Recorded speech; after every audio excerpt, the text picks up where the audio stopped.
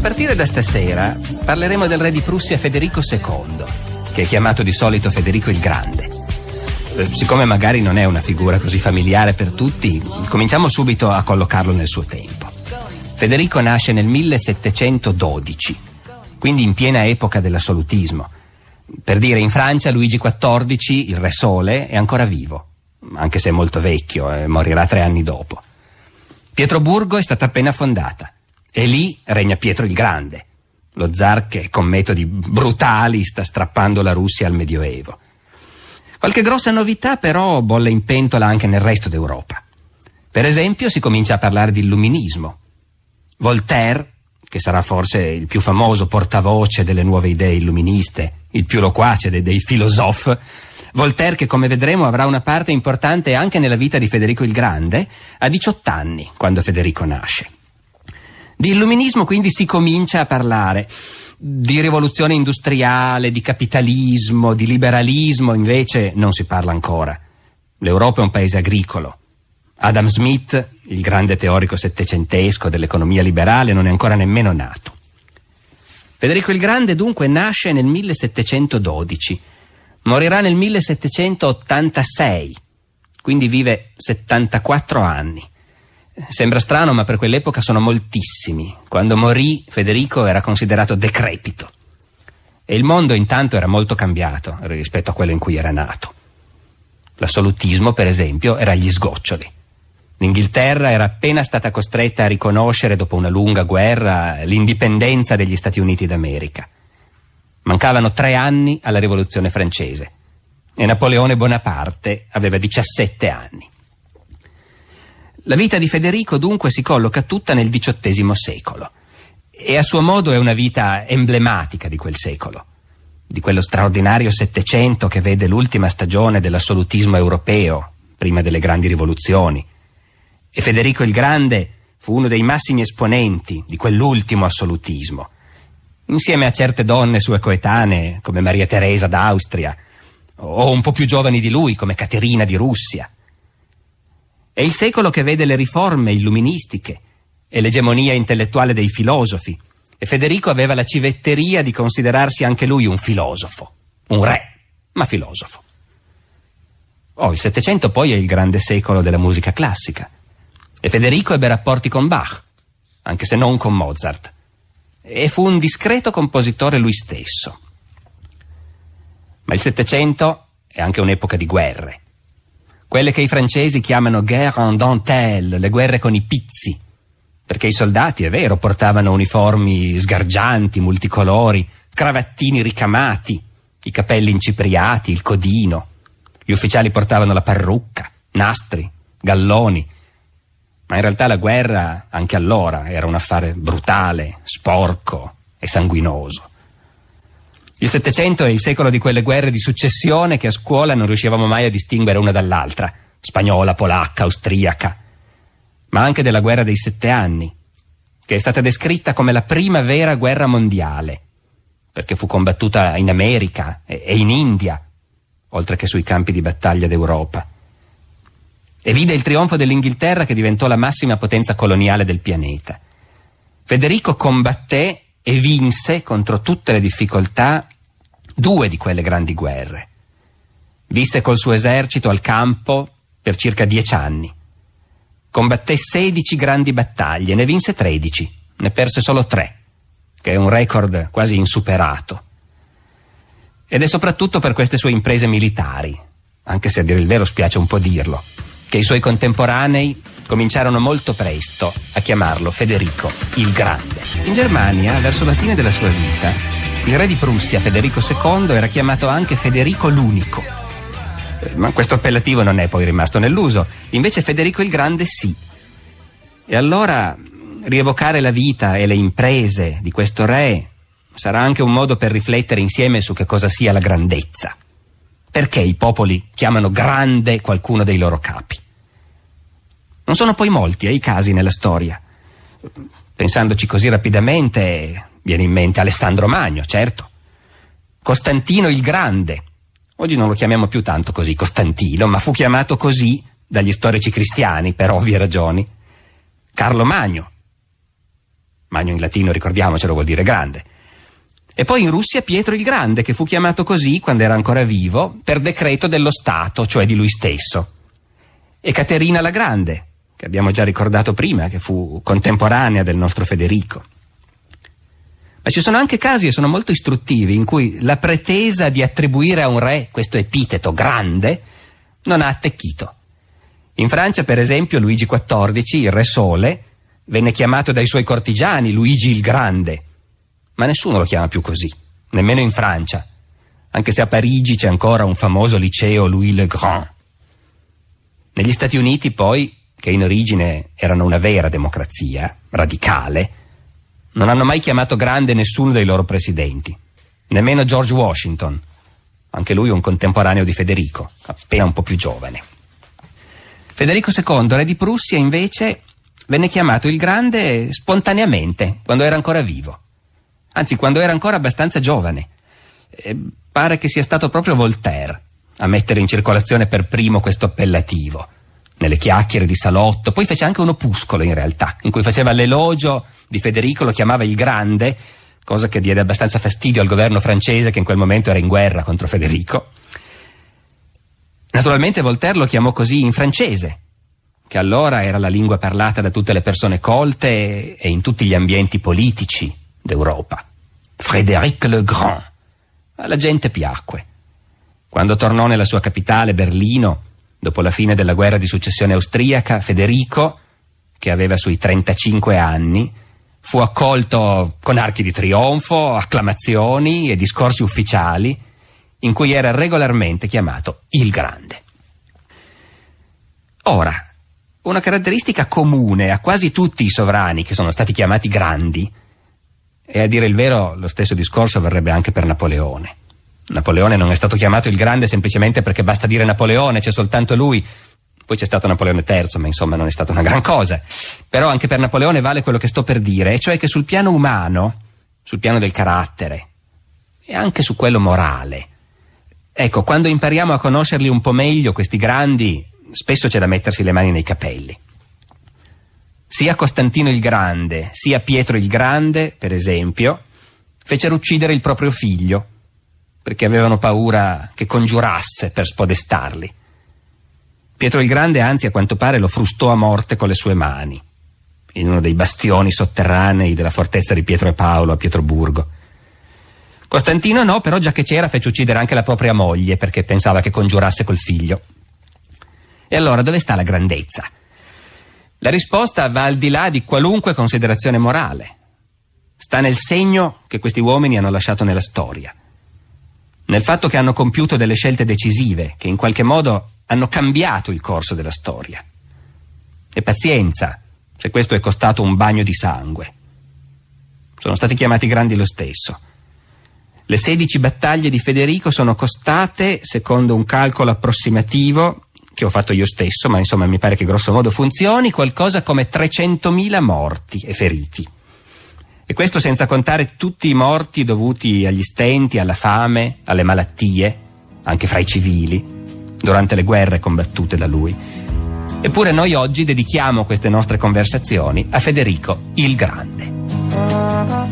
Chi era dunque come uomo Federico il Grande? Tutte le testimonianze ci dicono che sapeva essere molto affascinante, ma che nel fondo, a giudicarlo dalle sue azioni, era un uomo cinico, sleale, ingrato. Era tanto ingrato che nell'ambiente politico europeo si affermò un modo di dire che è rimasto in uso anche adesso: lavorare per il re di Prussia. E vuol dire darsi da fare inutilmente per qualcun altro che prima se ne approfitta e poi ti molla. Secondo lui, nel suo mestiere di re, l'unica cosa che contava era la forza. Bisogna che un regno sia forte, scrisse. E cito: perché la forza è il solo argomento che si può impiegare con questi cani di re e imperatori. Certo, possiamo dire che la politica del Settecento era tutta così. Il disprezzo dei principi e il perseguimento del proprio interesse a tutti i costi erano la regola nei rapporti fra gli stati, ma era una regola non scritta e che non si poteva dire. Ufficialmente, invece, contavano e come il diritto, le ragioni legittime, la parola data, i trattati. Noi possiamo discutere se questa facciata fosse solo ipocrisia o se invece forse non servisse comunque a limitare un pochino l'indecenza, a limitare quello che si poteva fare senza perdere la faccia. Per Federico invece era pura ipocrisia e lui non finiva di stupirsi che qualcuno potesse crederci a queste belle cose, la parola data. Una volta il governo spagnolo lo infastidì insistendo per fargli firmare un certo trattato e Federico scrisse al suo ministro degli esteri: quel che mi stupisce è che il mondo non diventa mai più saggio.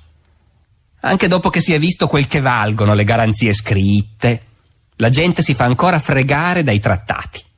Gli uomini sono tutti stupidi. Ecco, questo disprezzo dell'uomo è centrale nel carattere di Federico il Grande. A Voltaire scrisse: gli uomini non sono fatti per la verità. Per me sono come un branco di cervi nel parco di un grande nobile, che non serve a nient'altro che a riprodursi e popolare il parco. E un'altra volta, forse abbondo con le citazioni, ma per conoscere un uomo, sapere quello che ha scritto ai suoi intimi serve. Federico una volta scrisse: il grosso della nostra specie è stupido e cattivo. Peraltro non era un disprezzo di classe, era un disprezzo ecumenico il suo. Si estendeva dai re e imperatori, tutti cani, come abbiamo sentito, fino ai suoi stessi soldati.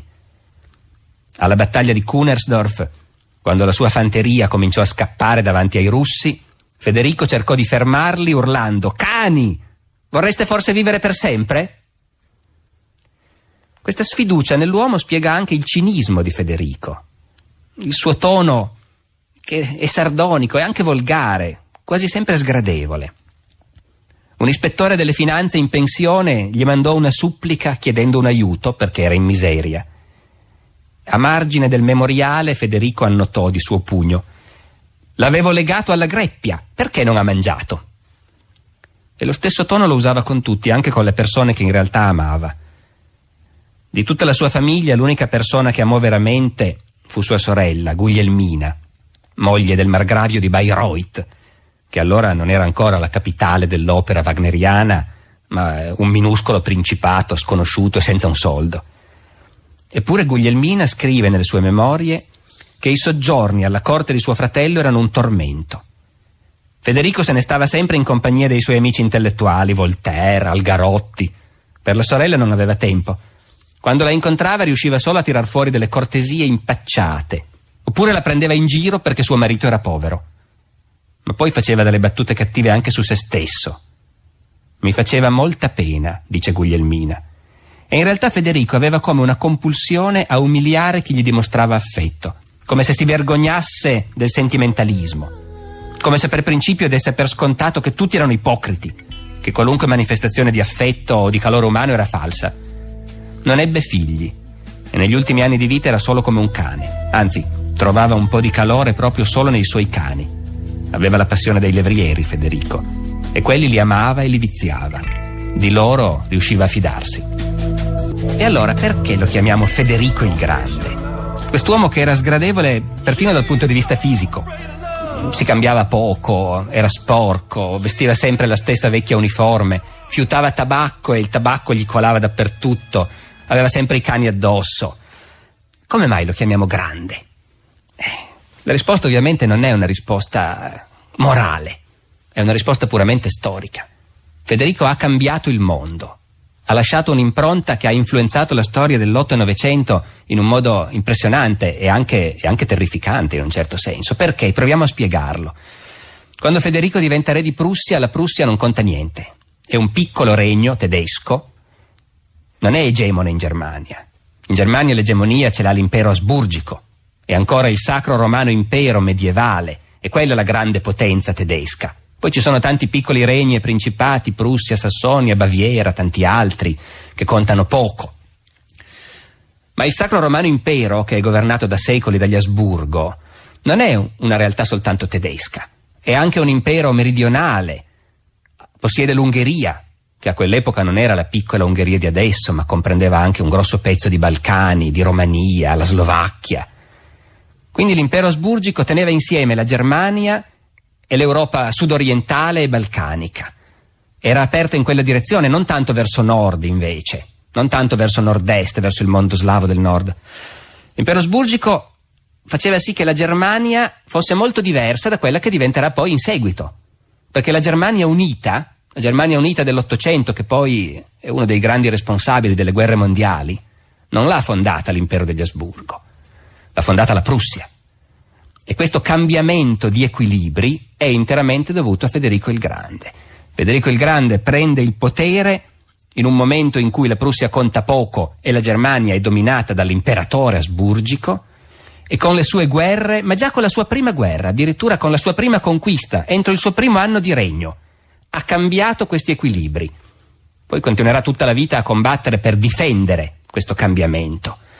Cambiare questi equilibri vuol dire che la Prussia non si riconosce più subordinata all'impero degli Asburgo, che crea una sua potenza militare, sfida gli Asburgo, li attacca, diminuisce pesantemente il loro impero, annette un pezzo dell'impero asburgico e si propone come una nuova potenza guida della Germania. Una nuova potenza guida che però è molto diversa da quella che era stata il Sacro Romano Impero. Intanto la Prussia è una potenza protestante e questo conta. La Germania è spaccata a metà fra cattolici e protestanti, ma l'impero degli Asburgo era cattolico e continuava a garantire una certa egemonia cattolica sul mondo tedesco. Quando al posto degli Asburgo ci sarà la Prussia di Federico il Grande, il mondo tedesco tenderà a essere invece egemonizzato dai protestanti. E poi la Prussia proporrà alla Germania un altro orientamento, geografico anche. La Prussia, ne parleremo presto, è orientata verso est, all'espansione verso il mondo slavo, qualcosa che l'impero asburgico non era in grado di fare, non avrebbe fatto. La Germania, egemonizzata dalla Prussia, non sarà solo una Germania protestante, ma sarà una Germania interessata a espandersi verso est, a conquistare spazio vitale verso est. Questo cambiamento non lo realizza tutto Federico il Grande, realizza soltanto il punto di partenza. Lo sappiamo, bisogna aspettare l'Ottocento, bisogna aspettare Bismarck perché la Prussia sconfigga definitivamente l'Austria, anche un po' col nostro aiuto, che abbiamo contribuito a questa cosa con le guerre del Risorgimento, e perché la Prussia dunque riesca a unificare la Germania. È la Prussia che unifica la Germania, il Kaiser Guglielmo è il re di Prussia, intorno a lui la Germania si proietterà nel Novecento in quella direzione che, come sappiamo, ha dato origine alla Prima Guerra Mondiale e poi al nazismo e alla Seconda Guerra Mondiale. Colpa di Federico il Grande. A un certo momento qualcuno l'ha anche pensato, c'è anche stata un'epoca in cui parlare di Federico il Grande in Germania non si poteva più, insomma. A noi non è questo che interessa, non è questione di giudizi morali. Federico il Grande non poteva prevedere quasi niente di tutto questo, ma è la sua politica che ha cambiato la storia della Germania e la storia dell'Europa. Buonasera, questa è la seconda puntata di una serie di trasmissioni dedicate a Federico il Grande, re di Prussia. Ma che cos'era la Prussia? Quanti oggi saprebbero trovarla sulla carta geografica? Io credo pochi, anche perché è un paese che oggi non esiste più. È un paese che è stato abolito per decreto. Il 25 febbraio 1947 le quattro potenze vincitrici della Seconda Guerra Mondiale hanno ufficialmente disciolto lo Stato prussiano. E quello che una volta fu il territorio del regno di Federico il Grande oggi è diviso fra quattro paesi: la Germania, la Polonia, la Lituania e perfino la Russia. Beh, certo, quando la catastrofe della Seconda Guerra Mondiale provocò la cancellazione dello Stato prussiano e anche la divisione della Germania fra est e ovest, una Prussia come regno indipendente non esisteva già più. Non esisteva più da quando Bismarck aveva fondato quello che fu chiamato il Secondo Reich nel 1871. Dopo la vittoria sulla Francia di Napoleone III, proprio il re di Prussia unificò la Germania sotto il suo scettro e prese il titolo di imperatore di Germania. Ma non tutti sanno che quel Reich, quello che noi chiamiamo la Germania guglielmina, fino alla Prima Guerra Mondiale comunque era un impero federale. Al suo interno sopravvivevano i vecchi regni e ovviamente anche quello di Prussia, che anzi era il più importante. Ogni regno aveva il suo esercito, batteva la sua moneta e il Kaiser Guglielmo II era anche re di Prussia. Ma perfino sotto la Repubblica di Weimar e il nazismo La Prussia esisteva ancora come ripartizione interna amministrativa della Germania. Göring era il ministro degli interni di Prussia. C'è da chiedersi cosa avrebbe pensato Federico di un ministro come quello. E allora, cerchiamo insieme di riportarlo sulla carta geografica, questo regno che non c'è più, e che invece quando nacque Federico il Grande era appena stato inventato, perché suo nonno, Federico I, fu anche il primo re di Prussia. Un regno inventato, ho detto. E infatti era una specie di mostruosità giuridica e geografica. Era un paese fatto di pezzi diversi. Anzi, forse per farci un'idea chiara di cos'era e dov'era questa Prussia, il modo migliore è proprio di raccontare com'è nata. Così capiremo anche meglio quale fosse l'orizzonte mentale di uno che, come Federico, venne allevato per fare di mestiere il re di Prussia.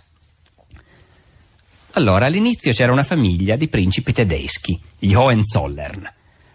È una famiglia che compare sulla scena nel Medioevo, non particolarmente antica e neanche particolarmente illustre. Si dice che Bismarck, una volta che aveva litigato con il Kaiser, esclamò: «Perché dovrei servire gli Hohenzollern? La mia famiglia è nobile quanto la loro».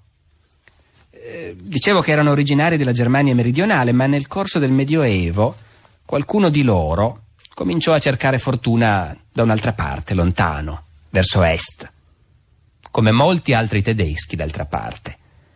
Bisogna sapere che nel Medioevo per i tedeschi l'est era un po' come il vecchio West per gli americani, una frontiera, un paese immenso da colonizzare, abitato da selvaggi, pagani, che bisognava convertire al cristianesimo, nel caso anche sterminare, non ci si faceva troppi scrupoli su questo.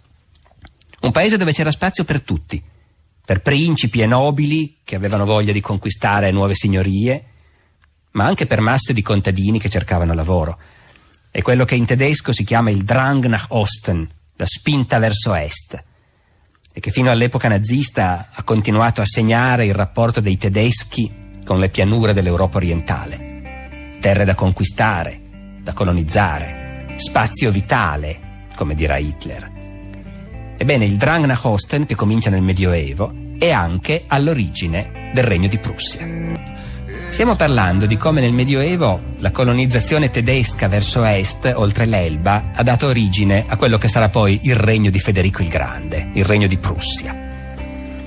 All'inizio questa spinta, questa immigrazione, anzi, verso l'Europa orientale fu diretta dagli imperatori del Sacro Romano Impero. Sotto la loro guida venne creato un paese nuovo, la Marca di Brandeburgo, e fu creata anche una nuova città che si chiamò Berlino. Oggi i linguisti ci dicono che il nome di Berlino non è neanche tedesco, deriva da una radice slava che ha a che fare con le paludi, e questo evidentemente è quello che c'era lì prima che arrivassero i coloni tedeschi, un villaggio slavo e paludi. Ma Ber in tedesco vuol dire orso, e Berlino mise un orso nel suo stemma e si dimenticò di essere mai stata slava.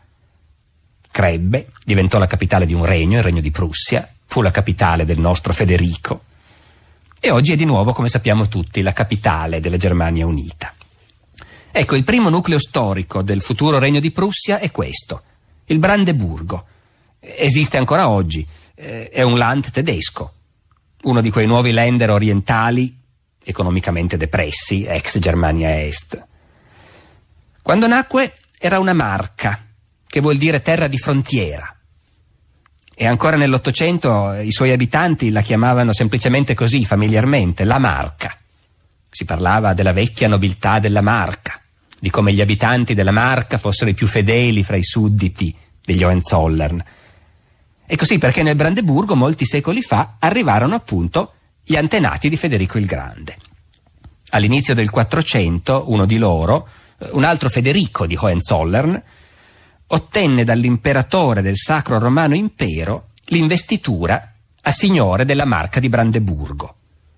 In tedesco si dice Markgraf, che noi possiamo, se vogliamo, italianizzare un po' buffamente in Margravio. Insieme col feudo, gli Hohenzollern, margravi di Brandeburgo, ottennero il diritto di partecipare all'elezione dell'imperatore. Già, perché questo è una cosa che io, che di mestiere faccio il medievista, so, ma magari non tutti sanno. L'imperatore del Sacro Romano Impero non era una carica ereditaria, era elettiva e avremo modo di riparlarne. Dunque gli Hohenzollern, antenati di Federico il Grande, ebbero il titolo di principi elettori e la marca di Brandeburgo si chiamò anche marca elettorale, Kurmark in tedesco.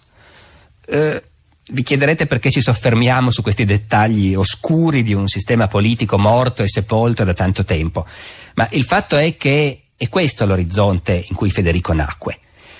È proprio questo sistema macchinoso dell'impero elettivo, coi suoi principi elettori.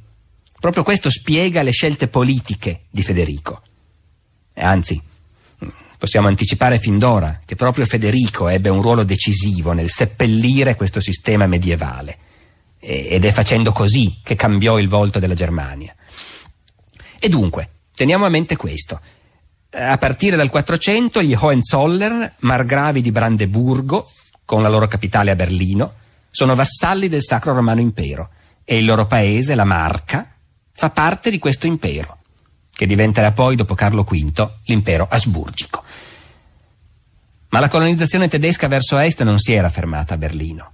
Era proseguita spingendosi molto più in là, fino alla Vistola, e poi ancora più in là, fino a quelli che oggi sono i paesi baltici. In parte questa colonizzazione era guidata dai mercanti, dai fondatori dei grandi porti del Baltico, come Lubecca e Danzica, riuniti nella Lega Anseatica.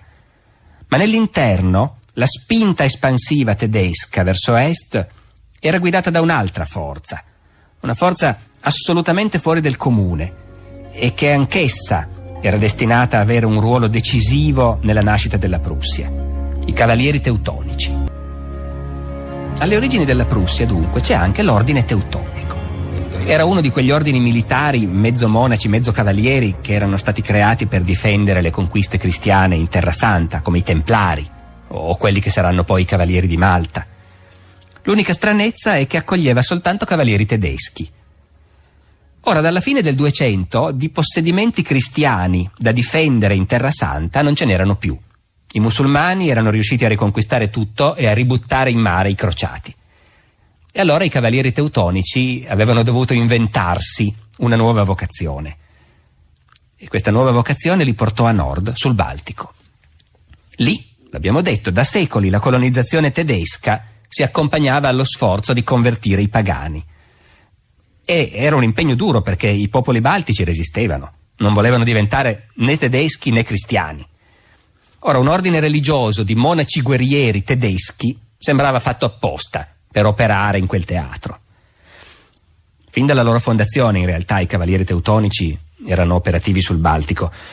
Una volta che le ultime piazze forti cristiane in Terra Santa furono cadute, si trasferirono lì in massa e cominciarono un programma di conquiste che nel giro di un secolo li portò a conquistare un enorme spazio, su cui il Gran Maestro regnava come se fosse stato un re. Gli abitanti pagani vennero convertiti o sterminati e si organizzò l'immigrazione in massa di contadini tedeschi. Ora, il punto cruciale per noi è che queste terre conquistate dall'ordine teutonico non facevano parte del Sacro Romano Impero. L'ordine non obbediva all'imperatore, rispondeva solo al Papa sulla carta, in pratica non rispondeva a nessuno. L'espansione dei cavalieri teutonici verso est si interruppe per sempre con il rafforzamento del Regno di Polonia e con la decisiva sconfitta che subirono nel 1410 alla battaglia di Tannenberg.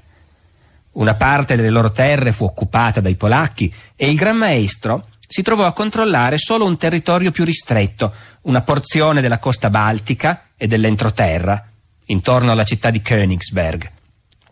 Questa terra era popolata da tedeschi, ma conservava il nome di un'antica popolazione baltica che i cavalieri teutonici avevano annientato.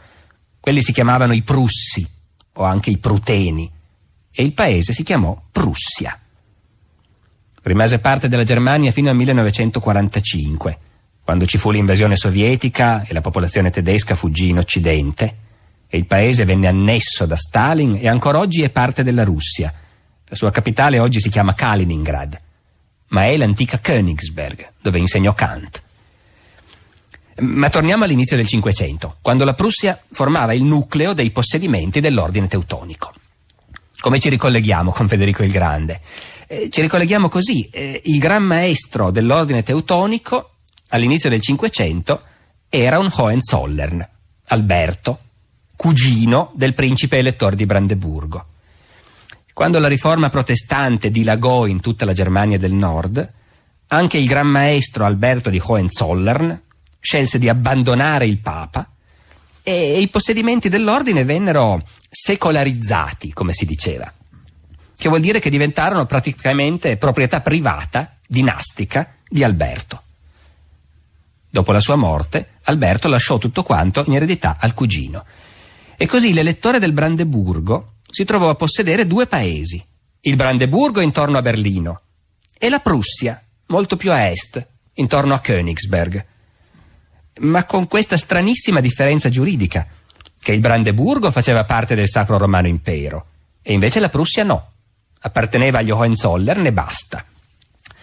È per questo che quando all'inizio del Settecento l'elettore di Brandeburgo, il nonno di Federico il Grande, ottenne dall'imperatore il permesso di chiamarsi re, non fu chiamato re di Brandeburgo, che pure era la regione più importante e più ricca, fu chiamato re di Prussia.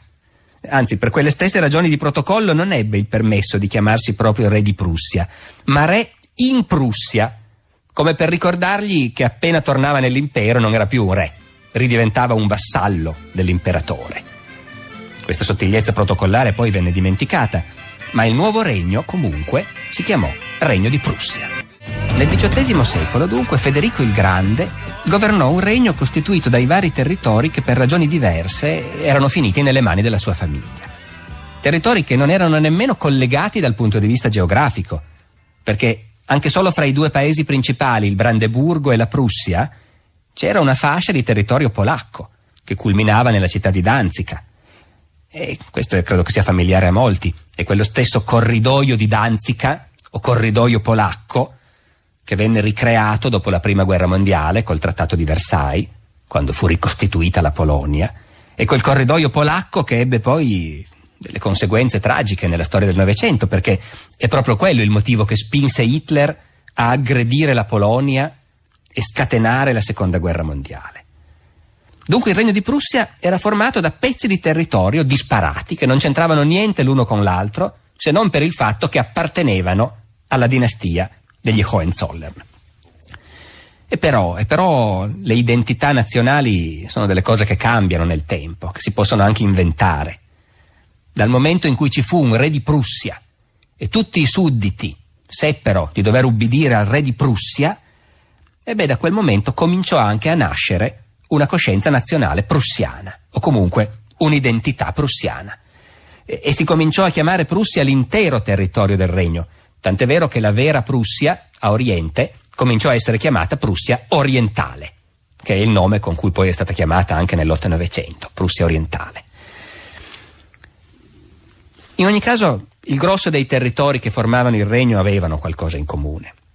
Intanto erano paesi abitati soprattutto da tedeschi in mezzo al mondo slavo, e anzi avevano una componente di slavi, soprattutto polacchi, ancora presente fra la popolazione contadina. Poi erano paesi poveri, poco popolati. È vero, c'era stata la colonizzazione tedesca per secoli, ma non era bastata a riempire quelle pianure immense, tanto che una delle preoccupazioni di Federico il Grande sarà sempre quella di attirare nuovi abitanti nel regno, di incoraggiare l'immigrazione. Gente ce n'era poca anche perché erano paesi poco fertili. In gran parte erano ricoperti da foreste di pini, del resto ancora oggi il paesaggio da quelle parti è così. E dove non ci sono i pini c'è una terra arida, sabbiosa. È proprio sabbia, i viaggiatori occidentali paragonavano la Prussia ai deserti dell'Arabia. E lo stesso Federico scrisse a Voltaire che quanto a sabbia l'unico paese che ne avesse più di lui era la Libia. C'è il mare, il Baltico. Le coste prussiane si affacciano sul Baltico e lì sboccano i due grandi fiumi prussiani, l'Elba e la Vistola. In passato il Baltico era stato un grande spazio commerciale, ricco, ma al tempo di Federico il Grande non era più così. Quei commerci erano decaduti da un pezzo e il Baltico non era più una risorsa, tutt'al più un po' di pesce. C'erano due città in questo regno, Berlino e Königsberg, ma erano piccole città su scala europea, con poche decine di migliaia di abitanti, e prima di Federico non avevano praticamente nessun edificio importante. Era un paese arretrato, a malapena europeo. La Prussia orientale in particolare era così primitiva che Federico da ragazzo, in una lettera, la definì un paese appena più civilizzato della Siberia. Era anche un regno piccolo.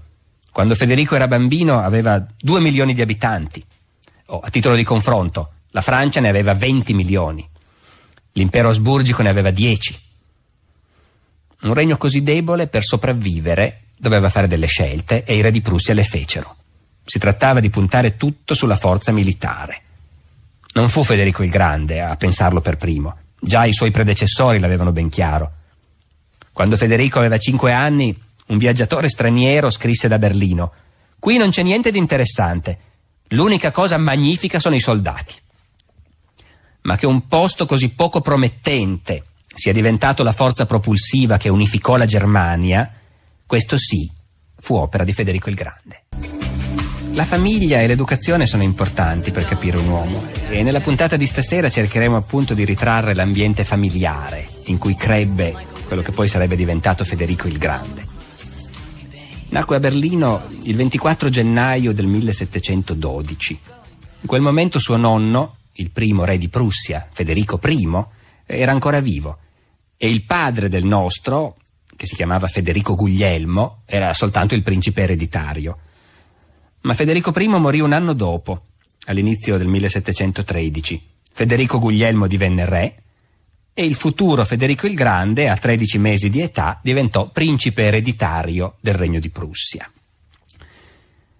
Quando si ricostruisce la vita di un uomo non sempre è necessario dedicare uno spazio specifico al carattere di suo padre, ma nel nostro caso è indispensabile, perché il rapporto col padre, anzi, diciamo pure, il conflitto spaventoso col padre, ebbe un'importanza enorme nella vita di Federico il Grande.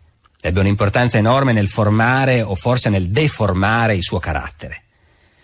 E allora, chi era Federico Guglielmo I? Il padre di Federico il Grande è passato alla storia col soprannome il Re Sergente, che non è un soprannome particolarmente lusinghiero. Come sia nato esattamente non si sa, ma un fatto è che il re era un fanatico dell'esercito. Era sempre vestito in uniforme, maniaco delle esercitazioni e della disciplina, e fin qui verrebbe da dire che i re di Prussia evidentemente erano fatti tutti con lo stesso stampo, perché tale padre tale figlio, anche Federico il Grande sarà così. Però ecco già qui una differenza. Federico il Grande non solo andava matto per l'esercito, passa in guerra gli anni migliori della sua vita. Suo padre invece, il Re Sergente, non combatté neanche una guerra in vita sua. Affittava i suoi reggimenti, questo sì, li affittava a suo signore per combattere nelle guerre dell'impero, ci guadagnava bene, ma per lui la vita militare volle sempre soltanto dire addestramento, ispezioni, esercitazioni, da sergente appunto. Il padre di Federico il Grande aveva anche una passione che diventò leggendaria in tutta Europa, perché era una passione particolarmente stravagante. Si era formato un reggimento di guardie del corpo composto tutto da uomini di altissima statura, i famosi granatieri giganti di Potsdam. Il re era uno che risparmiava il centesimo, ma per i granatieri giganti faceva follie. Cercava in tutti i modi di procurarsi uomini altissimi da arruolare e spendeva delle somme enormi per questo. D'altra parte gli altri re d'Europa capirono subito che il modo migliore per guadagnarsi la sua amicizia era di mandargliene qualcuno in regalo.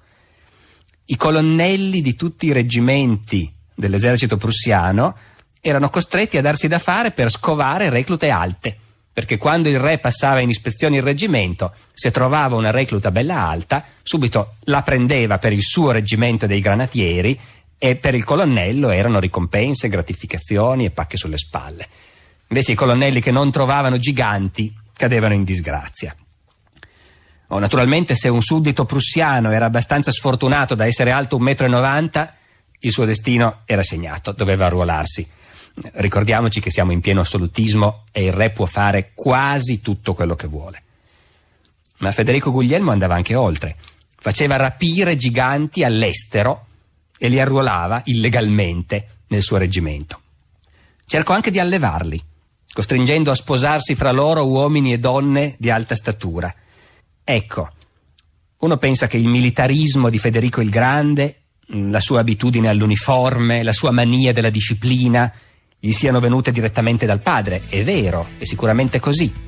Però è anche utile sapere che la prima riforma decretata da Federico il Grande quando salì al trono fu di licenziare il reggimento dei Granatieri Gigani.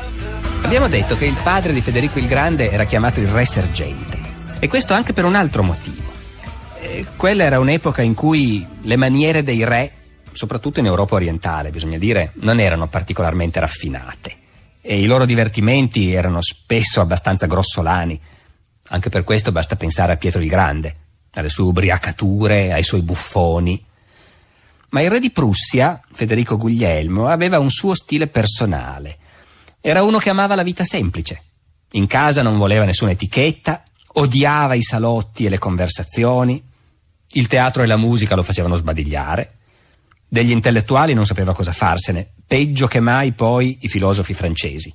Cito: tutti gli intellettuali sono degli imbecilli. Lui era un vero tedesco, e ci teneva a dirlo, non un damerino alla francese. A lui piaceva starsene in campagna, andare a caccia di cinghiali e passare la serata coi vecchi amici, ma gente semplice come lui, militari, a bere e a fumare. Queste riunioni serali dal re erano un'istituzione. Si chiamavano il Collegio del Tabacco, e bisogna immaginarsele queste sedute. Tutte serate per soli uomini, una nuvola di fumo di pipa, il tavolo carico di bottiglie e gli ubriachi che scivolano sul pavimento. E si andava avanti tutta la notte certe volte. Insomma, il re sergente era un tipo semplice e amava i piaceri semplici. Era tutto il contrario di suo padre, il primo re di Prussia. Di quello lì le malelingue dicevano che si alzava presto al mattino per godersi il più possibile il fatto di essere re, e quindi viveva nel lusso e nelle feste. Federico Guglielmo si vedeva soprattutto come un bravo padre di famiglia, uno che deve dare l'esempio ai sudditi. Una vita modesta, poche spese, niente arie. Gli davano fastidio il fasto della corte, l'etichetta, i palazzi. Appena poteva costringeva la moglie e i figli, si può immaginare quanto fossero contenti, a seguirlo in certe scomodissime case di campagna dove si gelava dal freddo e dove invece il re si sentiva a suo agio. Lui si alzava all'alba, andava a caccia e avrebbe voluto tornare a casa e trovare la moglie e i figli che lo aspettavano e pranzare insieme a loro come un bravo borghese e magari dire la benedizione prima di cominciare, perché era molto religioso. Avrebbe voluto dei figli che avessero i suoi stessi gusti e che vedessero la vita come la vedeva lui. E quanti altri padri hanno avuto la stessa illusione. Ma i sergenti all'epoca erano anche qualcos'altro. I sergenti erano quelli che dovevano istruire le reclute dell'esercito e le istruivano a forza di bastonate. Era con la canna che si insegnavano l'obbedienza e la disciplina.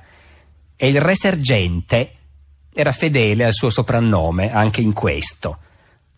Bisogna dire che era uno che si arrabbiava facilmente, anche quando non beveva, quando beveva poi anche peggio, e quando era arrabbiato distribuiva bastonate, senza pensarci tanto. Uno storico ha scritto che Federico Guglielmo sembrava considerare il suo scettro come una specie di randello ingentilito. Bastonava i sudditi che per qualche motivo gli dispiacevano, compresi i ministri. Ovviamente bastonava i figli, da bravo padre di famiglia, anche qui, secondo l'idea dell'epoca. Ma Federico Guglielmo andava un po' in là. Quando gli facevano perdere la pazienza i figli, a tavola per esempio, tipica situazione della famiglia in cui il padre e i figli cominciano a discutere e litigano, Federico Guglielmo, se perdeva la pazienza, non soltanto cominciava a dare in escandescenze, insultava e minacciava di morte chiunque, la moglie, i figli, gettava i piatti in testa ai figli. Lo faceva con tutti, bisogna dire. Una volta che un giudice osò contraddirlo, Federico Guglielmo lo buttò giù dallo scalone del palazzo. Ma in famiglia era particolarmente scandaloso che succedessero queste cose.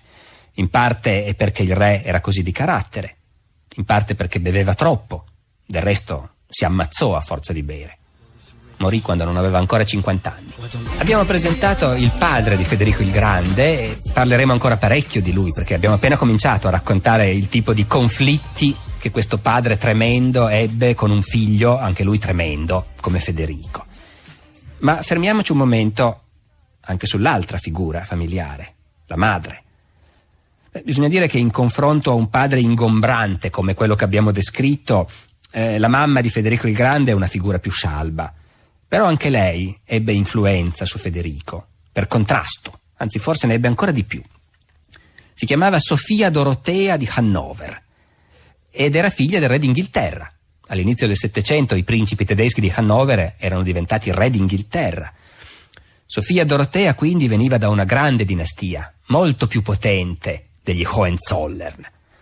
Era stata educata in una corte raffinata, si può immaginare quanto fosse contenta della vita che le faceva fare suo marito, e comunque era convinta che la sua famiglia fosse infinitamente più nobile di quei parvenus degli Hohenzollern di Prussia.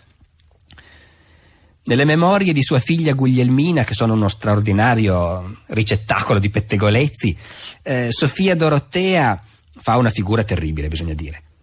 Sembra che fosse una donna tremenda, isterica, aveva una paura terribile del marito, ovviamente, il marito girava col bastone, e però passava la vita a intrigare contro di lui. La regina di Prussia cercava in tutti i modi di combinare dei matrimoni fra i suoi figli e la famiglia reale inglese, la sua famiglia, e di far nascere un'alleanza fra la Prussia e l'Inghilterra. Il re naturalmente odiava l'Inghilterra, non voleva saperne. Sofia Dorotea intrigava e per raggiungere il suo scopo ovviamente era pronta a calpestare i desideri dei suoi figli. La felicità di un principe o di una principessa sta nello sposarsi come vuole la politica, ovviamente. Questo era normale nelle case regnanti. Dunque non un matrimonio ben assortito questo. Ovviamente nelle memorie, nelle testimonianze dell'epoca uno trova sempre i fatti più scandalosi, i pettegolezzi più succulenti. Ci sarà stata anche una quotidianità, una qualche rude convivenza fra marito e moglie, fra i genitori di Federico. In realtà risulta che quando erano in buona lui la chiamava Fischen, che è il diminutivo di Sophie, e lei lo chiamava Wilke, Guglielmo in dialetto. Del resto Sofia fece il suo dovere, partorì a suo marito 14 figli, di cui ben 10 sopravvissero. Ma a noi Sofia Dorotea, regina di Prussia, interessa per l'influenza su Federico. Un'influenza che fu enorme, semplicemente perché presentava al ragazzo un modello opposto rispetto a quello di suo padre. Federico Guglielmo adorava la campagna, la vita rude, dormire in stanze non riscaldate, svegliarsi all'alba, lavarsi con l'acqua fredda e mangiare sotto la tenda. Sofia Dorotea odiava questa vita. Lei amava la vita di corte, le raffinatezze, le comodità. Secondo gli ambasciatori le stanze della regina erano le sole stanze comode del palazzo. Federico Guglielmo considerava un punto d'onore essere un tedesco e detestava i francesi. Sofia Dorotea parlava francese appena possibile e lo parlava così bene che una volta un francese le chiese se sapeva il tedesco. Federico Guglielmo odiava gli intellettuali. Sofia Dorotea proteggeva le arti e le scienze e si circondava di letterati. Quando era con sua madre da bambino, Federico ascoltava soltanto critiche feroci contro suo padre, contro la sua volgarità, e lamentele per il provincialismo di Berlino, per la taccagneria della vita in Prussia. Che rapporto ebbe Federico con questa madre? Lui non era uno che dimostrava i suoi affetti, e non è facile capire cosa pensava davvero. Appena salì al trono, escluse completamente la madre dagli affari di Stato. Tanto che Sofia Dorotea era stupita e mortificata di essere trattata così. Eppure quando la madre morì, Federico fu scioccato, come se non avesse mai pensato che una cosa simile poteva succedere. Era l'inizio della guerra dei 7 anni, Federico aveva già più di 40 anni, era già depresso per conto suo, perché aveva appena perduto una battaglia per la prima volta in vita sua. Quando gli arrivò la notizia che sua madre era morta, rimase scioccato, appunto.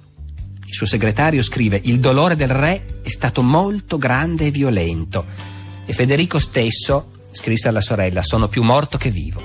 Ecco, stiamo facendo questo rapido ritratto della famiglia di Federico il Grande, o almeno dei più importanti fra i suoi familiari. Abbiamo parlato del padre, della madre, Abbiamo menzionato diverse volte una sorella, e ne aveva parecchie, ma ce n'era una in particolare che ebbe un'importanza centrale nella vita di Federico e soprattutto nella sua infanzia e nella sua adolescenza.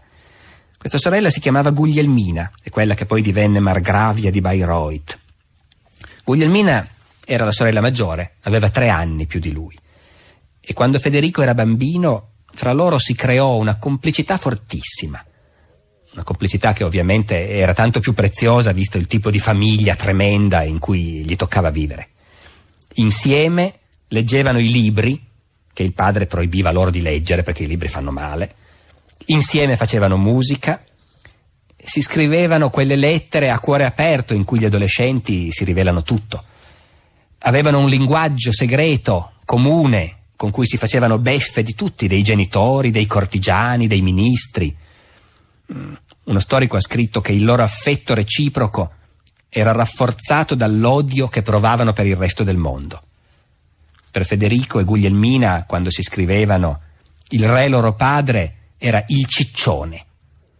E Federico, quando era ancora ragazzo, parlando con la sorella, si augurava apertamente che il padre crepasse presto. A un certo punto sembrò che stesse per succedere. Federico Guglielmo si prese una polmonite e i medici lo davano per spacciato. Federico era il principe ereditario e seguiva con attenzione spasmodica i bollettini medici. Quando il padre si riprese, ci rimase malissimo.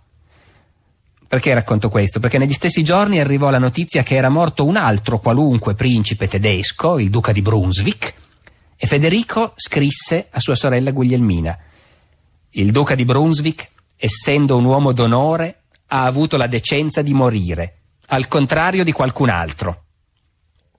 Dunque, fra Federico e la sua sorella maggiore c'era una complicità strettissima, loro contro tutti, loro contro il padre, la madre, tutta la famiglia, tutto il mondo. Come spesso succede, questa complicità svanì quando i 2 adolescenti crebbero e quando le loro vite si separarono anche fisicamente. A Guglielmina toccò andare a vivere in provincia perché era stata data in moglie a un minuscolo principe, appunto il margravio di Bayreuth. Federico invece diventò il grande re e quando si incontrarono di nuovo non riuscirono più a ristabilire il tono di una volta. Anche questa è una cosa che succede, le grandi amicizie, i grandi legami dell'adolescenza poi è difficile riannodarli, anche tra fratello e sorella. Ci rimasero malissimo tutti e 2. Ognuno ebbe l'impressione che l'altro fosse cambiato e che ci fosse qualcosa che non andava. Però hanno continuato a scriversi per tutta la vita e questo per noi è utilissimo perché queste lettere di Federico a Guglielmina sono una fonte di informazioni straordinaria. A Guglielmina e soltanto a lei Federico scriveva la verità, o almeno si ha questa impressione. Si ha l'impressione che fosse sincero quando le scriveva e bisogna tener conto che in genere Federico per carattere e per educazione non era un uomo sincero. Quindi queste lettere sono straordinarie e una fonte di informazione formidabile sono anche le memorie di Guglielmina.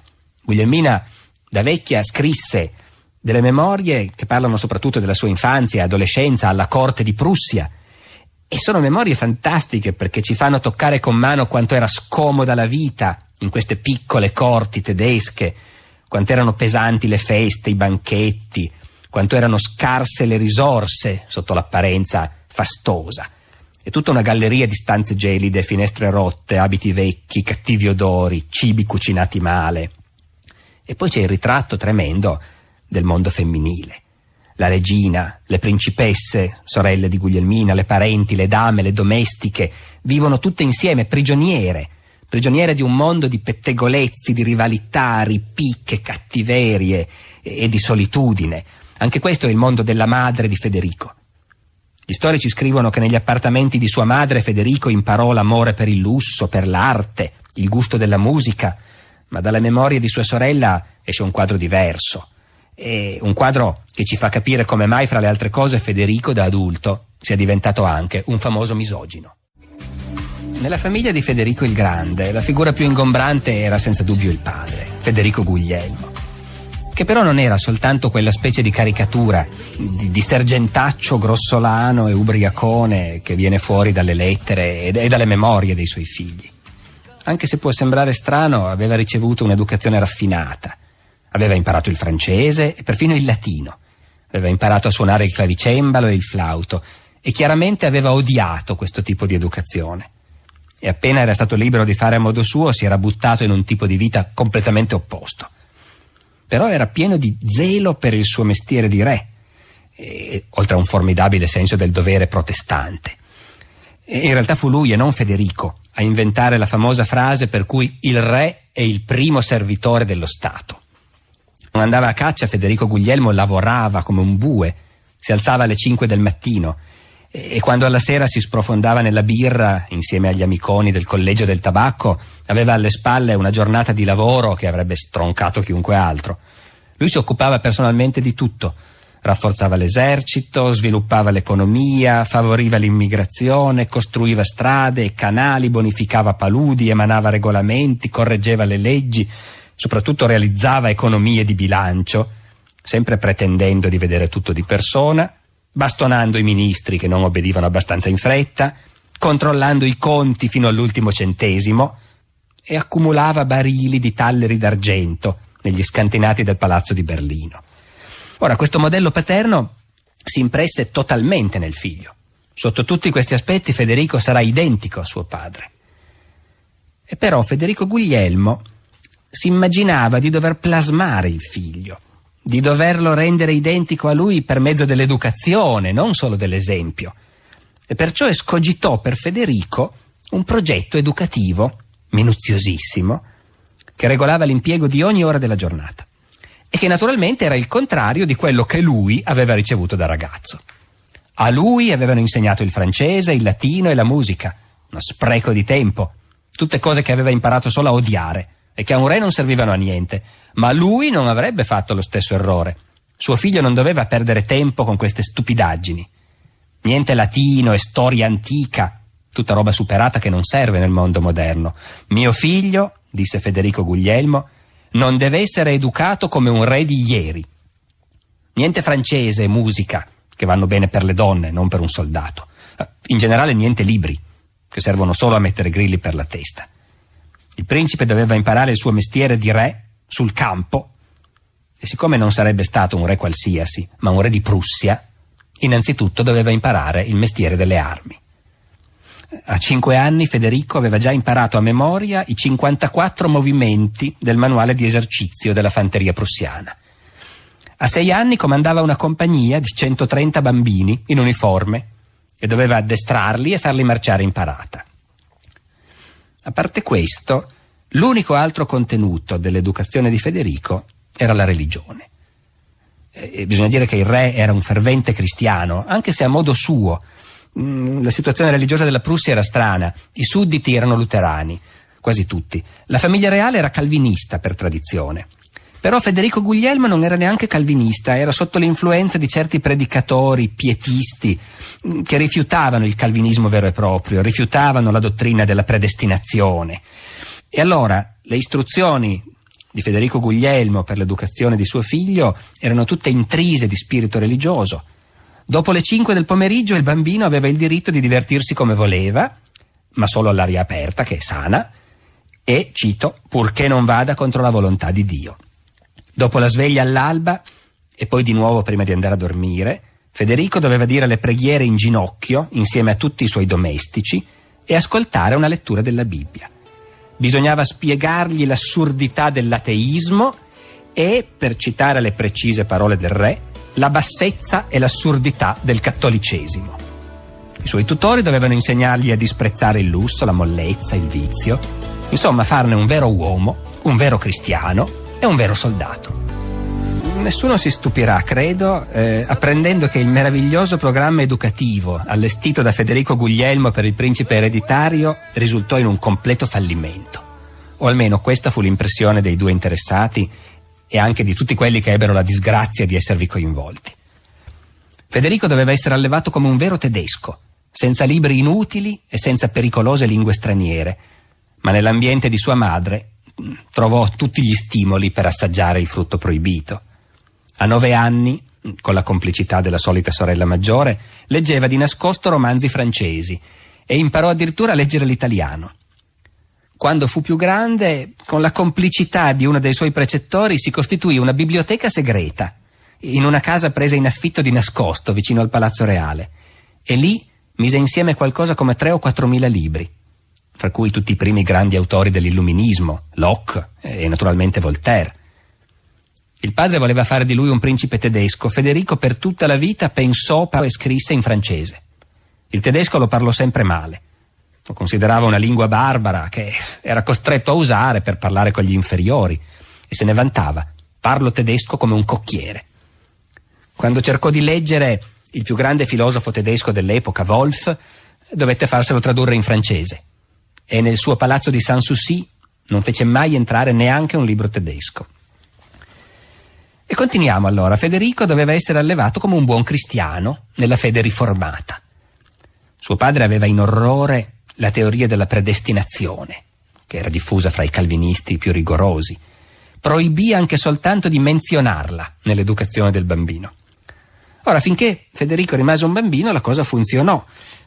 Quando aveva 8 anni risulta che sotto la guida dei suoi precettori scrisse un saggio, Regole di vita per un principe di alta nascita, e lì dichiarò che un principe deve temere Dio e deve seguire la fede riformata.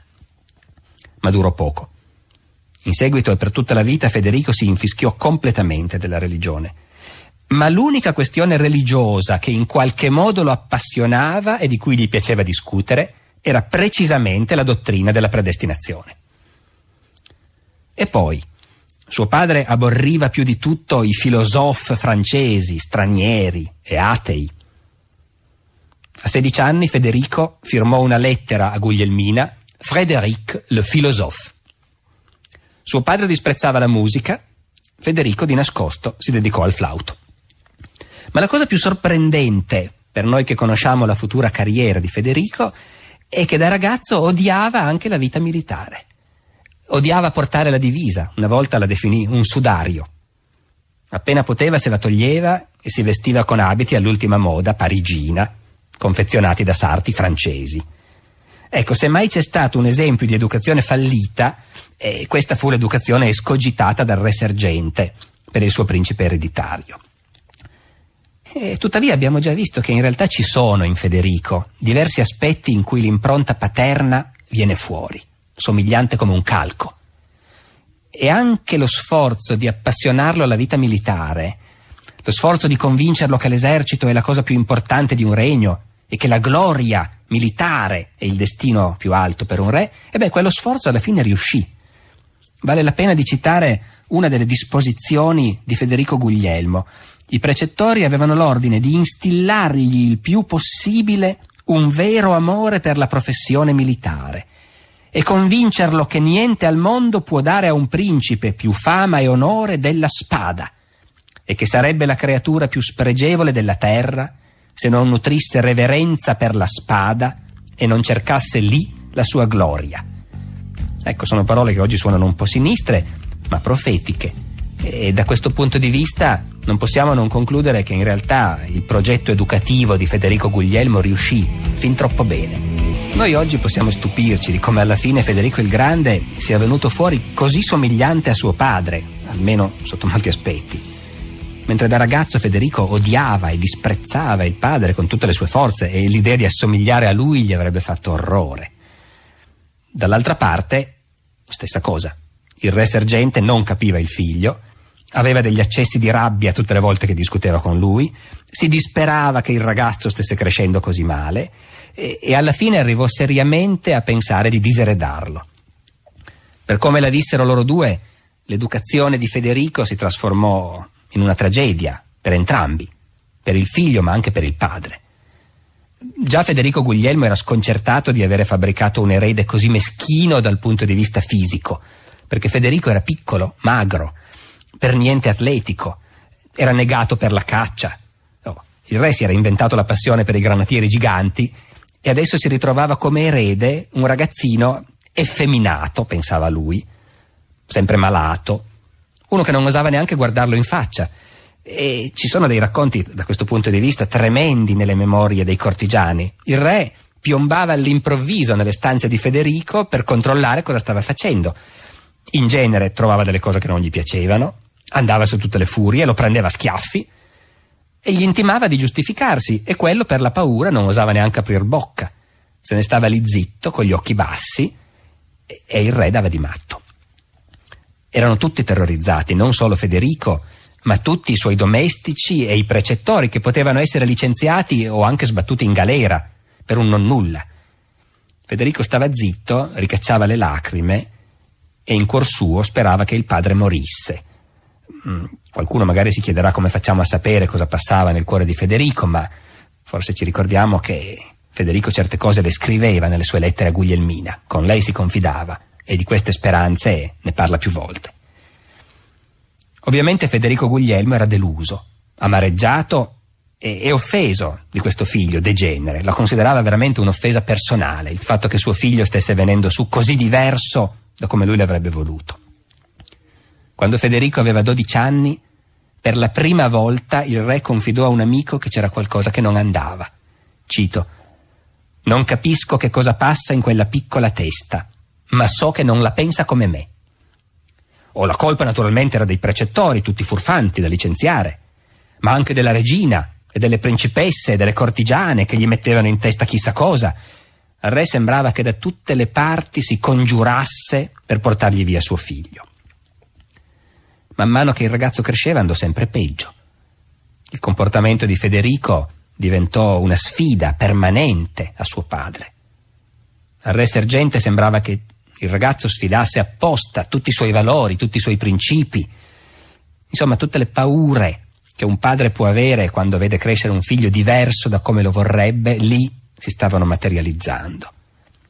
Federico Guglielmo reagiva a modo suo, piombava in camera di Federico e ogni tanto buttava nel fuoco qualche abito francese, qualche vestaglia di seta, ma il damerino riusciva sempre a procurarsene di nuovi e si faceva pettinare alla moda di Parigi, come un cacatua, disse una volta il re. Si vede che già allora genitori e figli non erano fatti per andare d'accordo sul taglio dei capelli.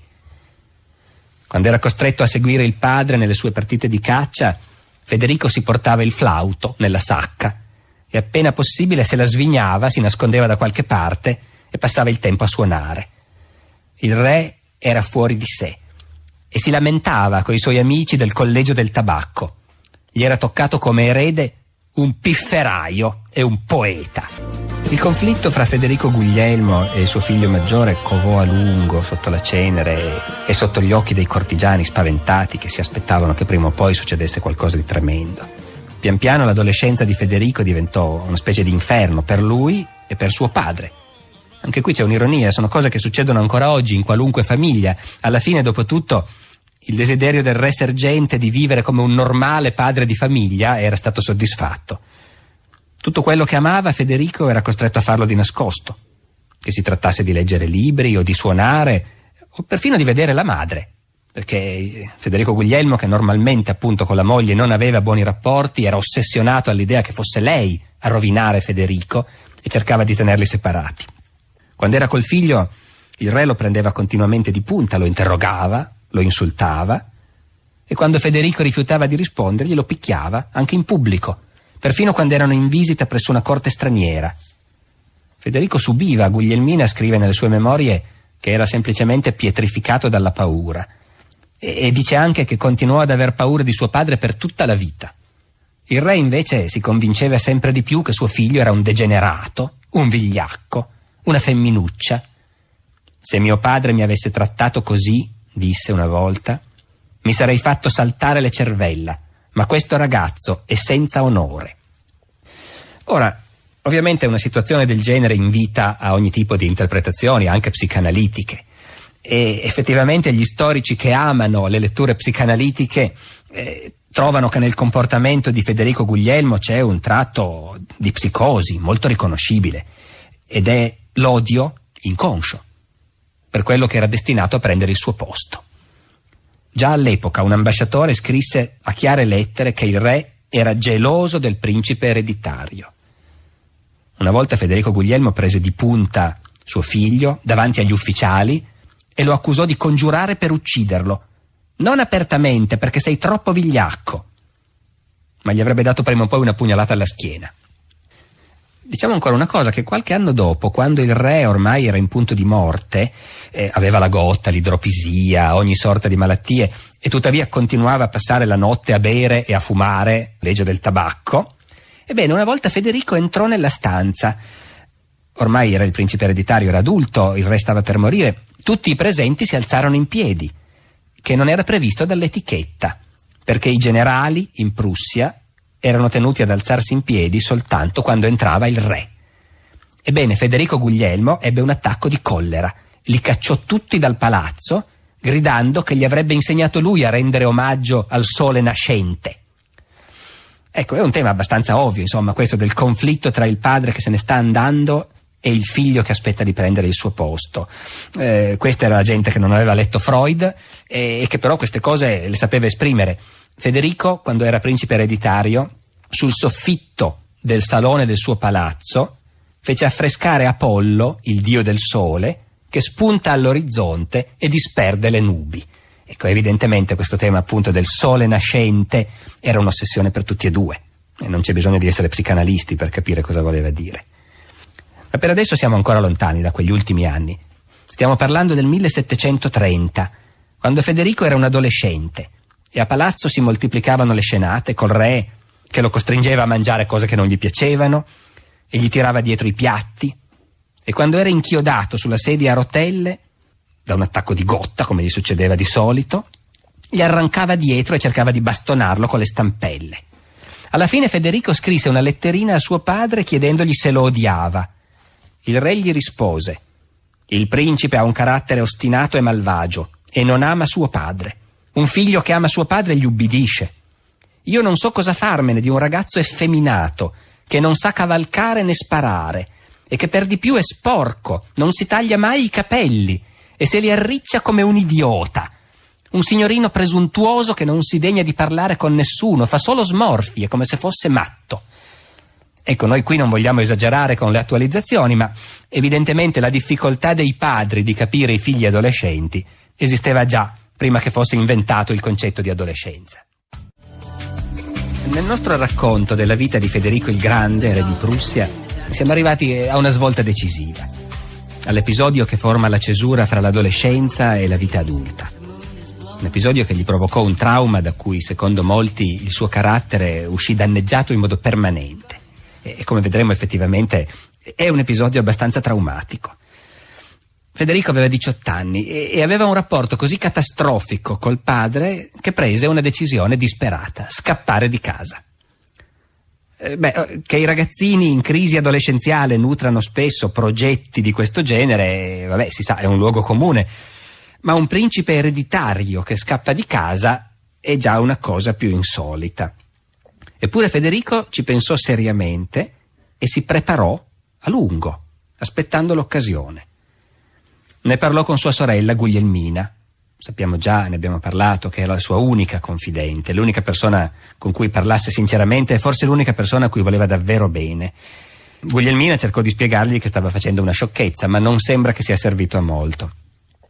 Ne parlò anche con l'ambasciatore inglese e questo è un po' più grave, perché la sua prima idea era stata di scappare in Inghilterra dallo zio, il re Giorgio II. L'ambasciatore inglese ovviamente si mise le mani nei capelli e lo pregò caldamente di non fare niente del genere. Venne l'estate del 1730 e il re decise di fare un viaggio di stato attraverso la Germania, di andare a trovare un certo numero di principi, parenti o alleati. E fu deciso che Federico lo avrebbe seguito. Era l'occasione d'oro per scappare da quella prigione che era il regno di Prussia e il principe diciottenne decise di coglierla al volo. In questo progetto di fuga di Federico ebbero un ruolo importante due personaggi che adesso dobbiamo introdurre per la prima volta: i suoi migliori amici, anzi forse gli unici amici intimi che abbia mai avuto, perché dopo l'episodio traumatico che stiamo per raccontare non ebbe mai più amicizie veramente intime e neanche affetti profondi, a dire la verità. L'amico più caro in assoluto del principe Federico era un tenente von Katte, un uomo più maturo di lui perché aveva già 26 anni, ufficiale di cavalleria, di ottima famiglia, relazioni brillanti, destinato a una bella carriera, Questo Catte era un aristocratico spavaldo, spregiudicato, libertino, molto sicuro di sé. Si può capire che Federico ne fosse affascinato e per un po' di tempo anche molto influenzato, come succede nell'adolescenza. Erano così intimi che qualcuno cominciò a sparlare di loro e dopo di allora gli storici non hanno più smesso di chiedersi se fra quei due non ci fosse qualcosa di più di un'amicizia fra adolescenti. Bisogna anche dire che Federico aveva anche un altro amico, inseparabile, da cui non voleva mai staccarsi, un paggio di corte, che poi era diventato anche lui ufficiale e si chiamava von Keith. Ecco, Guglielmina, la sorella, è molto ambigua quando parla di queste amicizie nelle sue memorie, di questo giovane tenente von Katte e di questo ancora più giovane paggio von Keith. Guglielmina dice: sapevo della loro amicizia per mio fratello, ma non sapevo quanto fosse intima. Se aggiungiamo l'ostentata indifferenza di Federico per le donne, del Federico maturo dico soprattutto, si capisce che i pettegolezzi non si siano mai fermati. Noi non sapremo mai fin dove si sia spinta davvero questa amicizia a tre.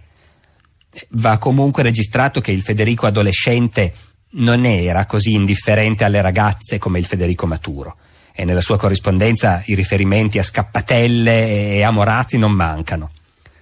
Quello che è certo è che i tre erano inseparabili e decisero di fuggire insieme.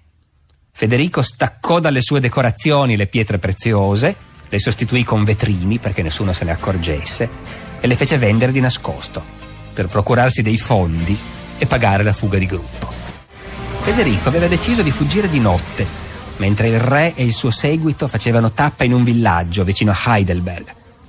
Siamo nella Germania meridionale, lontani dalla maledetta Prussia, c'erano solo 70 chilometri fino alla frontiera francese. Se Federico fosse riuscito ad arrivare fin là, la mano del re, suo padre, non avrebbe più potuto raggiungerlo.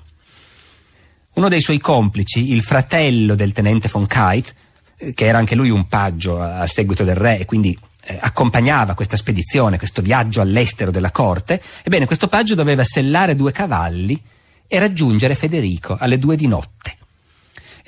Gli altri amici, Katte e Keith, erano di servizio coi loro reggimenti, non avevano potuto liberarsi, ma erano d'accordo che si sarebbero ritrovati tutti quanti all'estero più tardi. All'1 di notte di sabato 5 agosto 1730 Federico si alzò di nascosto, si vestì con un abito borghese e con una cappa rossa che si era fatta confezionare apposta per la fuga, per chissà quale suggestione romanzesca, e uscì nella notte ad aspettare i cavalli. Ma c'erano degli ufficiali che il re aveva incaricato di sorvegliarlo durante tutto il viaggio, e questi ufficiali non dormivano e si accorsero che c'era qualcosa di strano. Uscirono anche loro, trovarono il principe così all'aperto in piena notte, vestito in borghese, lo costrinsero a tornare dentro e a rimettersi l'uniforme, perché se il re lo avesse sorpreso vestito così non si sapeva cosa poteva succedere. Forse sarebbe finito tutto lì, ma il mattino dopo il complice, il paggio, terrorizzato, si buttò ai piedi del re e gli confessò tutto. Il re per il momento non disse niente e teniamo conto che la situazione era assurda perché erano tutti quanti all'estero, dove quindi lui, il re di Prussia, non aveva nessuna autorità, non poteva far niente. Quel giorno, quando il figlio venne a salutarlo, Federico Guglielmo lo guardò di traverso e gli disse: «Credevo che a quest'ora fossi a Parigi». Poi convocò segretamente gli ufficiali che scortavano il principe ereditario e ordinò che sulla loro testa, alla fine del viaggio, dovevano riportarlo in territorio prussiano. Intanto però il viaggio continuava e bisognava fare finta di niente. La domenica a Francoforte salirono tutti su una nave da crociera per discendere il Meno e lì fu consegnata al re una lettera di Federico a Katte, una lettera che era stata intercettata. E leggendola il re capì per la prima volta che suo figlio aveva dei complici ed ebbe l'impressione che ci fosse qualcosa come una congiura contro di lui. Aveva sempre pensato che suo figlio un giorno o l'altro avrebbe congiurato e adesso gli sembrava di avere la prova di questa congiura e si spaventò a morte. E, essendo l'uomo che era, affrontò Federico, gli strappò i capelli, lo colpì in faccia con la canna. Non ordinò ancora di arrestarlo, ma lo fece tenere sotto scorta. Quando il gruppo scese a terra dalla nave, i guardiani avevano l'ordine di riportarlo a bordo vivo o morto. Federico riuscì ancora a mandare un biglietto al tenente von Keith. Salvati, tutto è stato scoperto. E Keith fece in tempo effettivamente a fuggire e si salvò in Inghilterra. Il 12 agosto, dopo quindi una settimana di questo viaggio allucinante travestito da vacanza, rientrarono in territorio prussiano e immediatamente il re informò Federico che era sotto arresto per diserzione, un crimine che prevedeva la pena di morte. Poi lo spedì sotto scorta in una lontanissima fortezza, Küstrin, sull'Oder, alle frontiere orientali del Brandeburgo. I guardiani avevano l'ordine di non perderlo mai di vista. È molto furbo, gli avvertì il re, e userà 1000 astuzie per evadere.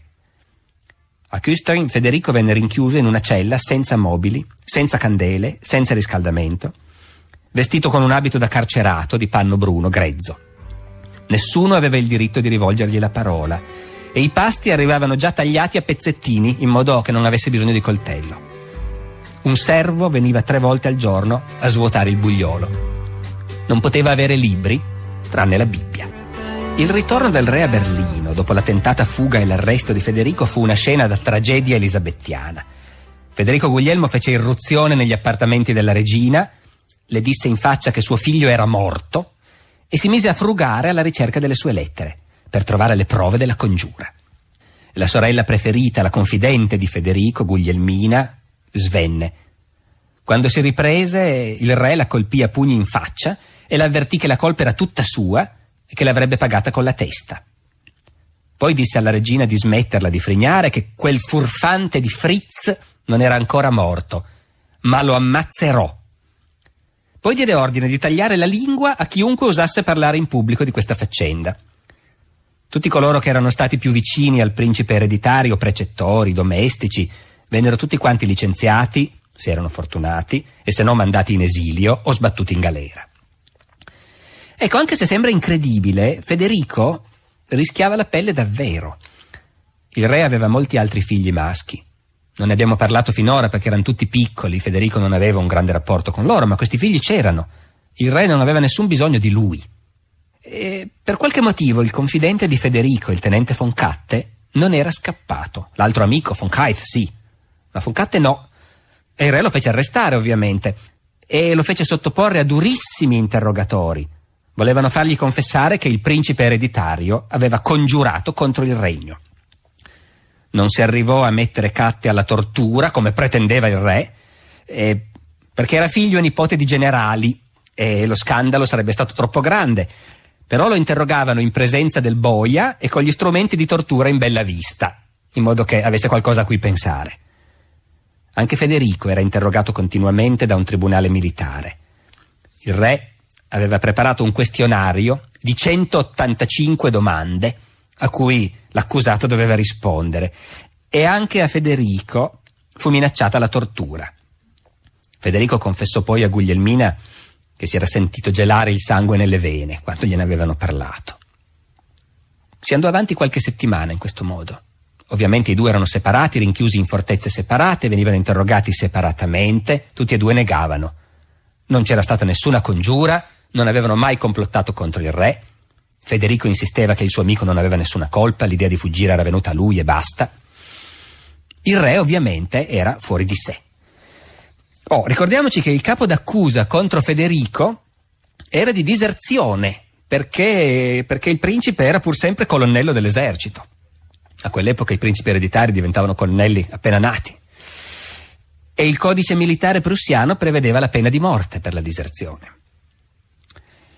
Però anche qui, attenzione, nemmeno un sovrano assoluto era così potente da poter far ammazzare suo figlio senza doverne rispondere in qualche modo. In questo caso specifico, il re di Prussia era ancora un vassallo del Sacro Romano Impero. C'era un imperatore, che era il superiore di tutti i principi tedeschi. Anche il principe ereditario di Prussia avrebbe avuto diritto di fare appello all'imperatore se fosse stato condannato a morte. E ne sarebbe venuto fuori uno scandalo politicamente insostenibile. Quindi il re, da un certo punto di vista, faceva fatica a portare avanti l'accusa.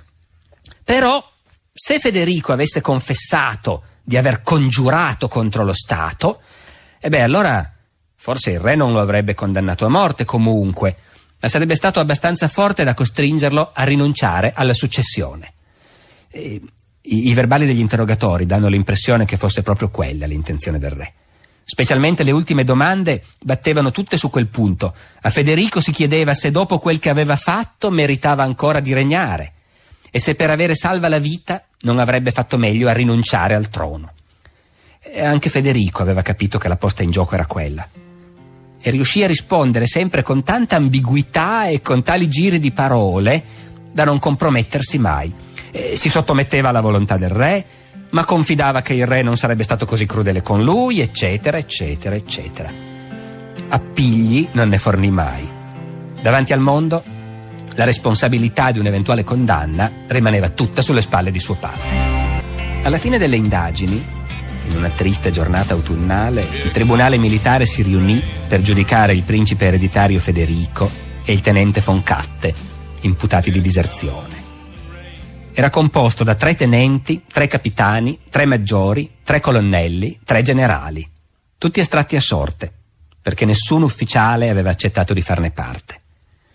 Ogni grado doveva esprimere un voto partendo dal basso, prima i tenenti, poi i capitani e così via. E la cosa forse più bizzarra, ma siamo in un regno devoto e protestante, è che il verdetto doveva essere espresso tramite la scelta di un passo biblico appropriato. Il vecchio generale von Dönhoff lesse il passo del dolore di Davide quando gli viene annunciata la morte di Assalonne e grida: «Ah, mio figlio Assalonne, mio figlio Assalonne!» Tutti i gradi dichiararono di non essere competenti e lo raccomandarono alla misericordia del re. Per Katte, 3 dei voti erano per la condanna a morte, 2 per la reclusione a vita. Il presidente del tribunale, che contava come 6° voto, scelse la reclusione a vita e secondo le leggi militari in caso di parità prevaleva la pena più mite. Il re impazzì di rabbia, accusò il tribunale di criminale indulgenza, inveì contro i giudici minacciando di destituirli e sbattere in galera anche loro e pretese che la sentenza fosse cambiata. È una storia che nella sua tragicità è molto affascinante per uno storico, perché è emblematica di quei conflitti fra il potere assoluto del re e gli organi della giustizia e della legge, conflitti che non erano rari nell'Europa dell'Ancien Régime, perché erano proprio soltanto i tribunali che in qualche modo cercavano ancora di frenare l'assolutismo dei re e di costringere anche i re a ubbidire alla legge. E anche in questo caso il tribunale all'inizio tenne duro. Federico Guglielmo non si sentì abbastanza forte per far giustiziare il figlio, o anche solo per escluderlo dal trono. Nei suoi confronti semplicemente non decise nulla. E a pagarla per tutti fu Katte. Il re dichiarò che meritava di essere torturato con tenaglie roventi e squartato sulla pubblica piazza, ma per riguardo alla sua famiglia lo avrebbe fatto semplicemente decapitare. E stavolta nessuno osò più opporsi. Quando il vecchio generale von Katte venne a implorare pietà per suo figlio, il re gli disse: «Tuo figlio è un furfante, e il mio anche, e noi, poveri padri, non possiamo farci niente». Il 6 novembre, alle 5 del mattino, Federico venne svegliato nella sua cella da 2 ufficiali. Si spaventò, credendo che stessero per giustiziarlo. Nel cortile il giorno prima avevano eretto un patibolo, tutto coperto da un drappo nero, e il comandante della prigione aveva avuto ordine di farglielo vedere e non dirgli niente. Quel mattino gli rivelarono che era per Katte e che su ordine del re lui doveva assistere all'esecuzione del suo amico. Federico durante gli interrogatori aveva sempre scagionato Katte, da qualunque colpa, aveva sempre dichiarato che lui non c'entrava niente. Adesso, nel panico, chiese di poter scrivere al re e disse che era pronto a rinunciare al trono pur di salvare la vita al suo amico. Ma il re aveva ordinato che l'esecuzione non fosse ritardata per nessun motivo. Alle 7 Katte salì il patibolo e Federico venne obbligato a andare alla finestra della cella. Salutò l'amico e gli chiese perdono. Gli disse che avrebbe dovuto essere lui al suo posto. Katte rispose che non aveva nulla da perdonare e che era felice di morire per lui. Poi appoggiò la testa sul ceppo. Quando il boia alzò la spada, Federico svenne. e noi lo lasceremo lì, svenuto, questo Federico XVIII, non ancora il Grande, nella sua cella della fortezza di Küstrin, e torneremo a raccontare di lui lunedì prossimo. Avevamo lasciato Federico XVIII svenuto nella sua cella della fortezza di Küstrin, dopo essere stato costretto ad assistere alla decapitazione del tenente von Katte. Molti pensano che questo trauma, l'arresto, il processo e soprattutto l'esecuzione del suo migliore amico, molti pensano che questo trauma abbia determinato una trasformazione, anzi un completo capovolgimento del carattere di Federico. E effettivamente, a prima vista, nel Federico maturo si ritrova poco dell'adolescente timido, ma anche frivolo, amante dei divertimenti e delle avventurette, quell'adolescente insomma che emerge dalla sua corrispondenza di ragazzo. Invece nel Federico adulto vengono fuori i tratti di carattere che corrispondono all'impronta di suo padre: il senso del dovere ossessivo, l'avarizia, l'attaccamento alla divisa e alla vita militare. Ecco, secondo un'interpretazione psicanalitica molto diffusa, questa non era la vera natura di Federico, era piuttosto un travestimento che il ragazzo adottò dopo il trauma, come per corrispondere finalmente alle aspettative che gli adulti avevano su di lui. Un travestimento che solo col tempo diventò una seconda natura. Quello che è certo è che da questo momento diventa difficilissimo leggere il carattere di Federico e indovinare i suoi sentimenti. Ogni volta che si cerca di andare un po' più in profondità ci si trova davanti a un muro. Nei comportamenti viene fuori duplicità sempre, se non doppiezza morale. Soprattutto i 10 anni che passano dalla tragedia di Küstrin fino alla morte di Federico Guglielmo e all'ascesa al trono di Federico, questi 10 anni sono noti agli storici come il periodo dell'ipocrisia. In una biografia recente il capitolo destinato a questo decennio si intitola L'attore. Perché Federico formalmente si era sottomesso, ammetteva i suoi errori, dichiarava di essere pronto a tutto per riguadagnare la stima di suo padre. E il re sergente, poco per volta, o sempre sospettoso, pronto a dare di matto alla minima contraddizione, però cominciò a sgelarsi. C'erano anche dei motivi politici, naturalmente. Da tutte le corti europee arrivavano segnali di stupore e di malcontento per quel modo di trattare il suo principe ereditario. Da una parte il re era furioso che gli altri re si permettessero di mettere il naso nelle faccende sue, ma d'altra parte non poteva non riflettere sullo spettacolo che stava dando. Bisogna dire che gli ambasciatori stranieri a Berlino e gli stessi ministri del re avevano paura che il principe fosse, non dico giustiziato, perché a quello si credeva poco, ma che lo lasciassero morire in prigione. Avevano paura e tutti cercavano di ammansire il re. E alla fine, dopo qualche settimana di indecisione, Federico Guglielmo decise che forse, in futuro, Federico avrebbe potuto essere perdonato. Ma il perdono doveva guadagnarselo. Fu liberato dalla fortezza, ma rimase agli arresti domiciliari a Küstrin. Ebbe di nuovo il diritto di portare la spada, che aveva una valenza simbolica fortissima per un nobile, ma non l'uniforme, che in Prussia ne aveva altrettanta di valenza simbolica, l'uniforme che secondo suo padre aveva disonorato cercando di fuggire dal regno e quindi di disertare. Di essere riabilitato doveva dimostrare di essere cambiato davvero, perciò, e la condanna fu questa, sarebbe rimasto a Küstrin fino a nuovo ordine, partecipando tutti i giorni a tempo pieno alle sedute dell'amministrazione locale, la Regia Camera dei Domini e delle Foreste. Avrebbe partecipato a queste riunioni come un qualunque impiegato, prendendo appunti, così avrebbe imparato dal vero come si amministra un paese. Il re era preoccupato che suo figlio diventasse finalmente una persona seria, un bravo amministratore e soprattutto economo, che veda coi suoi occhi come fa un contadino a guadagnare un tallero. Mentre Federico se ne stava in punizione a Küstrin, suo padre non smetteva un momento di pensare a lui. I custodi dovevano riferire tutto al re e ricevevano continuamente istruzioni dettagliatissime. Può darsi che Federico Guglielmo cercasse di tacitare un rimorso, ma di fatto si dimostrava sfiduciato e sospettoso. Li avvertiva di stare attenti perché Federico era un briccone e tornava sempre a rimuginare su quei comportamenti di suo figlio che lo esasperavano. Cito dalle sue lettere: non si taglia mai i capelli, cammina come un ballerino, non ti guarda mai in faccia, è sporco da far paura, mangia come un maiale col naso nel piatto, fa sempre delle smorfie e si comporta come un matto. Il re era soprattutto preoccupato di informarsi dal cappellano di Küstrin sui sentimenti religiosi del figlio, e anche lì quello che sentiva non gli piaceva. Il cappellano aveva lunghe conversazioni col principe e da parte di Federico continuava a saltar fuori un interesse per la dottrina della predestinazione, proprio quella dottrina che era la bestia nera del re.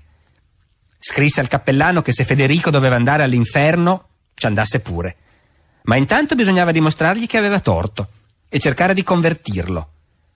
Però il cappellano doveva stare attento che non si fidasse di quello che gli diceva il principe. Cito ancora: in lui non c'è niente di buono tranne la lingua, in quella non c'è niente che non va. Quando nel pieno dell'inverno Federico si ammalò, suo padre reagì con apparente indifferenza, o forse con ostentata indifferenza. Visto che è predestinato non c'è da preoccuparsi.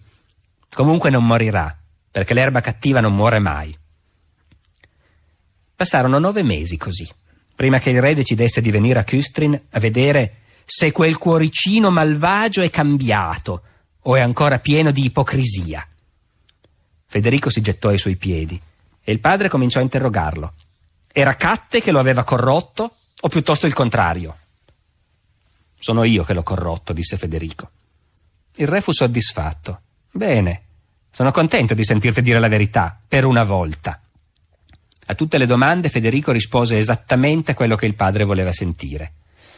Naturalmente uno si chiede se questa fosse davvero la prova che il suo cuore non era più pieno di ipocrisia, ma il re era contento, però non voleva farlo vedere. Gli fece un lungo discorso dove in sostanza gli disse: lo so che non ti piaccio, io non ho lo spirito e le maniere francesi che ti piacciono tanto, sono un principe tedesco io e voglio vivere come un principe tedesco. Era diventata un'ossessione anche quella per Federico Guglielmo. Ai custodi di suo figlio aveva raccomandato di costringerlo a diventare tedesco. Doveva bere birra e non champagne. Ecco, sotto questo aspetto vedremo presto che le aspettative del re sergente erano destinate a essere deluse. Federico non diventò mai un tedesco. E del resto già a Küstrin a un certo punto trovò un medico disposto a dichiarare che doveva bere champagne per ragioni di salute. Sul piano religioso le cose non andarono molto meglio. Federico era costretto a lunghe conversazioni quotidiane col cappellano e ogni domenica doveva sentire 3 messe. Il risultato è che ne uscì fuori completamente indifferente alla religione. Però sotto altri aspetti la rieducazione riuscì. In quasi 1 anno e mezzo passato a Küstrin a seguire tutti i giorni i lavori dell'amministrazione, si sviluppò in Federico una passione per il dettaglio e per l'economia che non lo abbandonò mai più.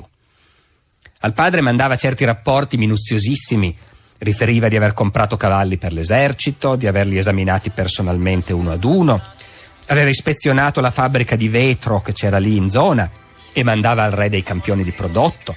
Aveva suggerito ai contadini dei miglioramenti nel modo di arare i campi, figuriamoci un po' questo principino che andava a insegnare ai contadini a arare. E comunque lo faceva molto seriamente e può darsi che all'inizio lo facesse solo per compiacere il re, però poi continuò a farlo per tutta la vita. L'altro aspetto della rieducazione di Federico che ebbe pieno successo fu quello militare. Quando il re suo padre decise che si era riabilitato, gli permise di lasciare Küstrin, appunto dopo 1 anno e mezzo di prigionia, e gli permise soprattutto di indossare l'uniforme, che in Prussia era fondamentale. Se non portavi l'uniforme non eri nessuno. E gli diede il comando di un reggimento, di nuovo. Ma stavolta non era più soltanto un comando simbolico, come quando era un ragazzo. Adesso aveva 20 anni e doveva imparare il mestiere sul serio. Perciò Federico non tornò a Berlino e non tornò neanche alla vita di corte. Fu spedito in un'altra cittadina di provincia, un altro buco, stavolta si chiamava Neuruppin, dove era stanziato appunto il suo reggimento. E lì fece davvero il colonnello. Se uno lo prendeva sul serio era un impegno a tempo pieno e Federico era obbligato a prenderlo sul serio.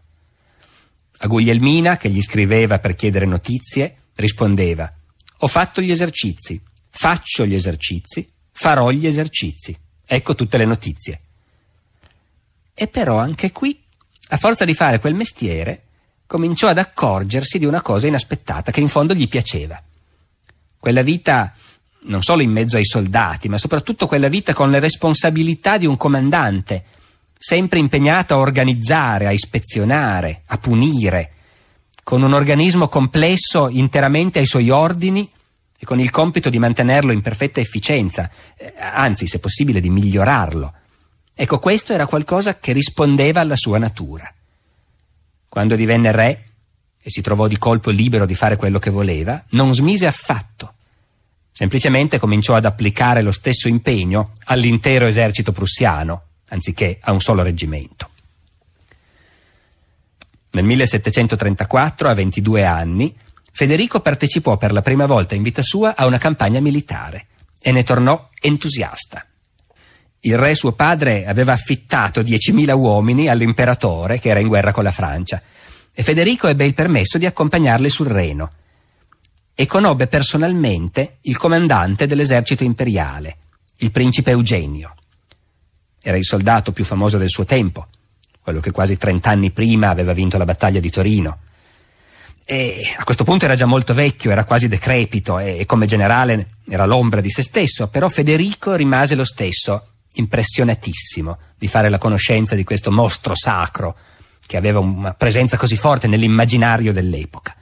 E lì, cenando col principe Eugenio, assistendo alle sue manovre, che cominciò a corrispondere a un altro desiderio di suo padre, Federico cominciò davvero a pensare alla gloria militare come al solo destino degno di un principe. Nella sua vita in quegli anni ci fu un'altra grande novità: il matrimonio. Naturalmente fu un matrimonio imposto dal padre, senza tenere conto di nessun desiderio. Non fu consultata la madre, Federico ovviamente venne a sapere tutto quando era già tutto deciso. E non fu un matrimonio conforme ai suoi desideri, perché la mamma di Federico, forse ce lo ricordiamo, era sorella del re d'Inghilterra e avrebbe voluto che lui sposasse una principessa inglese.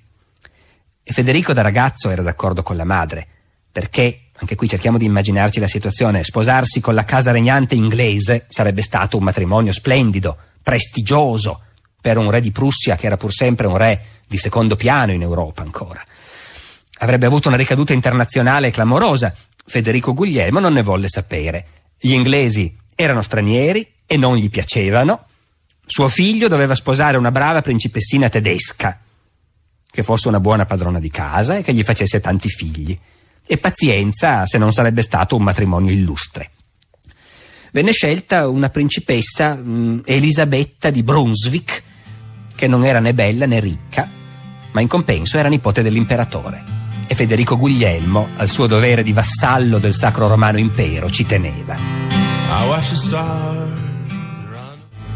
Quando ebbe scelto la sposa per lui, Federico Guglielmo scrisse al figlio per comunicargli i suoi ordini. La lettera ci è rimasta, a leggerla adesso non si può dire che abbia avuto la mano felice.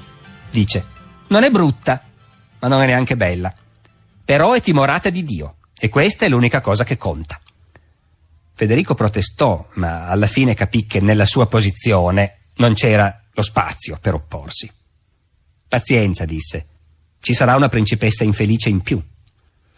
A uno dei ministri di suo padre scrisse che aveva giurato di obbedire e di fare il suo dovere. Vedo che ora il mio dovere è di scopare. In privato annunciò che l'avrebbe ripudiata, appena sarò il padrone.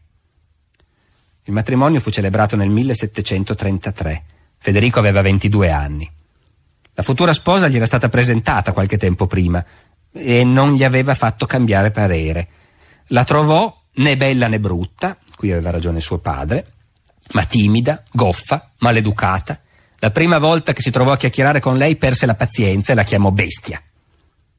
Come era suo dovere, passò con lei la prima notte di nozze. Il mattino dopo scrisse a sua sorella Guglielmina: grazie a Dio è finita. Questo matrimonio cambiò pochissimo la vita privata di Federico, che non ebbe più rapporti con la moglie e anche quando erano insieme in pubblico non le rivolgeva la parola. e del resto la chiamava la muta. Però la sua condizione cambiò, quella cambiò e come? Ora che aveva una famiglia doveva tenere una corte.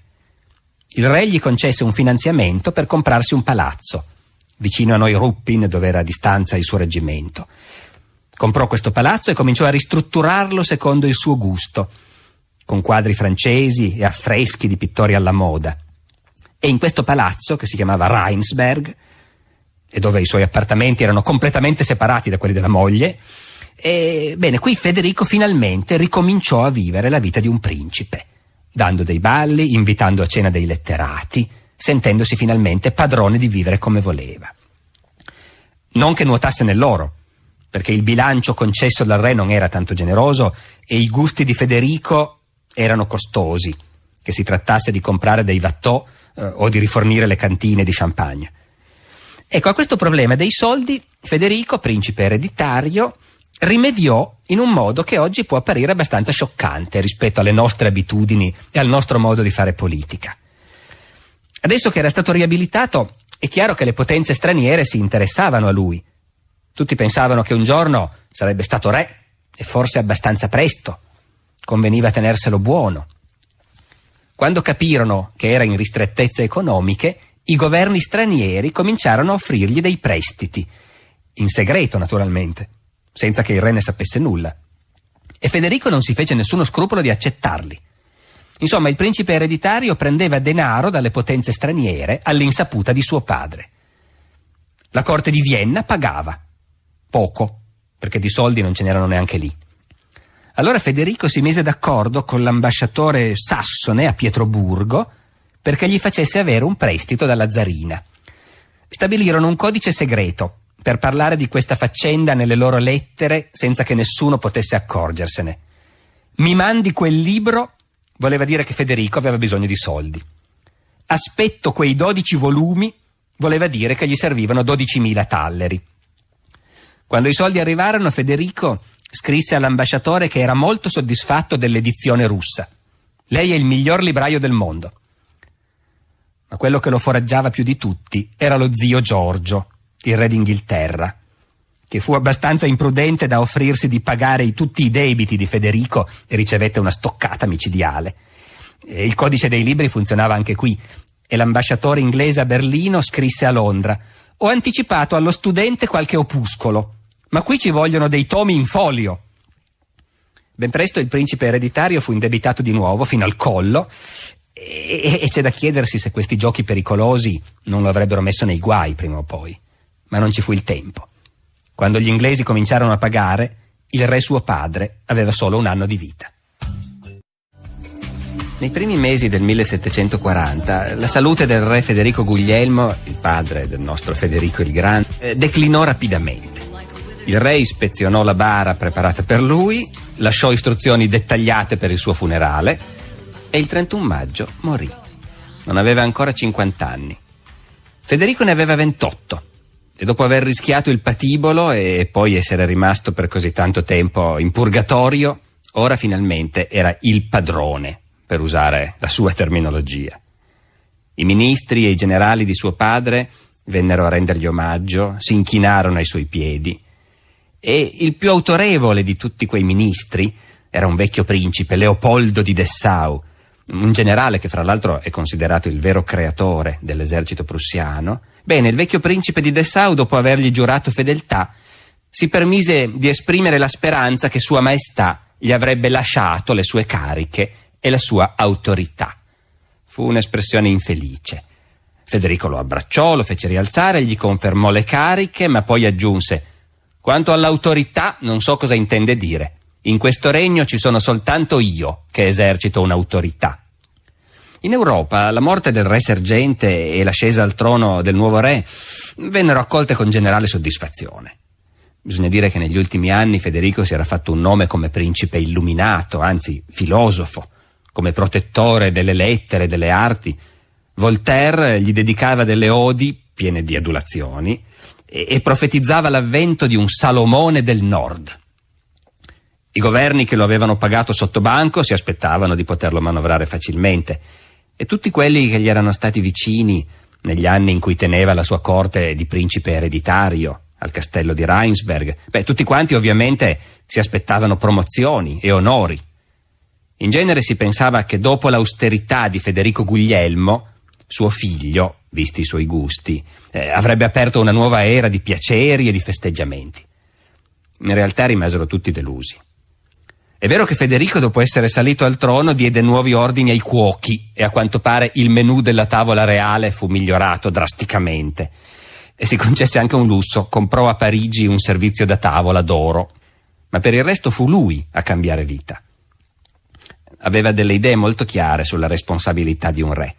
E di nuovo, forse questa è la prova che dopo tutto i sistemi educativi di suo padre erano serviti davvero a modificare il suo carattere, a plasmarlo in un modo di cui anche il re sergente alla fine avrebbe potuto andare fiero. Agli amici e ai collaboratori più stretti distribuì qualche incarico di poco conto e qualche decorazione, ma disse anche: adesso la festa è finita. Le prime riforme intraprese da Federico subito dopo essere salito al trono erano già un presagio di quello che c'era da aspettarsi dal suo regno, e cioè qualcosa di molto diverso da quello che si aspettavano i filosofi di Parigi. Suo padre aveva lasciato scritto nel testamento che entro 6 mesi dalla sua morte bisognava aumentare l'esercito di 5 nuovi reggimenti. Federico ne creò 9. E lo scrisse anche a Voltaire, tutto soddisfatto, anche se è probabile che Voltaire non apprezzasse particolarmente questa cosa. In compenso Federico abolì il reggimento dei granatieri giganti, così amato da suo padre, che costava il quadruplo di un reggimento normale, oltretutto, vista la difficoltà di trovare queste reclute fuori del comune. Abolire il reggimento, certamente era una vendetta postuma contro il padre, però era anche un segnale che d'ora in poi si faceva sul serio e non più per gioco. Sotto il re sergente si dava troppa importanza all'apparenza delle truppe, a lucidare e far brillare l'equipaggiamento. Se si fosse continuato così, scrisse Federico qualche anno dopo, ora avremmo il rossetto e i nei finti. Il suo esercito doveva essere efficiente sul campo di battaglia e non nelle parate. Per suo ordine le manovre annuali diventarono una simulazione della vera guerra, così realistica che l'ambasciatore francese, quando fu invitato a assistere, rimase stupefatto a vedere quanti cavalli si ammazzavano e quanti soldati ne uscivano dalle manovre con le gambe o con le braccia rotte. L'esercito, dunque. Fin dal primo momento l'esercito fu al centro delle preoccupazioni di Federico e del suo modo di intendere il mestiere di re. E allora magari è il caso di fermarci e osservarlo un po' più da vicino, questo famoso esercito prussiano, che suo nonno e suo padre avevano sviluppato fino a farne l'esercito più ammirato d'Europa. Una volta, molto tempo dopo, quando Federico era vecchio, un altro intellettuale francese, Mirabeau, in visita a Berlino, lanciò una battuta che diventò subito famosa. La Prussia non è uno Stato che possiede un esercito, è un esercito che possiede uno Stato. In senso politico, naturalmente non era vero, perché i generali dell'esercito non avevano la minima influenza politica.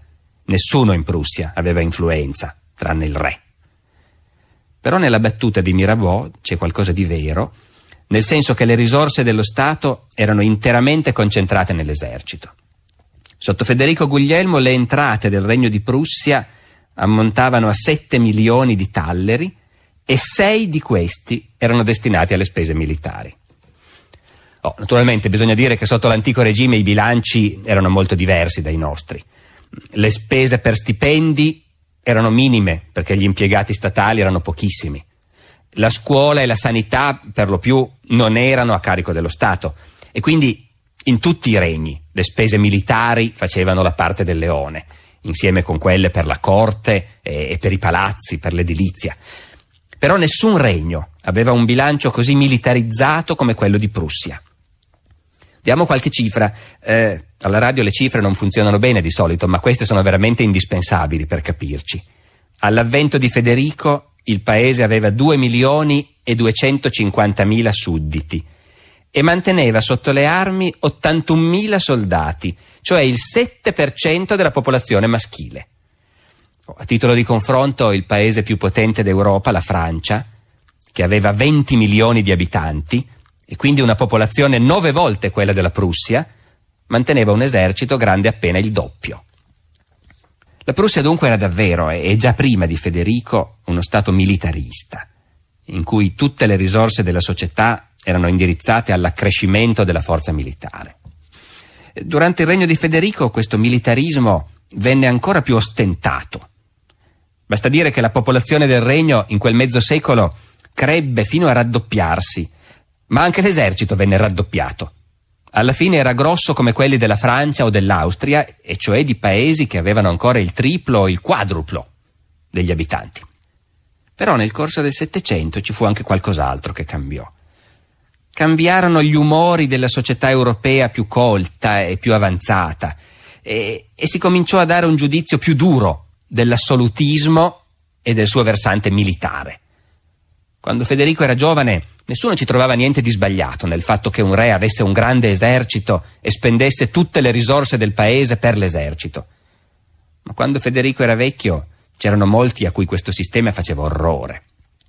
Nel 1769 Vittorio Alfieri, ventenne, fece un viaggio in Prussia, di cui lasciò poi una famosa relazione che vale la pena di citare qui. Alfieri: all'entrare negli stati del Gran Federico, che mi parvero la continuazione di un solo corpo di guardia, mi sentii raddoppiare e triplicare l'orrore per quell'infame mestier militare, infamissima e sola base dell'autorità arbitraria. Ecco, qui dobbiamo ricordare che anche Alfieri, che era nobile, era costretto a fare l'ufficiale nell'esercito del re di Sardegna, e quindi era prigioniero anche lui di quell'infame mestiere. Ma sentiamolo ancora. Fui presentato al re. Non mi sentii nel vederlo alcun moto né di maraviglia né di rispetto, ma di indegnazione bensì e di rabbia. Il ministro che lo aveva presentato gli chiese come mai non era venuto in uniforme, visto che era anche lui un ufficiale. Risposigli: perché in quella corte mi parea ve ne fossero degli uniformi abbastanza. Dopo la conferenza con re, Alfieri se la squagliò e ringraziai il cielo di non mi aver fatto nascere suo schiavo. Uscii di quella universal caserma prussiana verso il mezzo novembre, abborrendola quanto bisognava. Per Vittorio Alfieri, come abbiamo sentito, un esercito di professione come quello prussiano era il puntello dell'assolutismo monarchico e dunque della tirannia. Anche se questo è un linguaggio che Federico non avrebbe capito. Perché tirannia? Lui era il re e aveva il diritto e soprattutto il dovere di comandare. E se guardiamo bene, in questa incomprensione ci sono le prime avvisaglie di un conflitto che avrebbe poi spaccato in due l'Europa. Ricordiamoci che Federico il Grande morì appena 3 anni prima della presa della Bastiglia e non fece in tempo per un soffio a vedere la ghigliottina.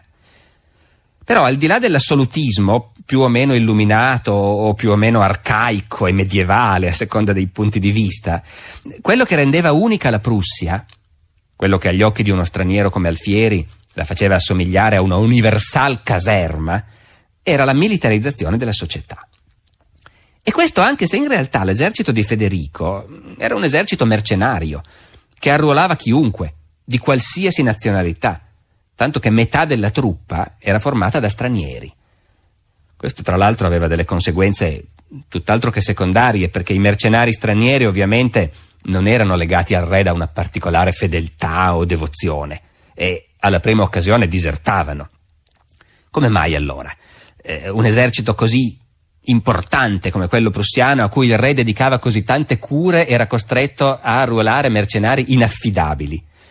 Il fatto è che mantenere un esercito, proprio perché era così numeroso, in un paese povero come la Prussia, povero di abitanti anche, non solo di soldi, ebbene questo obbligava il re a cercare reclute all'estero. L'Europa era battuta da ufficiali reclutatori prussiani che spesso impiegavano anche sistemi poco ortodossi. La storia dell'ingenuotto che viene fatto ubriacare all'osteria o magari crede di essere stato assunto come domestico e il giorno dopo si ritrova arruolato a forza nell'esercito prussiano, è una situazione che si ritrova nella letteratura. Pensiamo al Barry Lyndon, che è un romanzo di Thackeray prima di diventare un grande film di Stanley Kubrick. Ma questa situazione è confermata anche dalla memorialistica. C'è un libro affascinante che si intitola Il pover'uomo del Tockenburg, scritto da un certo Ulrich Breker, che era un contadino svizzero, il quale si ritrovò appunto arruolato senza saperlo nell'esercito di Federico il Grande, proprio alla vigilia della guerra dei 7 anni. Breker fu abbastanza sveglio da riuscire a disertare alla prima battaglia e tornò a casa per raccontarlo.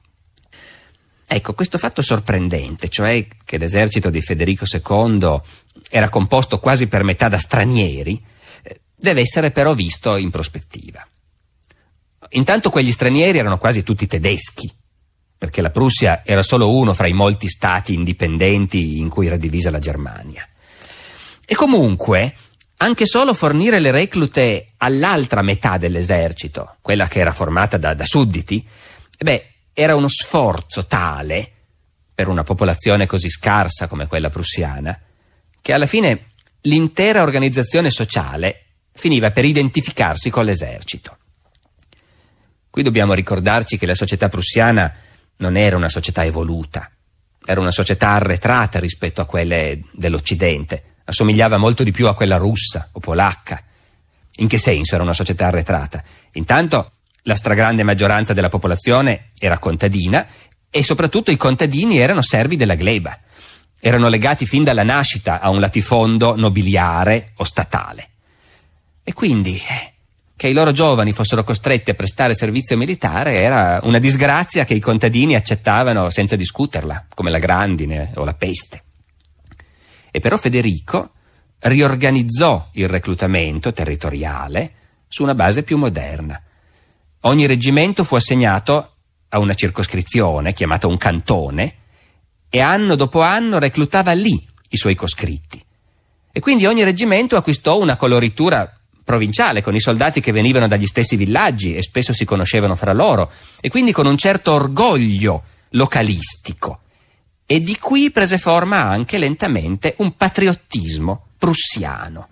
Proprio lo svizzero Breker ci dice che i soldati che erano nati nel regno, anche se erano dei servi della gleba analfabeti, tutto sommato una certa fierezza di combattere per il re ce l'avevano. La fierezza di servire il re a quell'epoca sostituiva motivazioni più moderne che cominciavano appena a nascere, appunto, come il patriottismo, e a maggior ragione valeva per gli ufficiali, che erano quasi tutti tratti dalla nobiltà. In Prussia la terra apparteneva tutta o al re o ai nobili, quei nobili che in Prussia orientale si chiamavano Junker e si vantavano di discendere dai cavalieri teutonici. Era una terra povera e i nobili erano poveri, anche se non pagavano tasse. L'esercito offriva un impiego onorevole e tutte le famiglie nobili mandavano qualcuno dei loro figli a servire il re.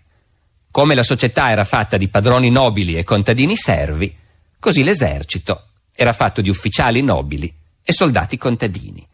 E non era nemmeno pensabile che le cose andassero in un altro modo. Questo fatto, tra l'altro, spiega un tratto molto contraddittorio del carattere di Federico, che ha sempre stupito gli storici. Federico, ormai lo conosciamo, non credeva a niente, non si faceva illusioni di nessun tipo e comunque amava atteggiarsi a filosofo e ridere dei pregiudizi. E tuttavia questo stesso Federico pretese sempre che solo i nobili potessero diventare ufficiali nel suo esercito. A dire il vero un'eccezione c'era, era l'artiglieria, dove per riuscire a colpire il bersaglio bisognava che gli ufficiali avessero studiato un po' di trigonometria e non si poteva pretendere questo dagli Junker, perciò in artiglieria i borghesi potevano diventare ufficiali, ma nel resto dell'esercito no. Solo negli ultimi tempi della guerra dei 7 anni, quando le cose andavano davvero male e le perdite erano terrificanti, ecco, solo allora Federico fu costretto a accettare dei borghesi. Ma appena la guerra fu finita, tutti gli ufficiali di origine borghese furono mandati in pensione. Come mai? Questo comportamento è sempre stato giudicato incomprensibile, perché Federico non credeva certo che i nobili fossero migliori degli altri uomini o che la nobiltà di nascita contasse qualcosa. Il fatto è che vedeva, molto lucidamente in questo, che dal punto di vista sociologico questa coincidenza fra la nobiltà e il corpo degli ufficiali era una forza per l'esercito prussiano e valeva la pena di mantenerla a tutti i costi. Non per nulla tutti gli ufficiali dell'esercito di Federico di qualunque grado fossero, portavano la stessa uniforme, identica, dal tenente al colonnello, senza nessun simbolo del grado, niente spalline, galloni o cose del genere. Erano tutti nobili e fuori dal servizio erano tutti uguali. Ecco, bisogna però dire che anche tra gli ufficiali dell'esercito c'erano molti stranieri. Ce n'erano dappertutto in Prussia, Federico li assumeva volentieri, era un esterofilo e quando poteva assumere uno straniero lo preferiva. E bisogna anche dire che in tutti gli eserciti dell'epoca c'erano ufficiali stranieri. L'Europa era piena di avventurieri, nobili, o magari mica tanto nobili, che facevano magari solo finta di esserlo, anche tipi poco raccomandabili, gente senza un soldo, gente che si era giocata tutto e che per campare si arruolava. Questi ufficiali stranieri, ovviamente, non è che ci si potesse aspettare da loro chissà quale fedeltà, patriottismo poi meno che mai. Si arruolavano per soldi o per spirito di avventura. Ecco, a Federico questo non dava nessun fastidio. Purché lo servissero bene, accettava tutti, anzi con gli stranieri non era neanche tanto severo quanto ai quarti di nobiltà. Sembra quasi che con gente così si trovasse a suo agio, perché in realtà anche lui, anche Federico, aveva qualcosa dell'avventuriero, del giocatore d'azzardo che è sempre convinto che la sua fortuna lo tirerà fuori dai guai. La notte prima della battaglia di Leuthen, che fu poi la più grande delle sue vittorie, Federico entrò in un castello dove gli avevano preparato il letto e si trovò in mezzo a un gruppo di ufficiali austriaci prigionieri che erano stati sistemati lì. In mezzo a loro c'era un francese che prima era stato ufficiale prussiano e poi aveva disertato. E il re lo riconobbe e gli chiese: come mai te ne sei andato? E quello rispose: veramente, vostra maestà, la nostra posizione era troppo disperata. E Federico disse: guarda, diamo ancora un colpo oggi e se perdo, domani diserteremo tutti e due. Pochi mesi dopo che Federico fu salito al trono, si presentò subito la prima grossa crisi politica della sua carriera. E anzi, la più grossa in assoluto, perché vedremo che il modo in cui Federico rispose a questa crisi determinò poi tutta la sua carriera di re, tutta la sua vita, e in realtà cambiò, fin dal primo momento del regno di Federico, la storia europea. Quale fu la crisi? Il 20 ottobre del 1740 morì l'imperatore del Sacro Romano Impero, cioè, per dirla alla moderna, l'imperatore d'Austria, Carlo VI d'Asburgo. Carlo VI lasciava soltanto una figlia femmina, quella che sarà poi l'imperatrice Maria Teresa. Ora, qual era il problema? Nell'impero vigeva la cosiddetta legge salica, cioè una vecchia legge medievale che poi i giuristi avevano frainteso, avevano commentato male, ma che insomma a quell'epoca però ci credevano tutti, e secondo questa legge le donne non potevano succedere al trono. No, intanto noi sappiamo che il trono imperiale era elettivo, però comunque c'era una legge per cui le donne non potevano essere elette. Questa cosa a Carlo VI non piaceva per niente, lui aveva solo una figlia, le voleva un gran bene e avrebbe voluto in tutti i modi riuscire a trasmettere a lei il suo potere. Praticamente per tutta la vita Carlo VI si era dato da fare per ottenere questo risultato e quindi per prima cosa aveva emanato una legge che molti si ricorderanno dai tempi della scuola, la prammatica sanzione. Nessuno poi si ricorda mai che cosa sia, ma la prammatica sanzione era appunto un decreto di Carlo VI che aboliva la legge salica e permetteva alle donne di subentrare nell'impero. Ma naturalmente l'imperatore non poteva fare questo decreto da solo e basta. Aveva bisogno del consenso di tutti i principi dell'impero. E Carlo VI per anni aveva negoziato con i principi per ottenere il loro consenso alla prammatica sanzione. Con i principi e anche con gli altri governi europei, insomma, perché tutti sapevano che quando Carlo VI fosse morto il problema si sarebbe aperto. Bisognava eleggere un nuovo imperatore e la candidata naturale era una donna. Carlo VI morì abbastanza tranquillo, abbastanza convinto di aver raggiunto il suo scopo, perché a parole tutti i governi europei gli avevano detto: ma sì, certo, non c'è nessun problema. In fondo che l'impero fosse elettivo era una cosa che gli altri re guardavano con un po' di diffidenza, non gli dispiaceva mica mettere un po' da parte questo principio. Quindi se si fosse affermata l'idea che l'erede di Carlo VI era comunque sua figlia, anche se era una donna, ecco, in fondo tutti i re erano abbastanza contenti. I principi tedeschi cosa potevano dire? Quando l'imperatore veniva da qualunque piccolissimo principe e gli chiedeva il suo consenso alla prammatica sanzione, quello ovviamente diceva di sì. Finché l'imperatore è vivo non era mica tanto facile dirgli di no. Però tutti sapevano, sotto sotto, che quando poi Carlo VI si fosse tolto di mezzo, allora i giochi si riaprivano.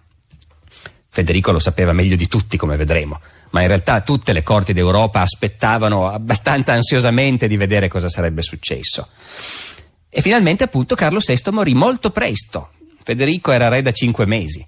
Se Carlo VI fosse campato ancora qualche anno, probabilmente Federico avrebbe passato ancora molto tempo nei divertimenti, il teatro, la musica, i piaceri, la filosofia.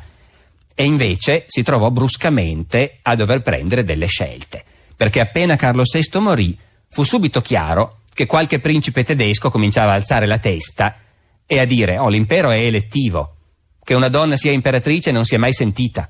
La prammatica sanzione, ma era legale, non è mica detto che fosse legale. E comunque, perché non si può presentare un'altra candidatura? In particolare c'era un principe, un grosso principe tedesco, l'elettore di Baviera, che da sempre era alleato della Francia e quindi si sentiva alle spalle coperte perché aveva questo potente alleato che lo copriva. L'elettore di Baviera, appena si sparse la notizia che era morto Carlo VI, cominciò subito a far capire che lui si candidava all'impero. Alla morte dell'imperatore Carlo VI d'Asburgo, dunque, si creò in Europa una situazione estremamente problematica. L'imperatore lasciava una figlia, Maria Teresa, che ereditava una parte dei possedimenti paterni, perché Carlo VI, oltre all'impero, aveva anche il regno di Ungheria, e quello andava alla figlia, non c'era la legge salica in Ungheria. Per cui Maria Teresa ereditò tranquillamente il regno d'Ungheria. Non per niente Federico il Grande poi affetterà sempre di chiamarla la regina d'Ungheria. L'impero invece era un'altra faccenda. L'impero, cioè il grosso della Germania, con tutti i suoi staterelli che dipendevano dall'imperatore, quello era elettivo, e che Maria Teresa fosse eletta non era assolutamente scontato. Era molto probabile invece che ci fossero dei grossi guai e che la pace europea, che non durava da molto, l'ultima guerra di successione polacca era finita da poco, era comunque probabile che la pace europea sarebbe finita di nuovo. Noi conosciamo abbastanza Federico per immaginare che se qualcuno era proprio sicuro che ci sarebbero stati dei guai, era lui. E l'altra cosa di cui era sicuro è che una crisi del genere era un'occasione magnifica per la Prussia e che in un modo o nell'altro bisognava approfittarne. Federico dava per scontato che il suo dovere di re era di conquistare nuove province e di ingrandire il regno. Lo dava talmente per scontato che già prima di diventare re l'aveva teorizzato apertamente. Aveva scritto che un re ha il dovere di approfittare di ogni occasione per allargarsi. Ancora quando era molto giovane, durante la sua reclusione a Küstrin, quando, diciamo così, era in prova e doveva guadagnarsi il perdono di suo padre, già in quegli anni Federico aveva cominciato a riflettere sul suo futuro mestiere di re e aveva scritto che la Prussia in particolare, tutti i regni in genere, ma la Prussia in particolare, che è così debole, doveva assolutamente ingrandirsi, perché quando uno non avanza, arretra. Ingrandirsi quindi era una necessità politica e non importava la legalità dei mezzi con cui il regno avrebbe potuto farlo. Ecco, queste cose Federico le scriveva già quando aveva 20 anni. Più tardi, un po' di tempo prima che Carlo VI morisse davvero, aveva anche previsto che alla morte dell'imperatore ci sarebbe stato un grande sconvolgimento e lo aveva espresso col suo solito cinismo. Cito: ogni regno arrafferà quello che potrà. E lui non intendeva essere l'ultimo, anzi. Appena ricevuta la notizia della morte dell'imperatore, decise subito di agire. E in realtà era un piano che aveva preparato già da un pezzo. Quel giorno stesso scrisse a Voltaire: la morte dell'imperatore manda a gambe all'aria tutte le mie idee pacifiche e credo che entro l'estate prossima si parlerà di polvere da sparo, di soldati e di assedi, piuttosto che di attrici, balletti e teatro. A un altro dei suoi amici filosofi, l'italiano Algarotti, scrisse in termini che oggi ci appaiono ancora più raggelanti. Federico scriveva dalla villeggiatura e disse: Non c'è neanche bisogno che vada a Berlino. Tutto è già previsto, tutto preparato. Si tratta solo di mettere in pratica dei progetti che ho avuto in testa per tanto tempo. E quali erano questi progetti? Quello che Federico aveva in testa era di invadere puramente e semplicemente una grossa provincia dell'impero, la Slesia, e annetterla alla Prussia, approfittando del fatto che l'imperatore era morto, l'esercito austriaco notoriamente era in cattivo stato, le finanze ancora peggio, Maria Teresa era giovane e poi era una donna. Figuriamoci se uno come Federico poteva preoccuparsi di lei. E comunque Maria Teresa avrebbe già avuto il suo da fare per riuscire a farsi eleggere imperatrice, e quindi era difficile che potesse opporsi. Federico contava di metterla di fronte al fatto compiuto, occupare la Slesia e poi offrirle la sua amicizia. E era sicuro che Maria Teresa, con l'acqua alla gola, avrebbe accettato. E non fu l'unica volta in cui Federico, sicuro di sé com'era, sottovalutò l'avversario che si trovava davanti. Federico dunque aveva deciso di occupare la Slesia. E che cos'è questa Slesia? Oggi, dopo i grandi spostamenti di popolazione che sono seguiti alla Seconda Guerra Mondiale, la Slesia è in Polonia ed è abitata da polacchi. È una grande regione mineraria, industriale, anzi è il cuore industriale della Polonia. Al tempo di Federico e di Maria Teresa, invece, era abitata in prevalenza da tedeschi ed era già allora però una provincia ricca. Aveva 1,5 milioni di abitanti, il che vuol dire che da sola valeva più di metà del Regno di Prussia. Aveva un'industria tessile, fiorente, e aveva anche un'importanza strategica, perché se uno guarda la cartina si accorge che chi è padrone della Slesia può scendere molto facilmente attraverso le montagne in Boemia, in Moravia, che erano le province al cuore dell'impero asburgico, e da lì poi minacciare Vienna. Insomma, si capisce che questa Slesia per Federico fosse un bocconcino appetitoso. E dopo aver passato un bel po' di tempo a studiare appunto la carta geografica, aveva deciso che quella era la provincia che la Prussia doveva conquistare per diventare finalmente un grande regno. Naturalmente c'era un problema, o meglio, quello che chiunque altro avrebbe considerato un problema, che la Slesia era una provincia dell'impero asburgico che la possedeva pacificamente da secoli e Federico non aveva nessun diritto di prendersela. È vero che molto tempo prima qualcuno dei suoi antenati aveva tirato fuori delle rivendicazioni vaghe sulla Slesia, ma era tutta roba morta e sepolta, e comunque anche a Federico non importava niente. Non si preoccupò neanche di mandare qualcuno in archivio a ricercare quelle vecchie pretese. Tutt'al più si poteva dire, e questo è un argomento che all'epoca poteva avere un certo peso, che la popolazione della Slesia per metà era protestante. E allora non era giusto che fosse costretta a ubbidire agli Asburgo, che erano cattolici. Però era un argomento a doppio taglio, perché l'altra metà della Slesia era cattolica. E comunque anche qui possiamo immaginare quanto importasse a Federico in cuor suo un argomento di questo genere. No, quello che è impressionante nel comportamento di Federico è che decide di prendersi la Slesia così, per un calcolo politico, come se giocasse a risico. I suoi ministri erano spaventati e chiedevano una giustificazione legale da presentare all'Europa. Poi erano loro quelli che dovevano scrivere in giro per annunciare quello che il loro re stava facendo. Federico rispose: la faccenda del diritto sono fatti vostri e cominciate pure a lavorarci, perché gli ordini alle truppe sono già stati dati. E infatti Federico non aspettò neanche che i ministri riuscissero a abbozzare almeno una parvenza di giustificazione. Quello che stava facendo era una rapina bella e buona e non gli importava niente che tutto il mondo lo sapesse.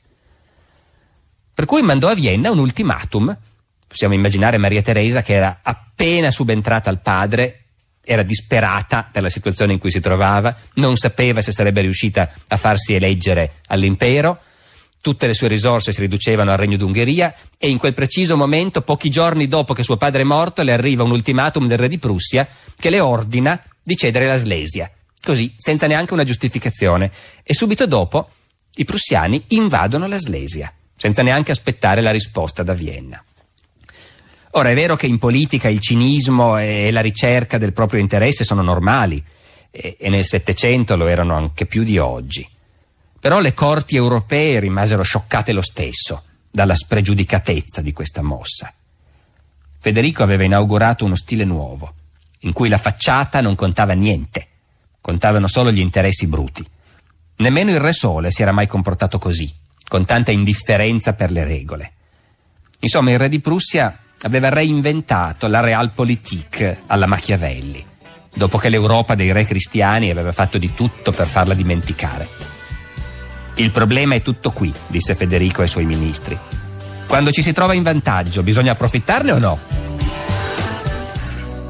Abbiamo detto che Federico non si preoccupò di trovare nessuna giustificazione legale per l'invasione della Slesia. Se la prese e basta.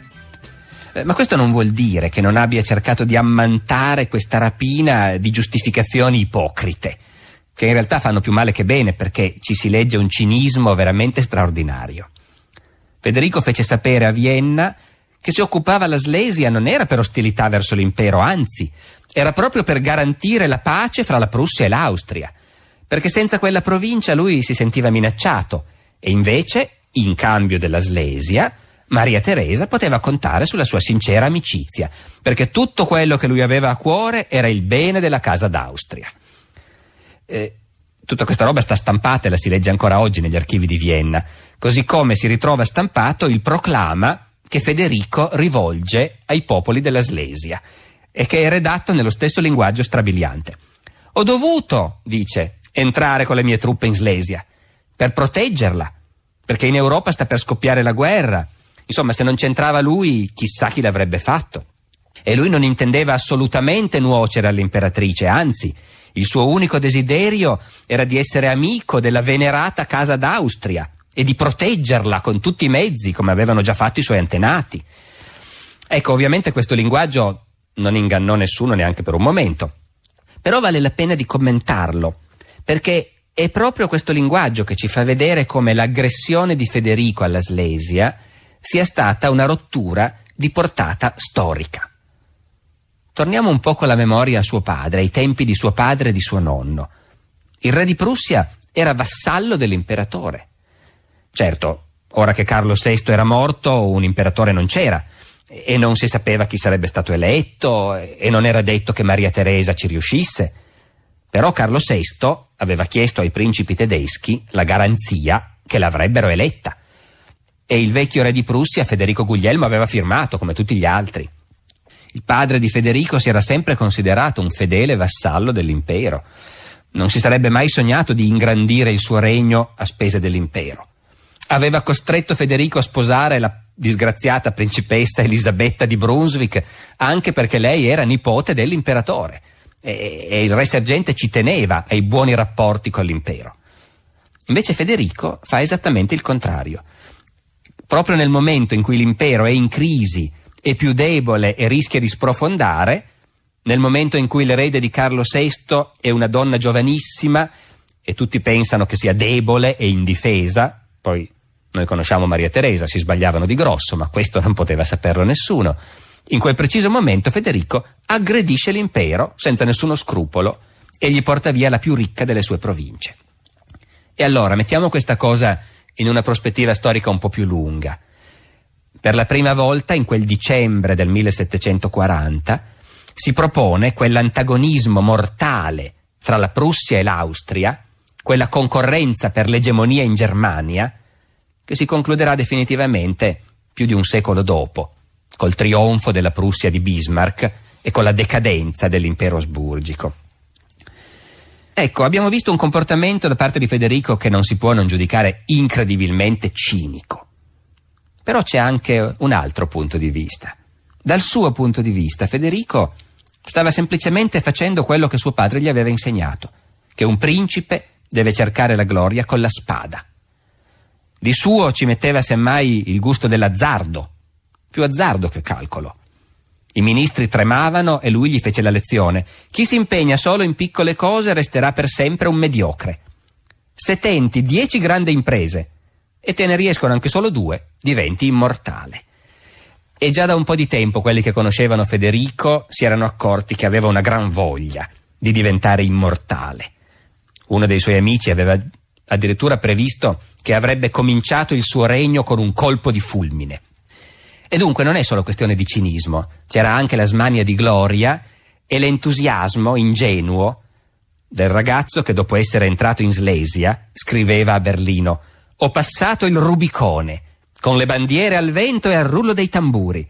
Le mie truppe sono piene di buona volontà, gli ufficiali di ambizione, i generali affamati di gloria. Voglio morire o guadagnarmi l'onore di questa impresa». Finora siamo riusciti a parlare di Federico il Grande senza raccontare né guerre né battaglie, ma questa sera ci tocca. Perché siamo nel dicembre 1740, Federico è entrato in Slesia alla testa delle sue truppe ed è scoppiata quella che sarà poi chiamata la guerra di successione austriaca. All'inizio l'invasione va bene. La bassa Slesia è protestante e in generale la popolazione è abbastanza soddisfatta di cadere sotto il dominio di un re protestante e di sfuggire agli Asburgo cattolici. All'inizio va bene, la popolazione quindi accoglie i prussiani con un certo entusiasmo, però siamo in inverno. In inverno a quell'epoca di solito non si faceva la guerra, anche in questo sta l'azzardo di Federico. Lui calcolava che gli austriaci non sarebbero stati pronti e infatti praticamente non ci sono truppe austriache in Slesia. Quelle poche che ci sono si rinchiudono nelle fortezze delle città cattoliche, dove si può pensare che la popolazione sarà soddisfatta di resistere all'invasione dei prussiani eretici. Federico a un certo punto è costretto a fermarsi, a cominciare a assediare qualche città. Quando fa mettere l'assedio alla città di Neisse, ordina di bombardare senza pietà quel nido di preti. Si sta adeguando anche lui a questo clima religioso quasi della guerra. E poi deve combattere la prima battaglia della sua carriera. Perché alla fine dell'inverno, nel marzo-aprile del 1741, Maria Teresa riesce finalmente a mettere insieme un esercito e a mandarlo in Slesia per tentare di riconquistare la provincia. Al comando dell'esercito austriaco c'è il maresciallo von Neipperg, un vecchio libertino dissoluto, cieco da un occhio, un buon generale però. Neipperg avanza, è ancora pieno inverno a quell'epoca in Slesia, nevica, fa un freddo tremendo, la pianura è gelata, coperta di neve, i due eserciti si avvicinano l'uno all'altro quasi senza accorgersene. Finalmente, quando si rendono conto di essere vicini, Federico attacca. Gli austriaci sono molto sicuri di sé, ricordiamoci che nessuno sa ancora che quello lì è Federico il Grande, è soltanto questo giovanissimo re di Prussia che si è permesso di sfidare l'impero. Neipperg dice ai suoi che è ora di rimandare questo re filosof a Apollo e alle muse, che è meglio che si occupi di quelle cose lì piuttosto che di guerra. Gli ufficiali austriaci, quando si affrettano a raggiungere i loro posti, ordinano di tenergli la cena in caldo. Vanno a dare una battuta ai brandeburghesi e tornano. La battaglia di Mollwitz, è la prima battaglia, ripetiamolo, della carriera di Federico, è un enorme caos. È difficile gestire una battaglia e quando lo fai per la prima volta perdi la testa molto facilmente. Federico la perde. In questo caos non si capisce niente, la cavalleria austriaca sembra che sia dappertutto. A un certo punto la sensazione forte dei prussiani è che l'azzardo sia andato male, che la battaglia si stia perdendo. I vecchi generali consigliano al re di mettersi in salvo e Federico, nel pieno della battaglia di Mollwitz, abbandona il campo di battaglia, scappa, vaga tutta la notte cercando di mettersi in salvo. Poi si accorge che dappertutto ci sono gli ussari austriaci, che le strade sono tutte bloccate, che rischia di farsi catturare. All'alba torna indietro verso il campo di battaglia e scopre che senza di lui il suo esercito ha vinto, che gli austriaci non sono riusciti a continuare la loro offensiva. A un certo punto sono loro che si sono disgregati, i generali prussiani sul posto hanno tenuto duro, il vecchio Neipperg si è ritirato, la battaglia di Mollwitz è vinta. Ecco, possiamo solo provare a immaginare cosa abbia provato Federico in quel momento. Era la sua prima battaglia, sogni di gloria, era partito, tutto sembrava che andasse bene, invece poi lui è scappato e senza di lui la battaglia è stata vinta. Ed è stata vinta a un prezzo carissimo. Una settimana dopo Federico scriverà al fratello: «Abbiamo battuto il nemico, ma siamo tutti in lutto, chi per un fratello, chi per un amico. Insomma, siamo i vincitori più tristi che puoi immaginare. che Dio ci guardi da un'altra battaglia così sanguinosa. Noi sappiamo che in vita sua ne combatterà altre 15. Federico dunque aveva vinto la sua prima battaglia, o meglio, i suoi generali e il suo esercito l'avevano vinta senza di lui. Sembrava che tutto andasse benissimo e Federico certamente si aspettava che a questo punto quella donnicciola che stava sul trono a Vienna, Maria Teresa, si sarebbe arresa. Noi sappiamo che non fu così e che Maria Teresa non era esattamente quello che Federico si immaginava. Sappiamo che Maria Teresa era scioccata che Federico le avesse fatto questo, che un re suo vassallo, proprio nel momento in cui lei aveva bisogno di aiuto, l'avesse invece pugnalata alle spalle. Per tutta la vita Maria Teresa odierà Federico e si riferirà a lui esclusivamente chiamandolo, in francese come tutti, le méchant homme, l'uomo cattivo. Con queste premesse ovviamente Maria Teresa non si arrende, non cede al ricatto. Anche se intorno a lei sembra che stia crollando tutto, perché adesso che Federico ha cominciato, gli altri re d'Europa effettivamente decidono, come lui aveva previsto, di approfittarne anche loro, di banchettare anche loro sul cadavere di questo impero che sembra che sia in disfacimento. L'elettore di Baviera convince i principi tedeschi a eleggere lui imperatore e non Maria Teresa. La Francia dichiara guerra all'Austria. Anche i francesi vogliono arraffare qualche cosa, sempre per usare il linguaggio di Federico. Maria Teresa è costretta a fuggire in Ungheria, tutto quello che le rimane.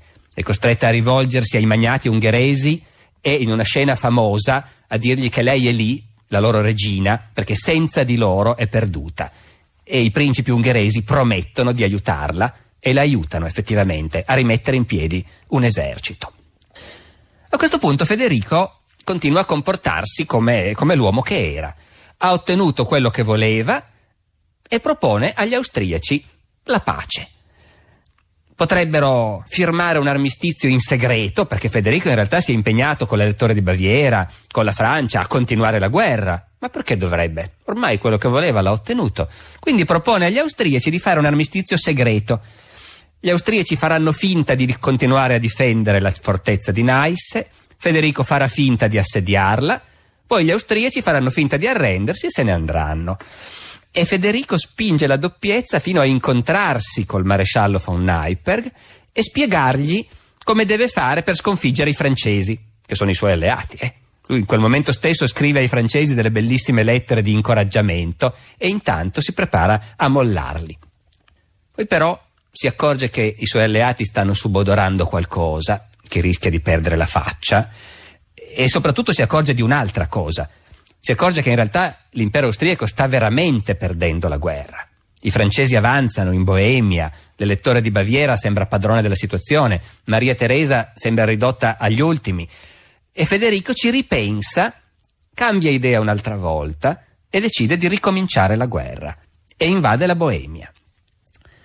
Gli austriaci hanno a fatica la possibilità di mettere insieme un esercito per affrontarlo, però ci riescono. Quindi un nuovo esercito entra in Boemia e noi dovremmo raccontare un'altra battaglia. Noi qui le battaglie non le racconteremo in dettaglio invece, perché ci vorrebbe l'intera trasmissione se dovessimo raccontare tutte le battaglie di Federico, però su ogni battaglia importante qualcosa vale la pena di dire. Questa che stiamo per raccontare è la battaglia di Chotusitz, è la seconda battaglia di Federico, è la prima che combatte lui davvero, perché ricordiamocelo, a Molwitz era scappato dal campo di battaglia. È di nuovo una battaglia decisiva, perché quello è l'ultimo esercito austriaco. O riescono a sconfiggerlo o dovranno fare la pace.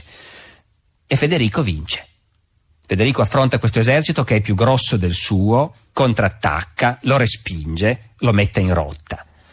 Per quello che ne sappiamo, di nuovo, il merito non è tanto suo, Federico è ancora un generale inesperto, ma il merito è dell'esercito di suo padre, di quella capacità di manovra, di quella velocità di tiro, di quella disciplina ferrea della fanteria prussiana.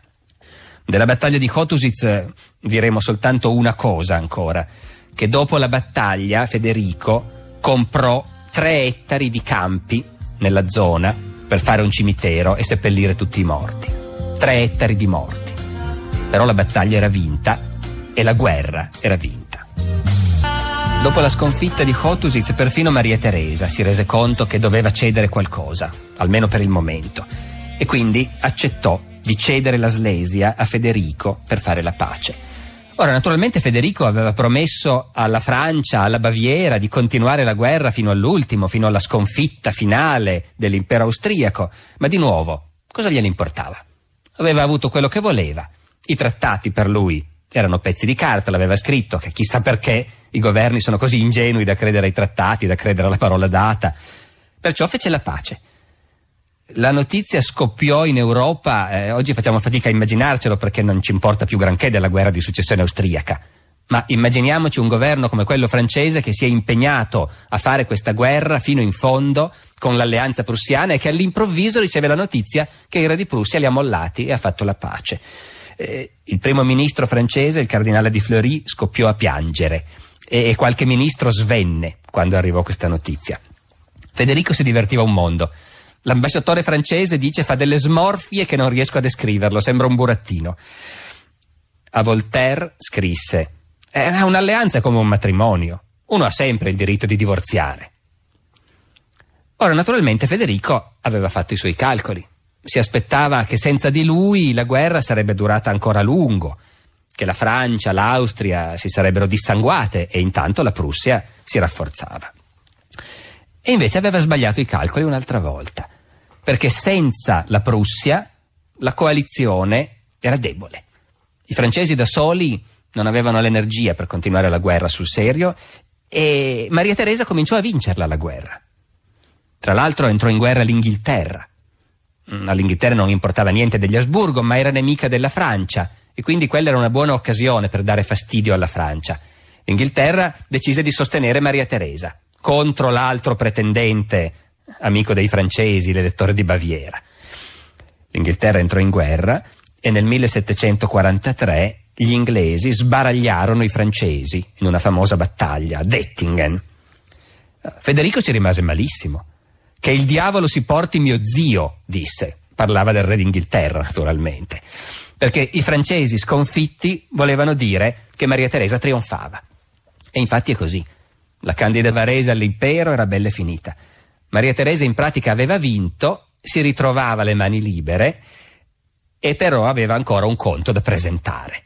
E il conto da presentare era per il malvagio uomo di Berlino, che aveva occupato la Slesia e la stava ancora occupando. Federico si spaventò e decise che l'unica cosa da fare era tornare in guerra. Non aspettò che Maria Teresa lo attaccasse. Si alleò di nuovo con la Francia e con la Baviera per ricominciare la guerra. La cosa incredibile è che i francesi e i bavaresi gli abbiano creduto di nuovo, abbiano firmato un trattato e abbiano accettato di impegnarsi anche loro. Una delle cose affascinanti in questa fase è come Federico cerca di giustificare la sua politica agli occhi del mondo. Si vede che stava imparando, aveva cominciato anche a capire che non si possono fare delle porcherie troppo grosse senza cercare perlomeno di coprirle con qualche giustificazione. E quindi mandava in giro per l'Europa dei bellissimi memoriali dove diceva che lui era un fedele vassallo dell'impero.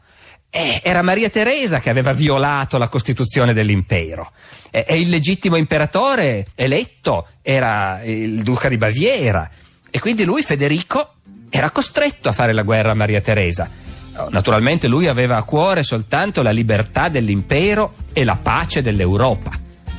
Mandò in giro in tutte le corti memoriali di questo tipo e poi dichiarò guerra a Maria Teresa e procedette immediatamente a invadere la Boemia.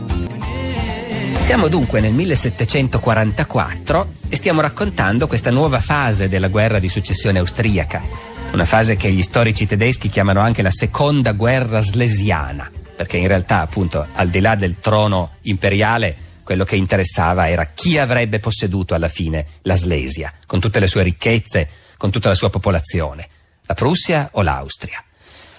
Federico attaccava, come fece quasi sempre durante la sua carriera di generale. Quando poteva attaccava, tirava i dadi e era sicuro di farcela. Entrò in Boemia col suo esercito, così come pochi anni prima era entrato in Slesia. E qui però le cose erano diverse. La Boemia era una provincia cattolica fedelissima agli Asburgo. Lì i prussiani erano stranieri e erano nemici davvero.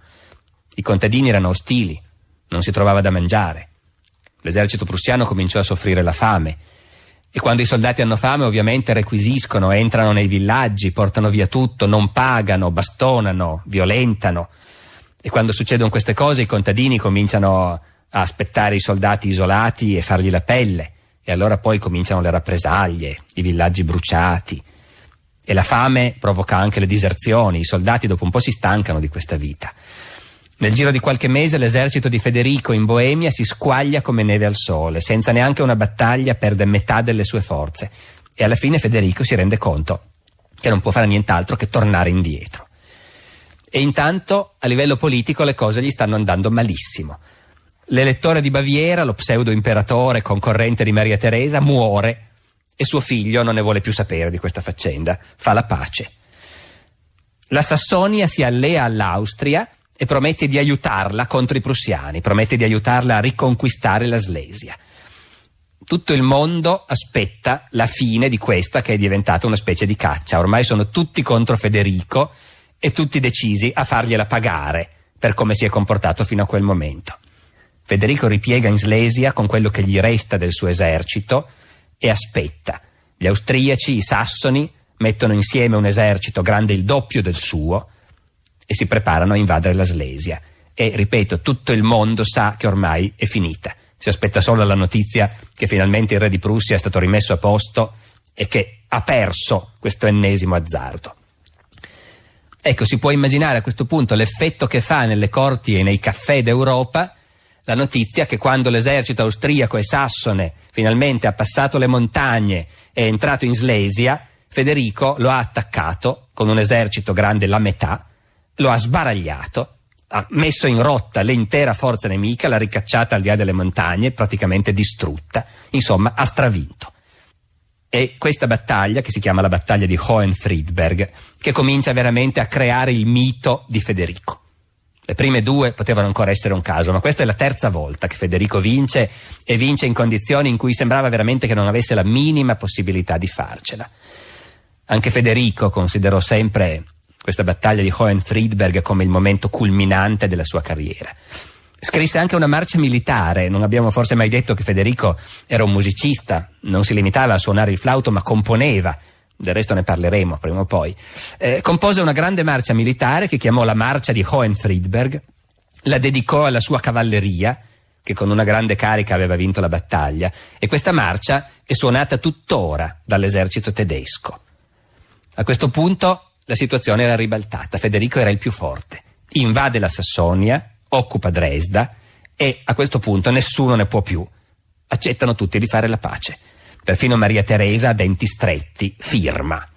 L'uomo malvagio è il padrone della Slesia. Lo aspettano 10 anni di pace e ci si chiede se abbia imparato qualche lezione. In apparenza sì. Infatti Federico, subito dopo la vittoria, si mette a parlare di come la cosa più importante per un re è la felicità dei sudditi, che non bisogna più fare grandi progetti che poi costano tanto sangue, bisogna vivere invece, promuovere la vita. Non attaccherò più neanche un gatto, dichiara. Intanto però l'azzardo gli è andato bene. Ha aumentato del 50% la popolazione del suo regno e ha trasformato la Prussia in una potenza europea alla pari con l'impero austriaco. In patria lo accolgono in trionfo ed è proprio in quel momento che nei discorsi ufficiali e negli slogan si diffonde l'uso di chiamarlo Federico il Grande. Dopo la fine della seconda guerra per la Slesia, Federico il Grande e la Prussia ebbero 10 anni di pace. E allora forse questo è il momento di cominciare a chiederci che cosa voleva dire essere il re di Prussia in tempo di pace. Come governava Federico il Grande? Se fossimo così ingenui da fidarci di lui e prendere per buona la sua parola, potremmo andare a cercare la risposta in un trattato che lui stesso aveva scritto quando era principe ereditario ancora. Un trattato che è noto come l'Anti-Machiavelli. In origine si chiamava Confutazione del principe di Machiavelli, che è un po' più pedante come titolo. Fu Voltaire che aveva il genio della pubblicità, che suggerì di chiamarlo Anti-Machiavelli. Allora, Federico pretendeva di essere rimasto scandalizzato dal principe di Machiavelli, tanto che si mise al lavoro appunto per confutarlo. Il principe è uno dei libri più pericolosi del mondo, disse Federico.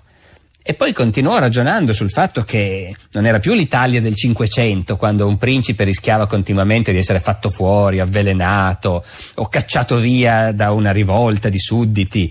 Oggi, dice Federico, i re sono sicuri, non hanno paura di ribellioni o di avvelenamenti e perciò non devono pensare soltanto alla forza. Notate che è Federico che scrive queste cose quando ancora non era re. Non devono pensare soltanto a ingrandire il loro stato, devono pensare al benessere del popolo, promuovere le arti, le scienze. Un re deve essere benevolo, virtuoso, deve coltivare il sapere, non deve perseguire piaceri fisici violenti come la caccia. Questa era per suo padre Federico Guglielmo, evidentemente. Ecco, si può immaginare come erano contenti i filosofi vedendo un principe ereditario che esprimeva delle opinioni così illuminate. Appena Federico divenne re, Voltaire gli chiese il permesso di pubblicare a stampa l'Anti-Machiavelli, con qualche correzione stilistica che avrebbe fatto lui. E l'Europa fu ammiratissima di questo re filosofo. Peccato che subito dopo, invadendo la Slesia e scatenando la guerra di successione austriaca, Federico abbia un po' dissipato questa buona opinione che si erano fatti di lui. E da allora non è più di moda prendere sul serio l'Anti-Machiavelli. Anzi, i commentatori si esercitano a cercare quei passaggi dove Federico, senza volerlo, tradisce la sua vera natura. A un certo punto, per esempio, sostiene che le guerre preventive, in fondo, sono giuste. È vero che Voltaire non era d'accordo e che tagliò questo passo senza neanche chiedergli il permesso. In un altro punto, Federico scrive che praticare l'inganno è un errore politico, però aggiunge, se l'inganno è spinto troppo in là. Insomma, ognuno è libero di fare quello che vuole con l'Anti-Machiavelli e noi non siamo obbligati a credere che esprima davvero fino in fondo la concezione politica di Federico. Però c'è un'affermazione che senza dubbio invece esprime il suo ideale e che sta proprio all'inizio dell'Anti-Machiavelli. Del resto è un'affermazione che Federico doveva aver già sentito da suo padre. Il re è il primo servitore dello Stato. Ovviamente Federico deve aver sentito che detto così questo principio suonava un po' falso e infatti mette le mani avanti. È vero che è pagato molto bene, ma è per poter mantenere la dignità che si addice al suo ufficio. In realtà, se c'è una cosa che possiamo riconoscere a Federico è che a lui della pompa, dello sfarzo, della magnificenza del trono non gli importava niente. O almeno riusciva benissimo a dare questa impressione e a comportarsi davvero da filosofo. Quando fu incoronato disse che la corona era solo un cappello che lascia passare la pioggia. E lo stesso disincanto gli piaceva manifestarlo in pubblico anche quando si trattava di cerimonie, di acclamazioni, tutta roba che gli dava fastidio. Quando entrò a Breslavia e fu accolto da una folla festante, commentò: mettete una scimmia su un cammello e avrete la stessa reazione. Federico dunque era un re filosofo, o meglio filosof, come avrebbe detto lui, ma era anche un illuminista. Gli illuministi per definizione sono ottimisti, sono gente che ha fiducia nella ragione, nell'uomo, nel progresso del genere umano. Federico non era un ottimista, tranne quando tentava un azzardo in guerra, ma questo è un altro discorso. Era un razionalista, questo sì, però era un razionalista disilluso. Con i suoi amici intellettuali condivideva il disprezzo per i pregiudizi, per l'oscurantismo religioso, ecco, questa è una cosa che veramente non gli andò mai giù, il disprezzo per il fanatismo di ogni genere, ma non condivideva la loro speranza nella ragione umana, la loro fiducia nel futuro dell'umanità, ecco, quello semplicemente non ci riusciva a crederci. E quindi il suo illuminismo non impedì mai a Federico di essere un sovrano assoluto, e anzi di sentirsi perfettamente a suo agio in quel ruolo. Delegare non gli piaceva. Era talmente convinto di essere l'unico che ci capiva qualcosa e che gli altri fossero tutti degli incapaci o dei corrotti, che era tranquillo solo quando controllava tutto, personalmente, fino all'ultimo bottone delle divise e fino all'ultimo centesimo nei conti pubblici. Ora, in realtà bisogna dire che ancora al tempo di Federico, ed è l'epoca in cui l'assolutismo sembra trionfare, raggiunge proprio il massimo della sua forza, ecco, tuttavia il potere di un re aveva ancora dei limiti, soprattutto in materia finanziaria. I sovrani nel corso dei secoli avevano conquistato il diritto di imporre nuove tasse senza chiedere l'approvazione del Parlamento, come invece dovevano fare nel Medioevo. A dire il vero, un unico sovrano non c'era riuscito, lo sappiamo, il re d'Inghilterra, dove quando Carlo I ci provò gli tagliarono la testa. Ma in tutti gli altri regni i re erano indipendenti, potevano imporre tasse senza chiedere il permesso a nessuno. C'era un solo organo finanziario che poteva in qualche modo dargli fastidio, ed era la Corte dei Conti. La Corte dei Conti doveva approvare tutti gli ordini di spesa, anche quelli del re, e aveva in genere il potere di fare delle storie. Era una sana tradizione medievale, anche quella, che l'assolutismo non era riuscito a distruggere. E in generale negli stati di antico regime una delle occasioni di conflitto politico si aveva proprio quando la Corte dei Conti rifiutava di approvare qualche decisione di spesa presa dal re e che però non aveva copertura finanziaria. Era un'opposizione che non poteva essere distrutta, bisognava aggirarla, bisognava fare dei giochi di prestigio col bilancio, insomma. E Federico naturalmente si diede da fare e diventò un maestro in questo. Tutto quello che poteva lo stornava su uno speciale capitolo di spesa che si chiamava Fondo a disposizione del re. E su quello la Corte dei Conti non ci poteva mettere il naso.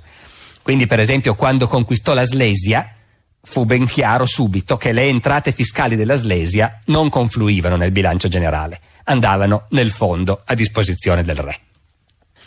Bisogna anche dire che l'unico a conoscere il bilancio dello Stato era lui. Nessun ministro lo conosceva tutto. Ciascuno conosceva soltanto il suo comparto. E Federico si vantava di non avere mai riunito un consiglio dei ministri. La considerava una cosa dannosissima.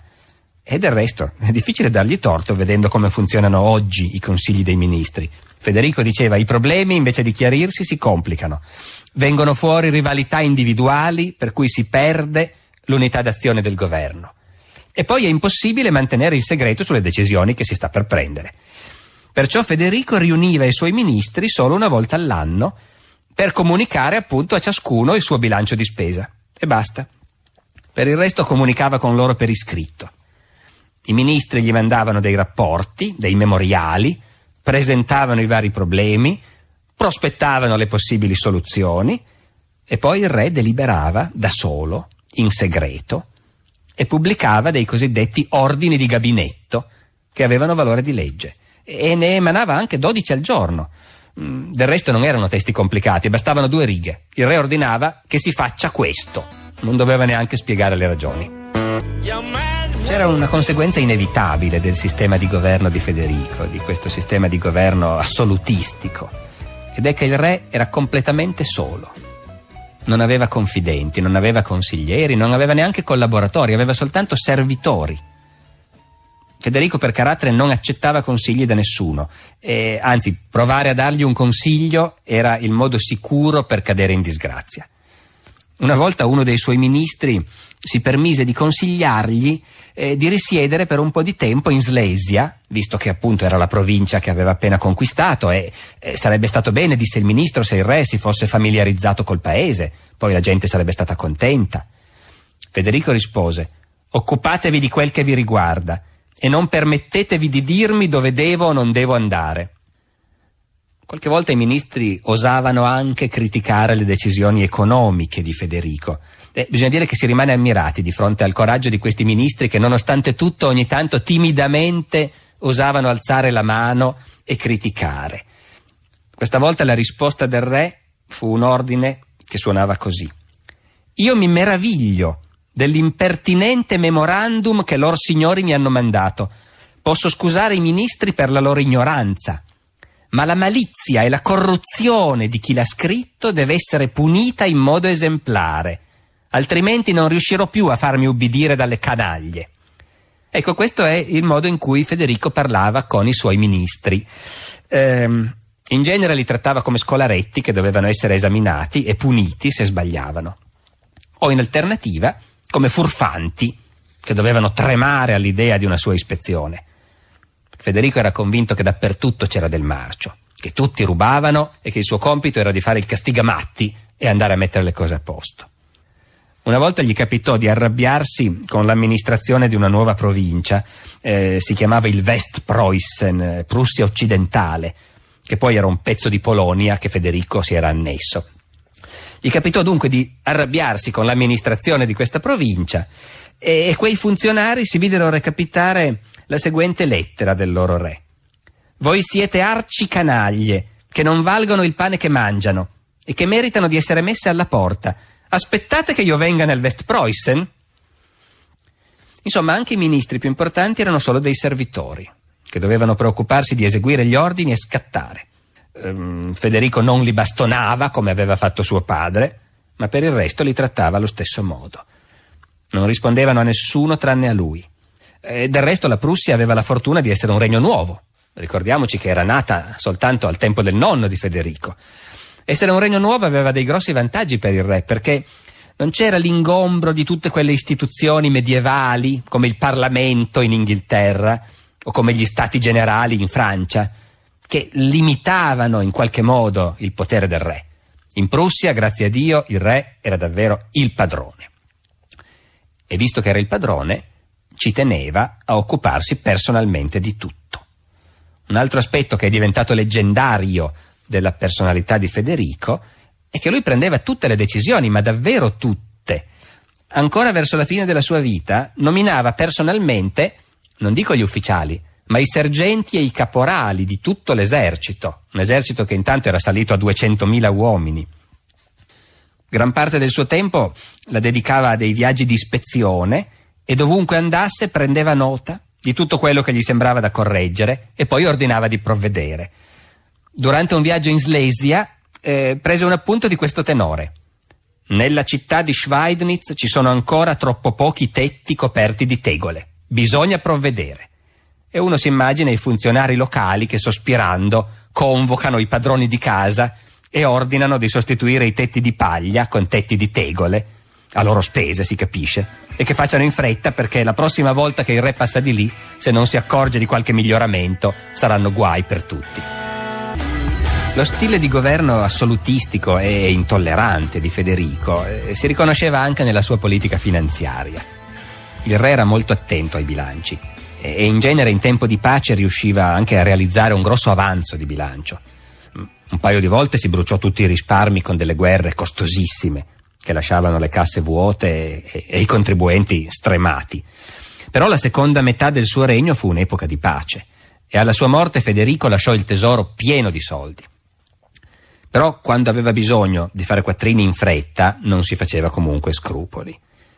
Durante la guerra dei 7 anni impose una contribuzione di 30.000 talleri ai commercianti di Breslavia e ordinò al presidente dell'amministrazione locale di riscuoterli. I commercianti risposero che era impossibile pagare una somma così forte e il presidente fece l'errore di accompagnare la loro lettera con un rapporto favorevole che gli dava ragione.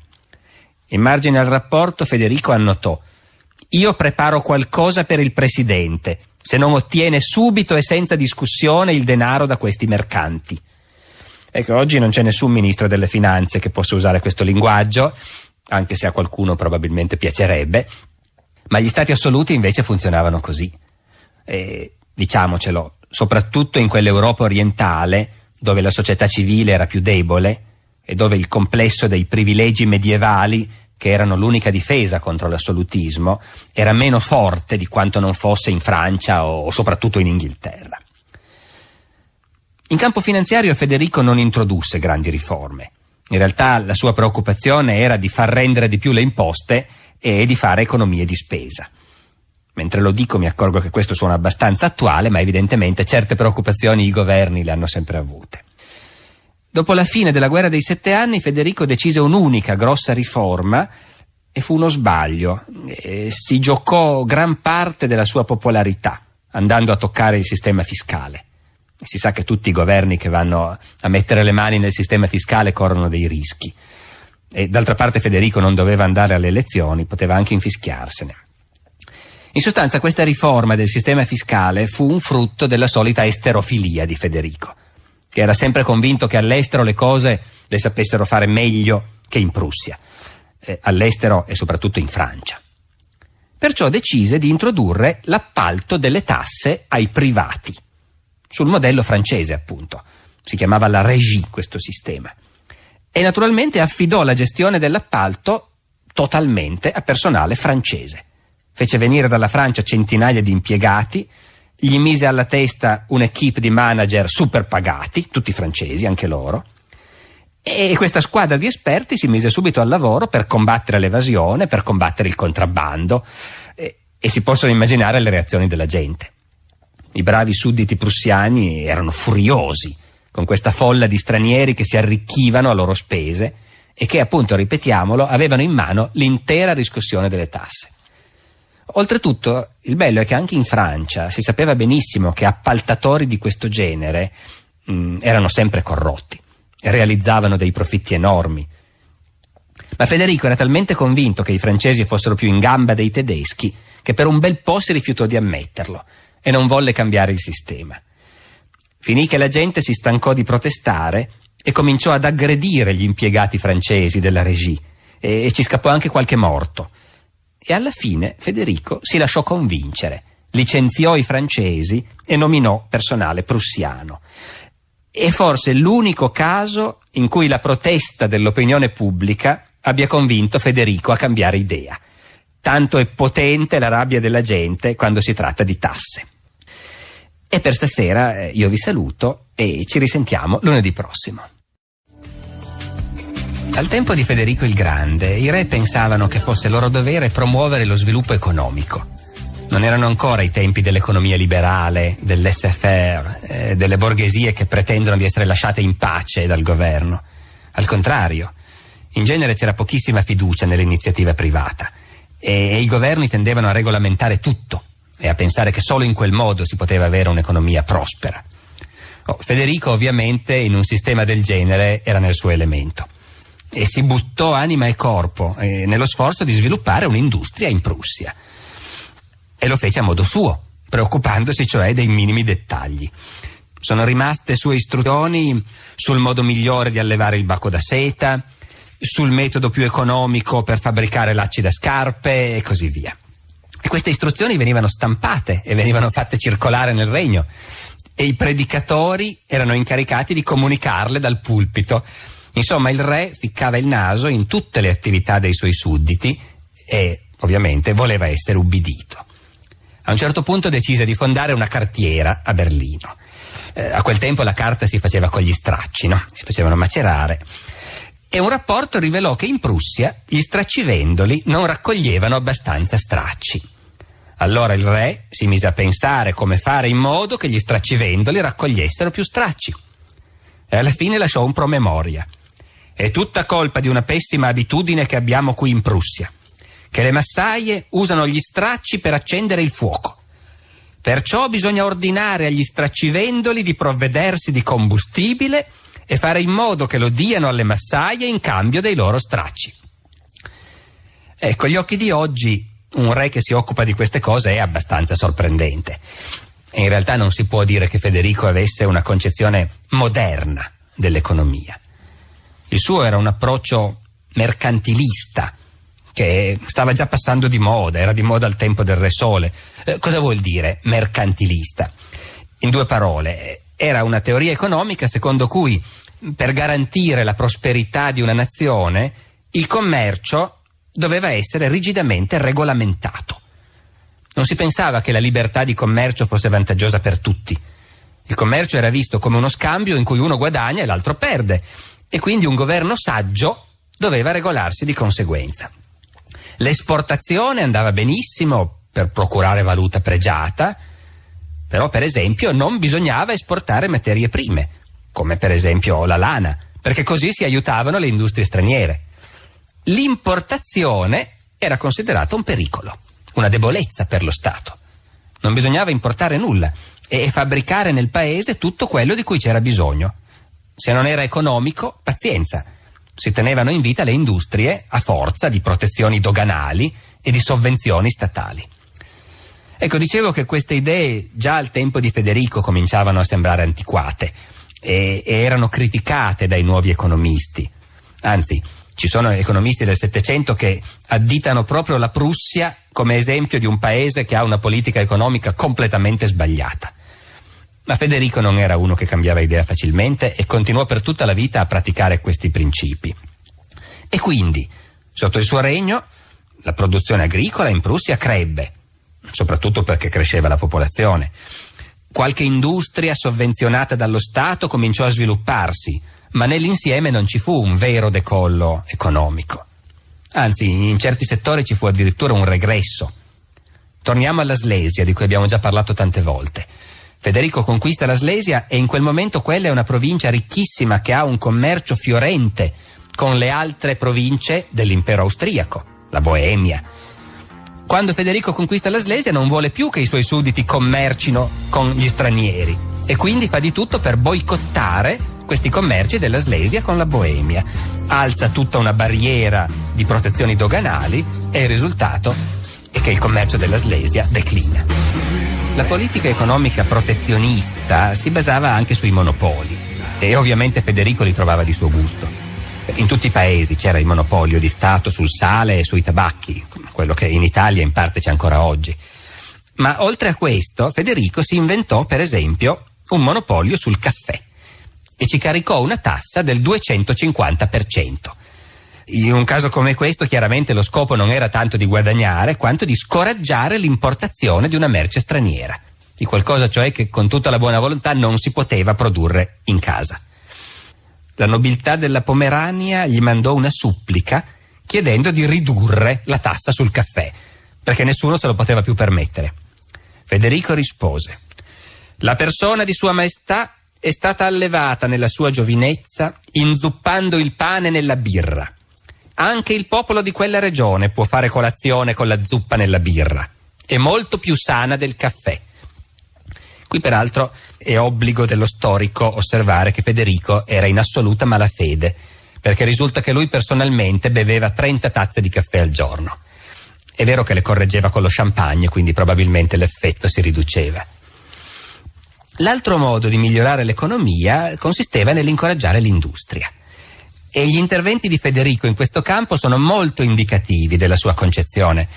Era una concezione quasi bellicosa dell'economia, competitiva, dobbiamo prosperare noi e rovinare gli altri. E anche qui i modelli a cui guardava erano dei modelli già vecchi, i modelli del tempo del Re Sole e del suo ministro Colbert. Così Federico decise di sviluppare in Prussia la fabbricazione della porcellana, perché Luigi XIV aveva fatto così. Le manifatture di Sèvres risalgono proprio a quell'epoca. Ora, in Germania c'era già un'industria della porcellana e stava in Sassonia, cioè un paese che Federico odiava, che invase 2 volte in vita sua e che cercò sempre di rovinare. Verso la fine della guerra di successione austriaca, appunto, Federico aveva occupato la capitale della Sassonia, Dresda, e in quei mesi, con tutto quello di cui doveva occuparsi, trovò il tempo di rubare i segreti della fabbricazione della porcellana nelle fabbriche sassoni. E a questo punto era pronto a fondare la Regia Fabbrica di Porcellane a Berlino. Se non che venne fuori che la porcellana prussiana era comunque meno buona di quella sassone e la gente non la comprava. Il re si intestardì. Per prima cosa decise che alla sua tavola si sarebbe usata solo porcellana nazionale. Poi cominciò a regalarla. A un certo punto i re europei sapevano già che in qualunque occasione in cui ci fosse da scambiarsi dei regali, dalla Prussia arrivava porcellana.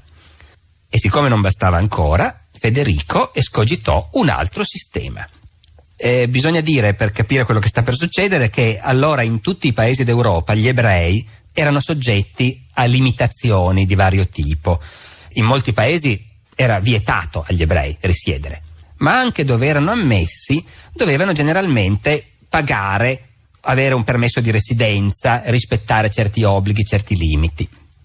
In Prussia gli ebrei erano ammessi, ma Federico decise che tutti gli ebrei che volevano venire a stabilirsi nel suo regno dovevano comprare per un certo valore di porcellana. Se poi volevano il permesso di stabilirsi a Berlino, altra porcellana. Se volevano sposarsi, di nuovo porcellana. Alla fine c'erano famiglie di ebrei ricchi, borghesi, che avevano le soffitte piene di porcellana invendibile, con cui avevano pagato tutti i loro diritti. E con tutto questo, ancora oggi, come si sa, la porcellana tedesca viene dalla Sassonia. Si sa che il Settecento fu un secolo di riforme. Uno dei più grandi storici italiani, Franco Venturi, ha scritto un'opera fondamentale che si intitola appunto Settecento riformatore. E fra le riforme più urgenti in tutti i paesi c'era quella della giustizia. In generale i regni settecenteschi avevano ereditato un sistema giudiziario crudele, con la tortura, con la pena di morte diffusissima, e un po' dappertutto si sentiva l'esigenza di intervenire su questo. Anche Federico intervenne con spirito illuminista, fece riformare il diritto, fece abolire la tortura, molto prima che Cesare Beccaria scrivesse dei delitti e delle pene. Riformare la giustizia voleva dire anche cercare di unificarla, perché quelli erano paesi dove c'erano ancora privilegi, particolarismi, dove ogni provincia, ogni città, ogni ceto, ogni corporazione aveva il suo diritto diverso. I re del Settecento erano disperati di fronte a questo e, essendo finalmente assoluti, cercavano di eliminare tutte queste differenze, tutti questi privilegi. E anche Federico cercò di far mettere insieme un nuovo codice unificato per tutto il regno di Prussia. Ma in realtà il suo carattere lo portava di più in un'altra direzione. La sua tendenza era di andare a mettere il naso nei processi, nelle situazioni specifiche, e andare a controllare quello che facevano i giudici. Anche in questo campo voleva sapere tutto. Esaminava personalmente un'infinità di appelli, di suppliche, esattamente come un re medievale. E di solito partiva dal presupposto che tutti i giudici fossero corrotti e che bisognava proteggere i sudditi contro i giudici. È emblematico di questo un caso che è passato alla storia come il caso del mugnaio Arnold. Questo Arnold venne sfrattato dal padrone del mulino perché non pagava l'affitto. Allora il mugnaio fece causa, sostenendo che un altro nobile gli portava via l'acqua e quindi il mulino non poteva più lavorare, ed è per questo che lui non pagava l'affitto. Il tribunale competente disse che non poteva farci nulla, se non pagava l'affitto del mulino era giusto che fosse sfrattato. Allora il mugnaio si appellò al re. Federico mandò un colonnello a fare un'inchiesta e il colonnello riferì al re che secondo lui il mugnaio aveva ragione. Allora Federico ordinò al tribunale di rifare il processo. Il tribunale rifece il processo, sostenne che non era vero che mancava l'acqua, che il mugnaio si era inventato tutto e lo condannò un'altra volta. Allora Federico avvocò il processo a Berlino e ordinò alla Corte d'Appello di rifarlo per la terza volta.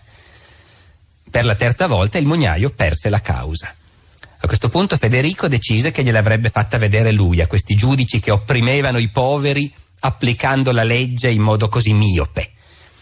Per prima cosa fece mettere in prigione tutti i giudici coinvolti, sia quelli del tribunale provinciale sia quelli del tribunale d'appello, e ordinò al ministro della giustizia di aprire un'istruttoria contro di loro. Il ministro della giustizia doveva essere un altro di quei pochi coraggiosi che ogni tanto tentavano di resistere. Si rifiutò di processare i giudici. Federico lo convocò a palazzo e quando quello si presentò gli disse soltanto: «Marsch, il tuo posto è già occupato».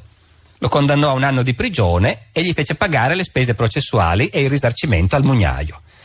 L'aspetto affascinante dell'intera faccenda è che dopo la morte di Federico si scoprì che il mugnaio era davvero un imbroglione, che non c'era mai stata perdita d'acqua. Però c'è anche un altro caso famoso, anzi leggendario, che riguarda un mugnaio, un altro mugnaio, e che ha ancora a che fare con Federico e con i giudici, e quindi raccontiamo anche questo, perché così il quadro è più completo. Dunque la leggenda racconta che il re stava facendo costruire il suo palazzo vicino a Potsdam e aveva bisogno di espropriare un mulino, ma il mugnaio non voleva vendere e sosteneva che il re non aveva il diritto di espropriarlo. Federico cercò di cacciarlo con la forza e il mugnaio rispose a muso duro, e la storia è tutta qui, il mugnaio rispose: «Io farò causa, ci sono ancora dei giudici a Berlino».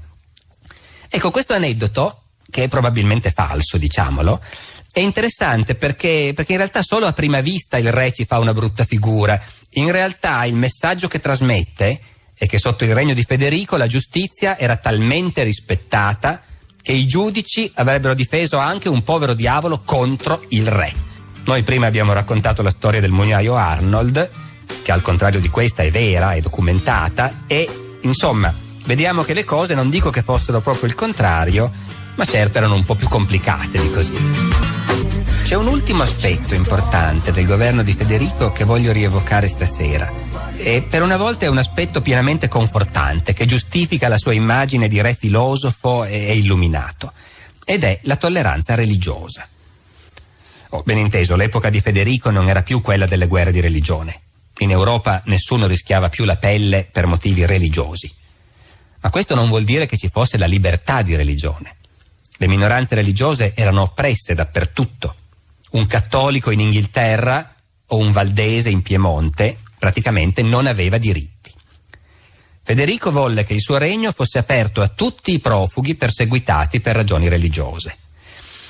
In realtà già alla fine del Seicento, quando il Re Sole aveva abrogato l'editto di Nantes che concedeva diritti ai protestanti e aveva cominciato a perseguitare i protestanti, già allora molti ugonotti francesi si erano rifugiati in Prussia. E i re di Prussia si erano accorti subito che quegli immigrati occidentali contribuivano molto alla crescita del paese. E ancora al tempo di Federico a Berlino c'era una colonia ugonotta molto attiva. Ecco, fin qui però non c'era niente di strano, perché gli ugonotti erano comunque protestanti e quindi accoglierli in un paese protestante non stupiva nessuno. È molto più significativo quello che successe quando i gesuiti cominciarono ad avere dei guai. I gesuiti nel Settecento erano molto criticati e temuti perché si pensava che avessero un vastissimo potere sotterraneo, i re avevano paura di loro. E a un certo punto i gesuiti cominciarono a essere espulsi, non dai paesi protestanti, e lì non li avevano mai lasciati entrare, cominciarono a essere espulsi dai regni cattolici. E Federico li accolse. Ovviamente aveva previsto un tornaconto, perché nel suo paese c'era un bisogno disperato di insegnanti, e i gesuiti per vocazione erano ottimi insegnanti. La scuola prussiana andava maluccio. Federico a un certo punto si era ridotto a nominare maestri di scuola i soldati rimasti invalidi in guerra, e si può immaginare che maestri ne venissero fuori. Quindi i gesuiti vennero accolti a braccia aperte, ma rimane il fatto che per un re protestante era una scelta controcorrente. Anzi, si verificò una situazione addirittura paradossale, perché a un certo punto il Papa, dando retta ai re cattolici, decise di sopprimere la Compagnia di Gesù, che era diventata scomoda anche per lui, e la Prussia protestante fu uno dei pochi paesi in cui i gesuiti continuarono a esistere. Anche qui, naturalmente, la tolleranza e la libertà religiosa non le ha inventate Federico, al suo tempo erano di moda fra gli intellettuali, fra gli illuministi. Ma non è che i governi e la società civile fossero già attrezzati per praticarle. E anche in Prussia la tolleranza di Federico suscitò delle critiche. A queste critiche il re rispose con una delle sue frasi più memorabili. Io ho accolto i gesuiti e ho costruito per loro delle chiese cattoliche, e se turchi e pagani vorranno venire a lavorare qui e arricchire il paese, io costruirò per loro moschee e templi, perché qui ciascuno deve andare in paradiso alla sua maniera. Ecco, il riferimento ai turchi e alle moschee ovviamente è di particolare attualità, anche se Federico stava facendo un paradosso e non si immaginava che un giorno interi quartieri di Berlino sarebbero stati popolati proprio da turchi.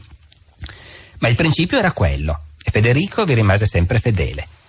Siccome a forza di conquiste aveva un numero sempre più grande di sudditi cattolici, fece costruire a Berlino una cattedrale cattolica, dedicata a Santa Edvige, patrona di Polonia, e la fece costruire a pochi passi dal Palazzo Reale.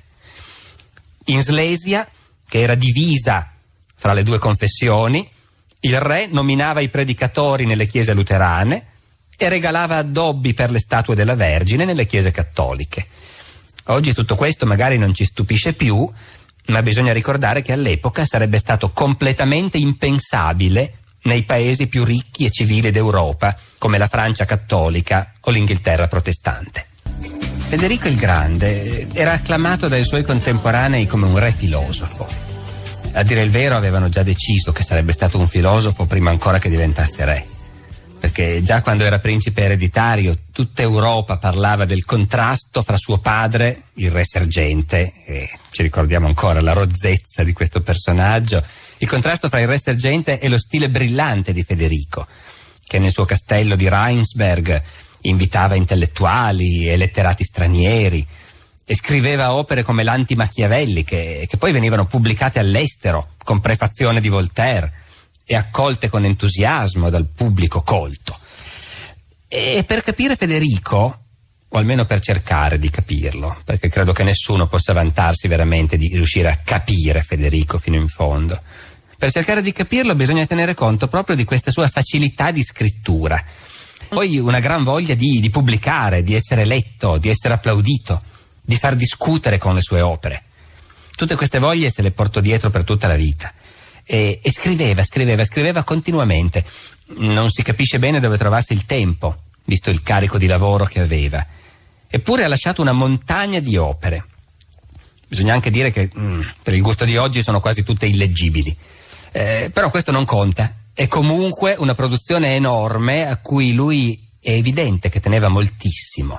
E quindi per capire l'uomo bisogna anche sprofondarsi in questo oceano, che innanzitutto è un oceano di versi francesi, perché il genere che gli riusciva più facile era proprio la poesia. Ma appunto, intendiamoci, non la lirica, no. Poesia di un genere che è completamente passato di moda oggi. Poesia didascalica, che in pratica è poco più che prosa rimata. Federico scriveva in versi su qualunque argomento, su soggetti storici, scientifici, morali.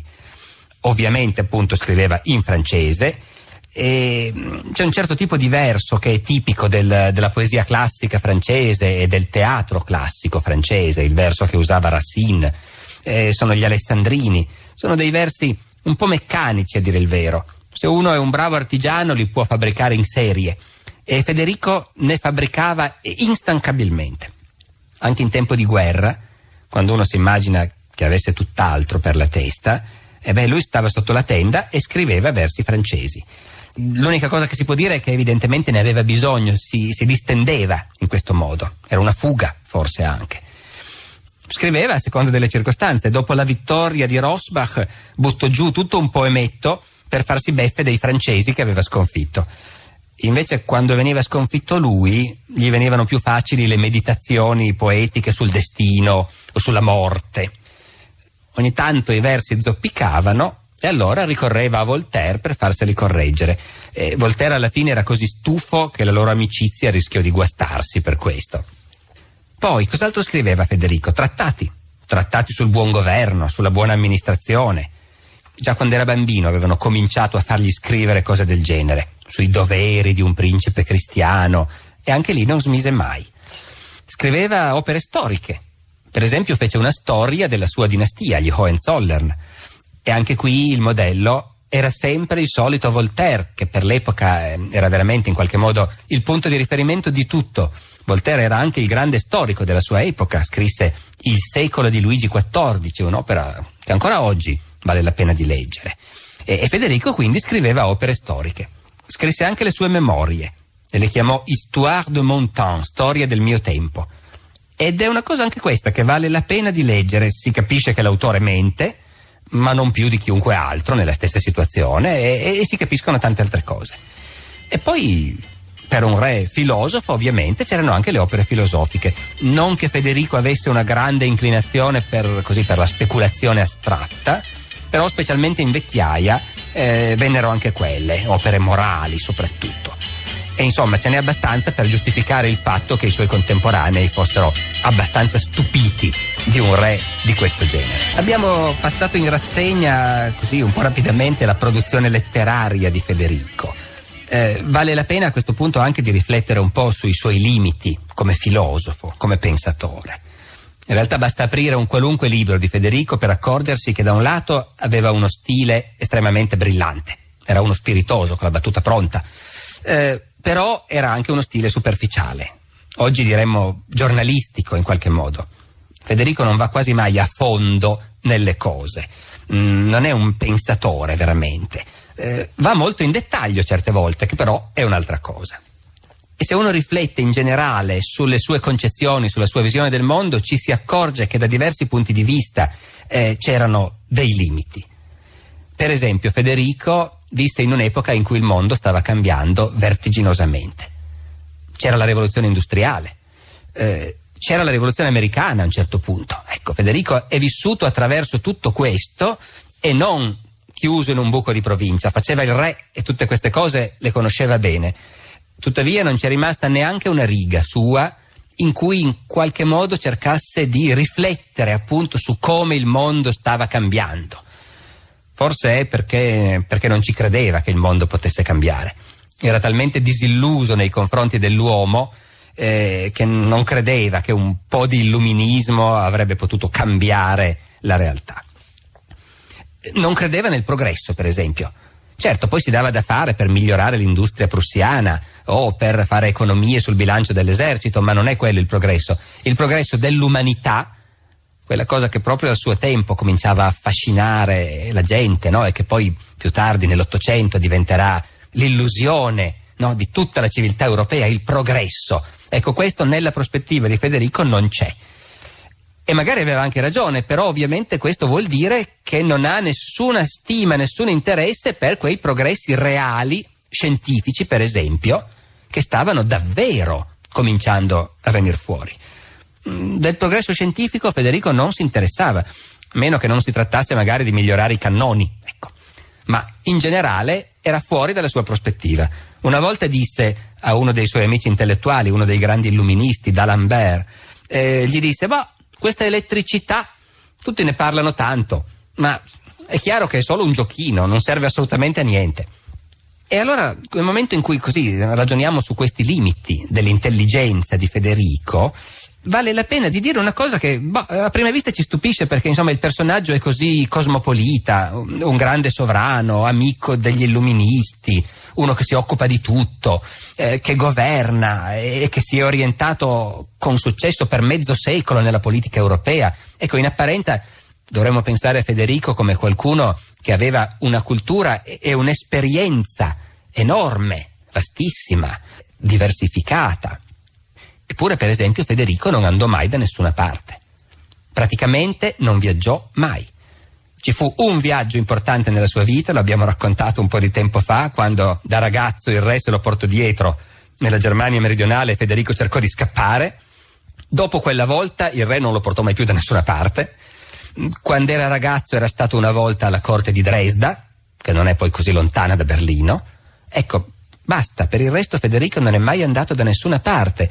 C'è un'unica occasione, era appena diventato re, proprio da poche settimane, fece una scappata, un altro colpo di testa, da ragazzo proprio, andò per 2 giorni a Strasburgo in incognito. Ovviamente un re in incognito lo riconoscono subito, la gente faceva la fila per vederlo in mezzo alla strada, il governatore francese di Strasburgo era imbarazzatissimo, finalmente Federico capì e se ne tornò a casa. Ecco, a parte questa scappata, Federico non uscì mai dalla Germania e non uscì quasi mai dalla Prussia. Non vide niente, non vide Parigi, non vide Londra, non vide l'Italia. E allora forse, ecco, su questo vale la pena di riflettere quando si cerca di capire come mai un uomo così brillante e così intelligente al tempo stesso ha potuto avere una impostazione intellettuale con tanti limiti. Quando parliamo della cultura di Federico dobbiamo parlare per forza anche della sua attività edilizia, degli edifici, dei monumenti che ha lasciato. Se uno oggi va a Berlino, a quella che una volta era Berlino Est e che già da parecchio tempo è stata restaurata alla perfezione, sull'Unter den Linden trova un monumento di Federico a cavallo. Il monumento è posteriore naturalmente, ma intorno a questa statua di Federico a cavallo ci sono i grandi edifici che lui ha lasciato alla sua capitale e in particolare l'edificio che amò più di tutti, il teatro, un'architettura da tempio greco, di quelle che piacevano appunto al gusto neoclassico, con la scritta pagana Fridericus Rex, il re Federico, Apollini et Musis, ad Apollo e alle muse, che per un re protestante appunto anche questo non era così normale. Subito dietro il teatro c'è la Hedwigskirche, la chiesa di Santa Edvige, la cattedrale cattolica, che Federico fece costruire per i suoi sudditi polacchi, col suo tetto di rame che ancora nei quadri del primo Ottocento è rosso e oggi invece è diventato verde per l'ossidazione.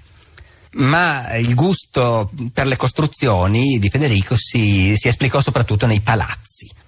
Aveva una mania per i palazzi, bisogna dire che tutti i re ce l'avevano, anzi è talmente spiccata questa tendenza dei re assoluti a investire nella costruzione di enormi palazzi, ovviamente Versailles per il Re Sole, ma tutti i re di allora costruivano. Ecco, è talmente spiccata questa mania che uno si chiede veramente che cosa significa.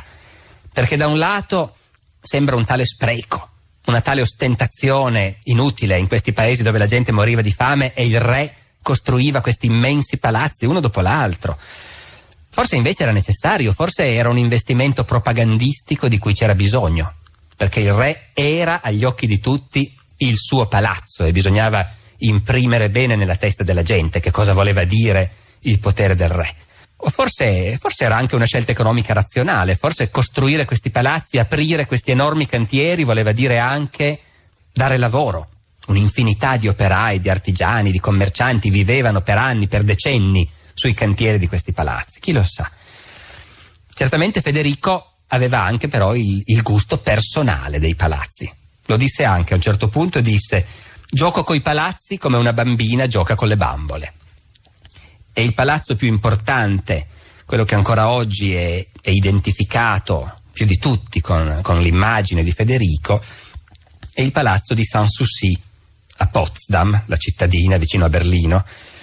Il palazzo che Federico si fece costruire dopo la vittoria nella seconda guerra per la Slesia, con l'idea di viverci da scapolo praticamente, perché la regina lì non ci veniva mai, stava da un'altra parte. Il palazzo di Sanssouci, che Federico volle chiamare così, Sanssouci in francese vuol dire senza pensieri, senza preoccupazioni, e riflette, come dire, l'ultima stagione della vita di Federico, in cui, dopo aver vinto la sua prima guerra, Federico forse ha davvero pensato di ridiventare un re filosofo, amante dei piaceri, del teatro, dei balli, delle conversazioni. A Sanssouci Federico coltivava frutta e fiori nelle serre, invitava i suoi amici intellettuali, viveva in una società esclusivamente maschile, perché quello era il suo gusto, ma non però una società rozza come quella di suo padre, non una società di soldatacci che fumavano la pipa e si ubriacavano tutta la notte. La società di Federico era fatta appunto di musicisti, di scrittori. L'unica donna invitata qualche volta era sua sorella Guglielmina, ma anche lei ci andava di rado. E si diceva che gli unici esseri di sesso femminile che ci fossero nel palazzo erano le levriere di Federico. Guglielmina lo definì un monastero. E mio fratello è il padre superiore, disse. Anche Voltaire era entusiasta di questa società maschile che si riuniva intorno a Federico II a Sanssouci e la paragonò al circolo di Platone, niente meno. Disse: non c'è mai entrata né una donna né un prete. Il palazzo di Sanssouci a Potsdam, con le sue architetture rococò leggerissime in mezzo alle terrazze e ai giardini, è emblematico del gusto artistico di Federico, che era un gusto forse convenzionale per la sua epoca, però estremamente raffinato. Federico collezionava arte. Finché era principe ereditario comprava soprattutto quadri francesi, che allora non costavano ancora troppo, anche se certi Watteau gli costarono già un bel po' di talleri. Poi quando divenne re poté permettersi qualcosa di più e effettivamente mise insieme una collezione d'arte abbastanza straordinaria. Tanto per capirci, aveva 3 Leonardo, 5 Raffaello e 9 Tiziano. Il valore complessivo oggi è incalcolabile, ma se vogliamo farci un'idea, per uno solo dei quadri di Federico, un Watteau, ma famosissimo però, l'imbarco per Citera, ecco, 20 anni fa il museo Polghetti offrì $12 milioni. Se parliamo del gusto di Federico, però, dobbiamo anche di nuovo collocarlo un po' nel suo tempo. Quella era un'epoca in cui appunto stava finendo il rococò e stava cominciando il gusto neoclassico, e infatti molti altri edifici di Federico saranno appunto neoclassici, templi greci, frontoni, colonne. Tutti gli intellettuali del suo tempo condividevano questi gusti.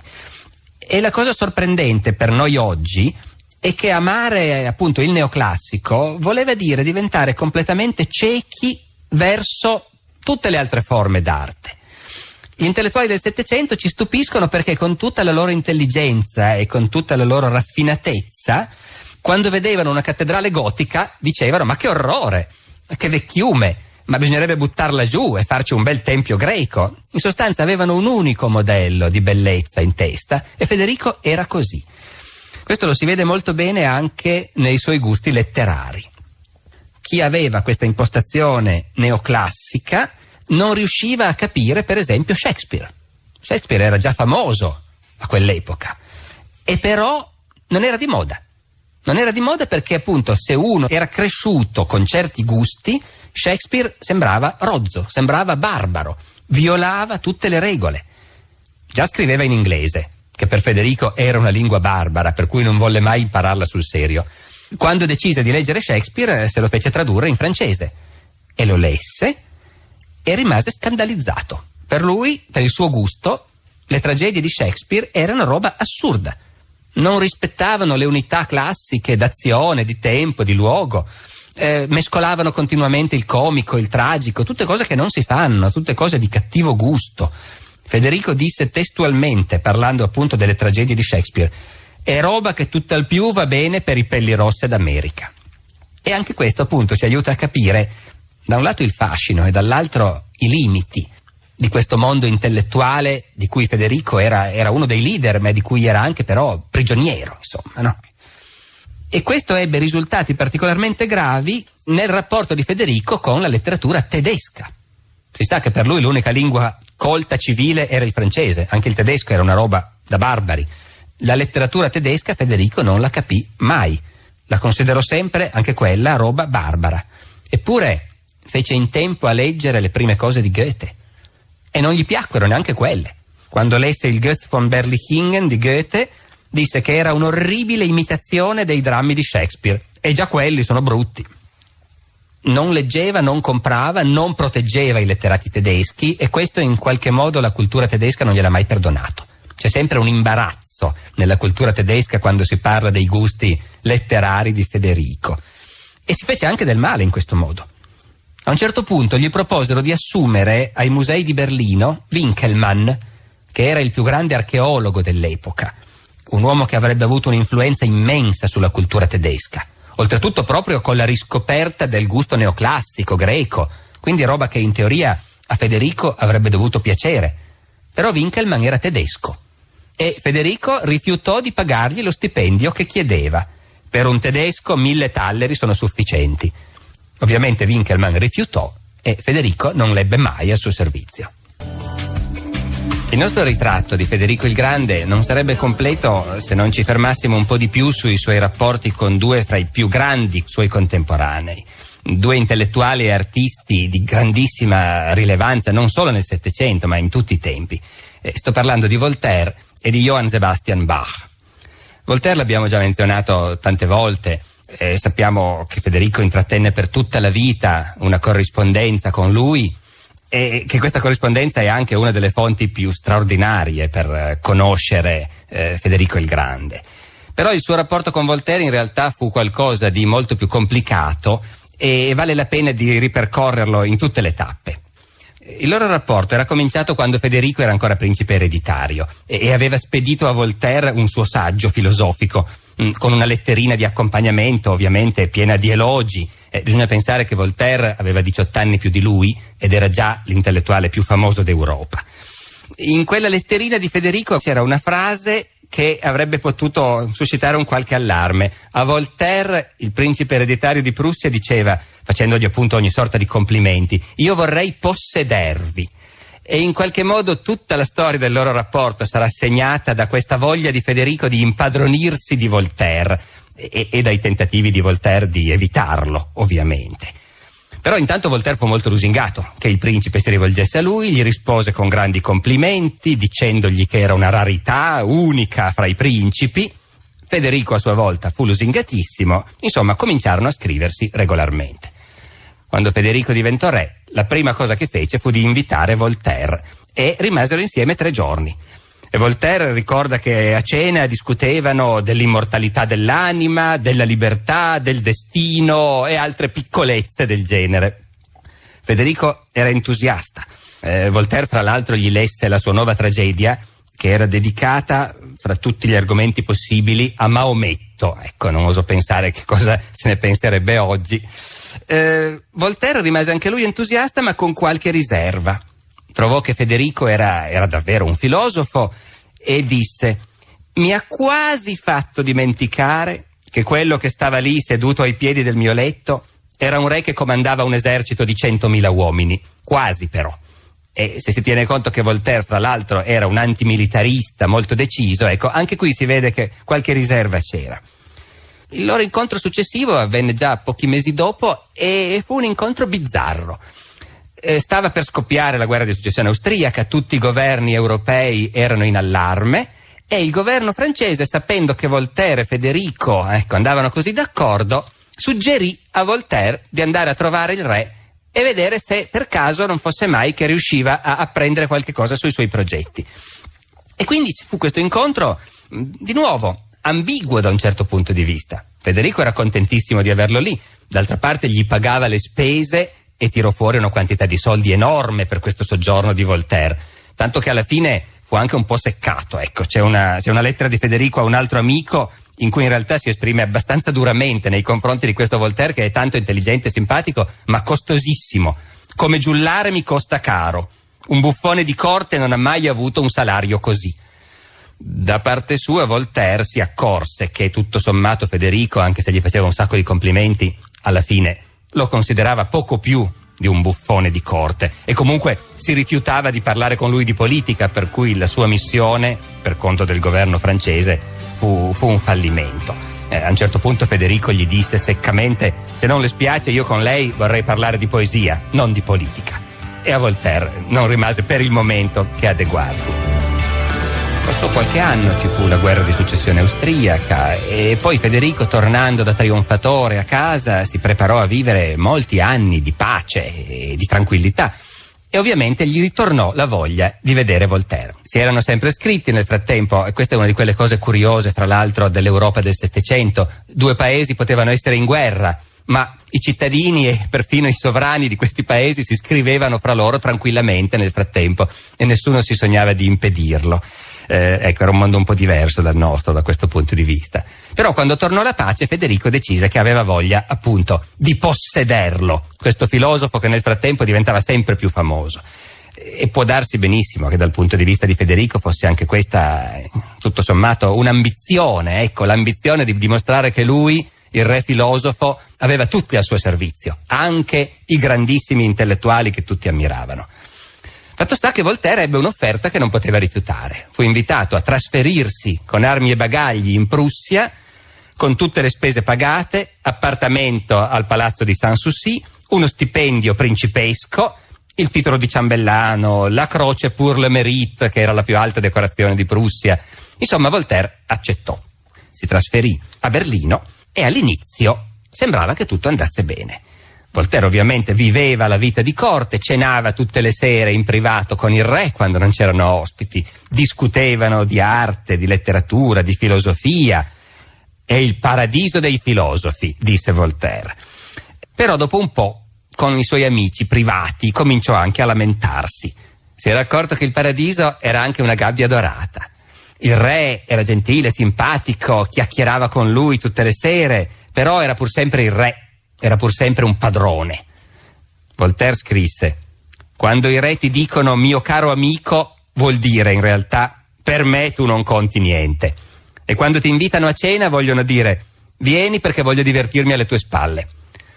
Naturalmente tutte le corti dei re sono dei nidi di vipere dove ci sono invidie, pettegolezzi, le cose si vengono a sapere. Federico dopo un po' venne a sapere che Voltaire diceva queste cose dietro le sue spalle. E ci rimase abbastanza male. Tuttavia tirarono avanti finché Voltaire non fece una grossa sciocchezza, e cioè si imbarcò in una speculazione nei titoli di Stato prussiani, approfittando delle informazioni riservate che riusciva a ottenere vivendo a palazzo, e quando poi questa speculazione andò male e ci perse un sacco di soldi, fece causa al banchiere accusandolo di averlo imbrogliato. Ecco, a questo punto Federico non ne poteva più.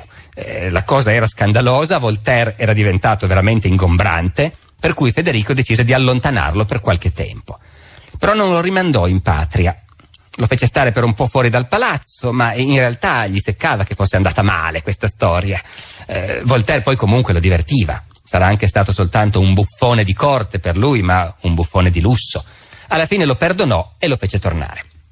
Bisogna anche dire che Federico stava scrivendo un lunghissimo poema in francese sull'arte della guerra e aveva bisogno di Voltaire per correggergli i versi. E Voltaire lavorava, anche se non era tanto contento. Pare che quando arrivava un canto nuovo sospirasse: altra biancheria sporca da lavare. Insomma, finì male un'altra volta. Ci fu un momento in cui Voltaire non ne poté più e decise di svignarsela. E se la svignò proprio perché non osava chiedere il permesso al re, quindi partì senza dir niente a nessuno, portandosi via la medaglia, la chiave d'oro che era la sua insegna di ciambellano, e anche un manoscritto molto imbarazzante di poesie di Federico in cui si insultavano i vari re d'Europa, altre poesie invece erano oscene. Insomma, Federico ovviamente andò su tutte le furie, fece inseguire Voltaire, lo fece arrestare prima che lasciasse la Germania e lo costrinse a restituire tutto. Era andata male, quei 3 anni erano stati alla fine un'esperienza fallimentare, e tuttavia quando furono lontani ricominciarono a scriversi e continuarono per tutta la vita a scriversi. Voltaire diceva: non posso vivere con voi ma neanche senza di voi. E quando alla fine Voltaire morì, Federico lo commemorò così: sono nato di gran lunga troppo presto ma non lo rimpiango, ho veduto Voltaire. L'altro grande contemporaneo con cui Federico ebbe un rapporto molto significativo fu Johann Sebastian Bach. Ma per parlare di questo bisogna forse parlare un po' più ampiamente di Federico e la musica. Perché Federico fu un musicista appassionato e tra l'altro fu un grande flautista, secondo i contemporanei e anche quando parlavano fra loro, non solo quando facevano i complimenti a lui, era realmente un flautista superiore alla media. Fu un compositore, è uno dei pochissimi, credo, re europei di cui ancora oggi è possibile comprare le composizioni su CD. Non soltanto marce militari, che fin lì potremmo magari anche aspettarcelo, come la famosa marcia di Hohen Friedberg, che compose per celebrare una delle sue grandi vittorie, ma anche sinfonie, per esempio. Era un compositore più che decoroso e, insomma, ci sono persone che per tutta la vita ottengono soltanto risultati di questo tipo in un campo. Per Federico fu un campo del tutto secondario e marginale in apparenza rispetto alla sua attività di re, di uomo di guerra, di filosofo, scrittore, e tuttavia invece anche in questo campo raggiunse dei risultati nettamente al di sopra della media. Va detta una cosa, che la Germania era eccezionale da questo punto di vista rispetto al resto d'Europa. La Germania era già la patria della musica, era un paese in cui era normale che i nobili e anche i re e i principi facessero musica, quindi Federico in questo non ha inventato nulla. Quello che appunto invece colpisce è la qualità del livello. Federico era poi appassionato naturalmente di opera, ma qui c'è una contraddizione interessante. Fare musica voleva dire da un lato fare musica italiana, perché l'opera era interamente dominata dagli italiani. Federico promosse sempre l'opera, fece costruire il Teatro dell'Opera a Berlino, fece eseguire opere italiane, però al tempo stesso la musica era anche l'unico aspetto in cui Federico partecipava alla cultura tedesca.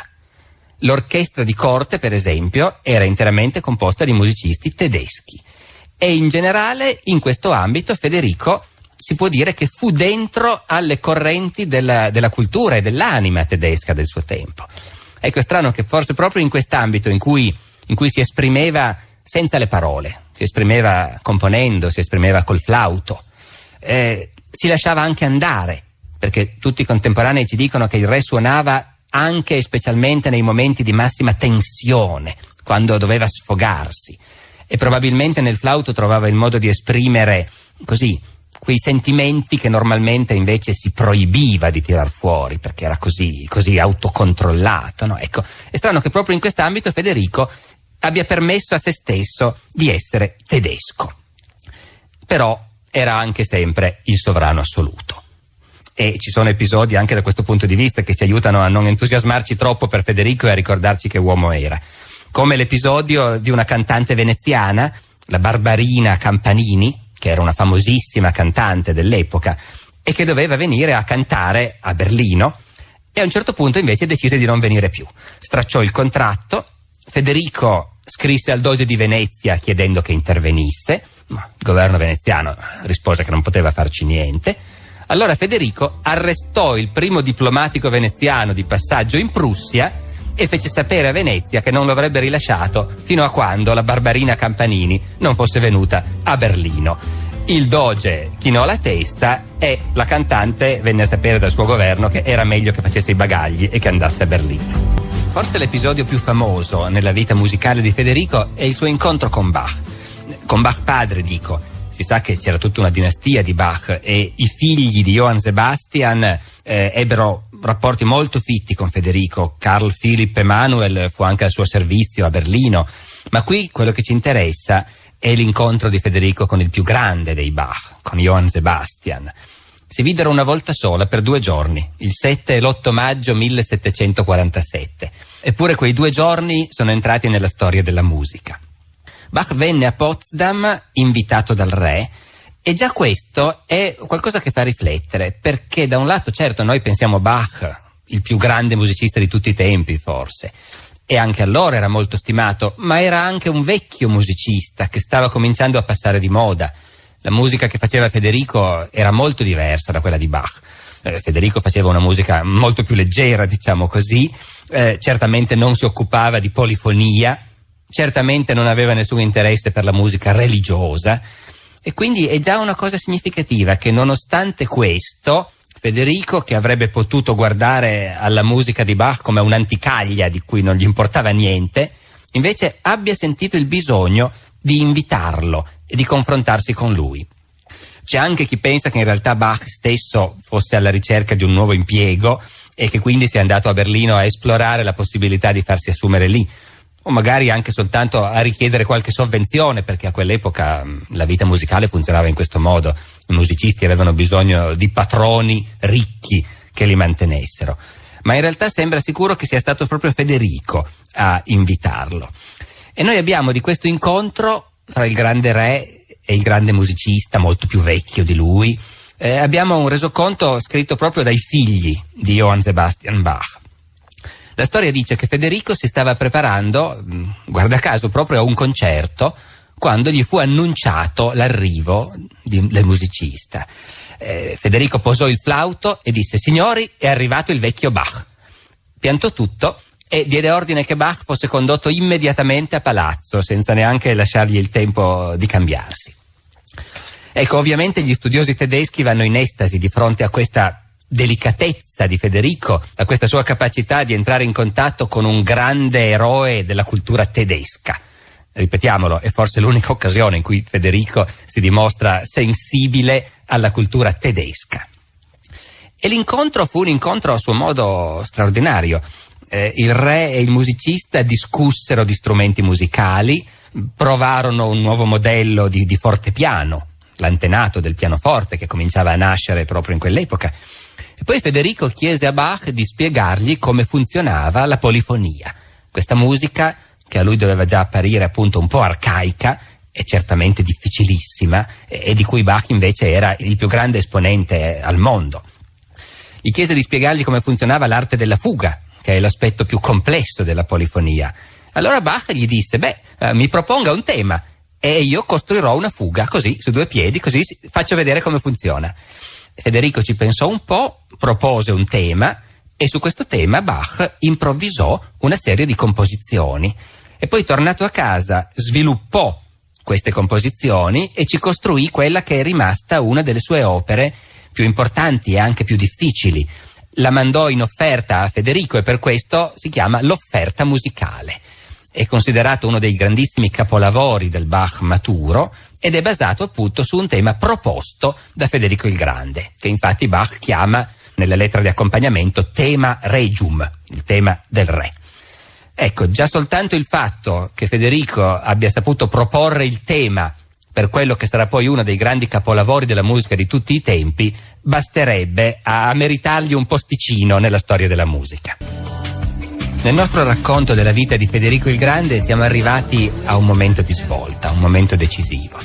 All'inizio della guerra dei 7 anni, la guerra più dura che Federico combatté in vita sua, la guerra in cui colse le sue più grandi vittorie, ma in cui subì anche le sconfitte più catastrofiche, la guerra in cui si coprì di gloria e in cui più di una volta fu sull'orlo dell'abisso. Una guerra che cominciò da uomo ancora giovane, nel pieno delle forze, mentre quando finì era un vecchietto rattrappito e coi capelli bianchi. La guerra da cui, nonostante tutto, però, uscì contro praticamente tutto un mondo coalizzato contro di lui, uscì vittorioso, salvando quella posizione della Prussia come grande potenza europea che lui stesso aveva costruito invadendo la Slesia all'inizio del suo regno. La guerra dei anni dunque è un episodio, anzi diciamo pure una fase estremamente importante su cui varrà la pena di fermarci abbastanza a lungo, e vale la pena di cercare di spiegare quale fosse la posta in gioco dal punto di vista delle grandi potenze europee coinvolte, non solo dal punto di vista di Federico. La guerra dei 7 anni comincia nel 1756, ma già da qualche anno c'erano avvisaglie che la pace europea sarebbe stata presto turbata. Il conflitto in realtà non era neanche solo europeo, ma era mondiale, perché era innanzitutto un conflitto tra la Francia e l'Inghilterra per il possesso delle colonie negli altri continenti. Infatti la guerra dei 7 anni è stata anche chiamata la prima vera guerra mondiale, perché inglesi e francesi combattevano in America, combattevano in Asia, in India, ed è la guerra da cui le ambizioni della Francia uscirono stroncate e da cui l'Inghilterra invece uscì confermata come grande potenza coloniale. Allora, questa guerra a un certo punto cominciò ad avere un risvolto in Europa.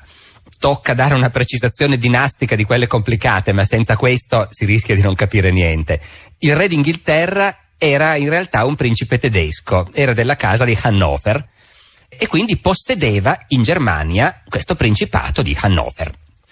La Francia, che combatteva l'Inghilterra sui mari e in mezzo mondo e in genere però era più debole, in Europa invece sul continente era più forte e quindi minacciava di invadere l'Hannover. Da tutto questo, un personaggio che abbiamo evocato qualche tempo fa e che adesso torna sulla scena, Maria Teresa d'Austria, cominciò a trarre qualche conseguenza interessante. Maria Teresa d'Austria non era poi riuscita a farsi incoronare imperatrice, ma aveva fatto incoronare suo marito. In realtà poi comandava lei, quindi tutto sommato ce l'aveva fatta a recuperare l'eredità dell'impero, e però c'era qualcosa che le bruciava: aver perso la Slesia e non essere riuscita a riconquistarla, aver dovuto fare la pace con l'uomo cattivo di Berlino. Ecco, questo era qualcosa che Maria Teresa non aveva mai mandato giù veramente. E allora cominciò a ragionare sul fatto che la Francia era in guerra con l'Inghilterra e che forse sarebbe stato possibile tirarla dentro anche un'altra guerra, farle fare la guerra anche alla Prussia. Maria Teresa in pratica offrì alla Francia di aiutarla a conquistare l'Hannover, e in cambio i francesi avrebbero aiutato l'impero a riconquistare la Slesia. Ecco, adesso ovviamente queste cose ci suonano aride, politica dinastica, dobbiamo cercare di metterci nei panni della gente di allora, dei politici e dei re di allora, e dobbiamo cercare di renderci conto quanto fosse audace questa proposta di Maria Teresa, perché la Francia e l'impero erano sempre stati nemici, erano i due poli intorno a cui, ma fin dal Medioevo, si era mossa la politica europea. La rivalità tra Francia e impero era un carattere strutturale della storia d'Europa. Maria Teresa ha l'audacia intellettuale di proporre di rovesciare tutto, di alleare Francia e impero e di fare la guerra per stroncare questa nuova potenza che è venuta a perturbare la pace d'Europa, la Prussia di Federico. L'imperatrice Maria Teresa dunque cominciò a trattare col governo francese per creare una coalizione contro la Prussia. Dal suo punto di vista sarebbe stata una guerra benedetta da Dio, per tanti motivi. Uno è che finalmente le grandi potenze cattoliche, invece di combattersi, si sarebbero unite. La Francia e l'Austria avrebbero fatto la guerra alle potenze protestanti, l'Inghilterra e la Prussia, appunto. Ma poi Maria Teresa vedeva questa guerra quasi come una crociata, perché aveva identificato in Federico, una volta disse addirittura, il principio del male, cioè un uomo che era venuto a imporre un nuovo modo di fare politica e un nuovo modo di fare la guerra, profondamente immorale. Secondo Maria Teresa era necessario che questa immoralità fosse punita e che il militarismo prussiano fosse stroncato sul nascere, per evitare poi che degenerasse e che trascinasse tutta l'Europa nel baratro del militarismo. Disse: questa guerra va fatta per la salvaguardia della nostra santa religione e per la felicità del genere umano. E nella coalizione fu tirata dentro anche un'altra potenza, europea fino a un certo punto, ma proprio per questo ansiosa di affermarsi in Europa, la Russia. Maria Teresa prese contatti anche con la zarina Elisabetta e le fece balenare la possibilità di espandere il dominio russo verso Occidente. La Russia già allora cominciava a guardare con interesse alle ricche province prussiane, alla Prussia orientale, quella Prussia orientale che poi la Russia nel 1945 effettivamente è riuscita ad annettersi e che ancora adesso è terra russa. E dunque si creò questa coalizione. Certo, c'era una difficoltà per scatenare la guerra, ed è che la Francia era legata alla Prussia da un trattato di alleanza. Noi sappiamo già che Federico non si sarebbe imbarazzato per questo. Per lui i trattati erano pezzi di carta e si stracciavano quando ce n'era bisogno. E le alleanze erano matrimoni da cui si divorziava quando si voleva. Ma appunto non tutti i re d'Europa erano così spregiudicati. In generale si cercava di rispettare le convenienze, di mantenere la parola data. Dunque la Francia era legata alla Prussia da un trattato, ma questo trattato scadeva nel marzo 1756. E quando Federico si accorse che i francesi, invece di cominciare a discutere con lui di come rinnovare il trattato, non si facevano sentire, cominciò a pensare che c'era qualche cosa che non andava. Poi vennero non più le sensazioni, ma le notizie concrete del fatto che i diplomatici francesi trattavano con Vienna e che alla fine, il 1° maggio del 1756, l'Austria e la Francia, e poi anche la Russia, strinsero un trattato di alleanza. Naturalmente, nel trattato non si parlava affatto della Prussia, era un trattato di alleanza difensiva fra quelle potenze, ma Federico era uno che non si faceva illusioni e capì subito, o perlomeno si convinse subito, che quel trattato era rivolto contro di lui. Ora, noi abbiamo detto che la Prussia era diventata una potenza con la conquista della Slesia, ma proviamo a immaginare la situazione di questo regno, che era pur sempre un piccolo regno, completamente circondato, con la Russia a est, l'Austria a sud-est e la Francia a sud-ovest. Non aveva nessuna possibilità, sulla carta non ne aveva. Federico ci ragionò su e decise che l'unica cosa da fare era colpire per primo. Fin da quando era ragazzo aveva scritto in uno dei suoi tanti trattati e riflessioni sul mestiere di re che la guerra è una brutta cosa, che non bisogna cominciarle, ma la guerra preventiva, quando si è minacciati, quella un re ha il diritto di farla. E perciò cominciò a ragionare sull'ipotesi di attaccare per primo. La coalizione era potente, era molto più ricca di lui, ma avrebbe avuto bisogno di molto tempo prima di mettere in campo i suoi eserciti. Coordinare la strategia e gli interessi di potenze diverse non era facile. Federico era da solo, ma proprio in quello stava anche la sua forza. Nell'estate del 1756 Federico prese la sua decisione. Avrebbe attaccato per primo, prima che l'Austria, la Russia e la Francia fossero in grado di mobilitare i loro eserciti e di attaccarlo. Per la sua offensiva scelse la Sassonia, e cioè uno che non c'entrava niente in realtà, un piccolo regno che non si era ancora alleato con l'Austria, ma Federico era sicuro che l'avrebbe fatto. Inoltre Federico, per ragioni sue, odiava la Sassonia, aveva sempre deciso di stroncarne il potere in tutti i modi. Stavolta avrebbe fatto un passo in più, avrebbe invaso la Sassonia e l'avrebbe semplicemente annessa alla Prussia. I suoi ministri furono terrorizzati quando vennero a sapere di questi progetti, perché qui si andava anche oltre quello che Federico aveva già fatto una volta nel 1740.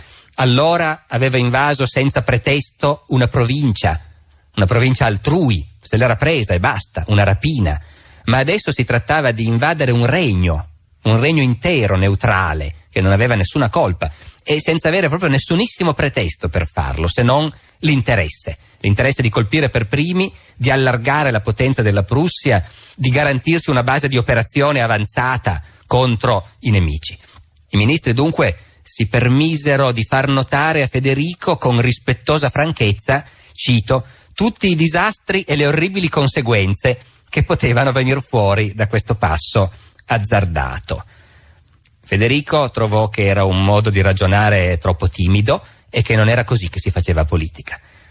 Convocò il ministro degli esteri, stette a sentirlo per un po' e poi gli disse che poteva anche andarsene.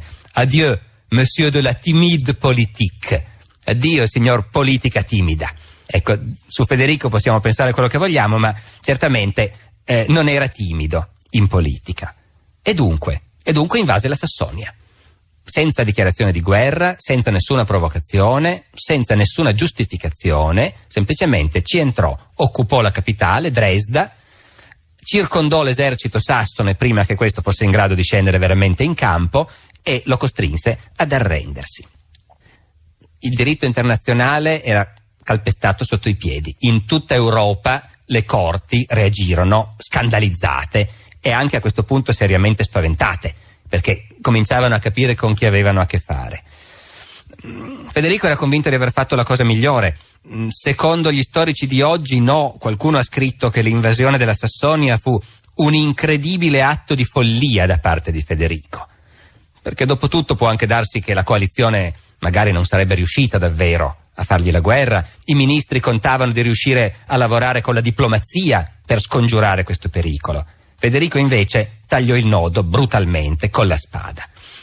Una volta occupata la Sassonia, come se non bastasse, si comportò di nuovo in un modo che non si era mai visto e che il diritto internazionale non aveva mai neanche lontanamente immaginato.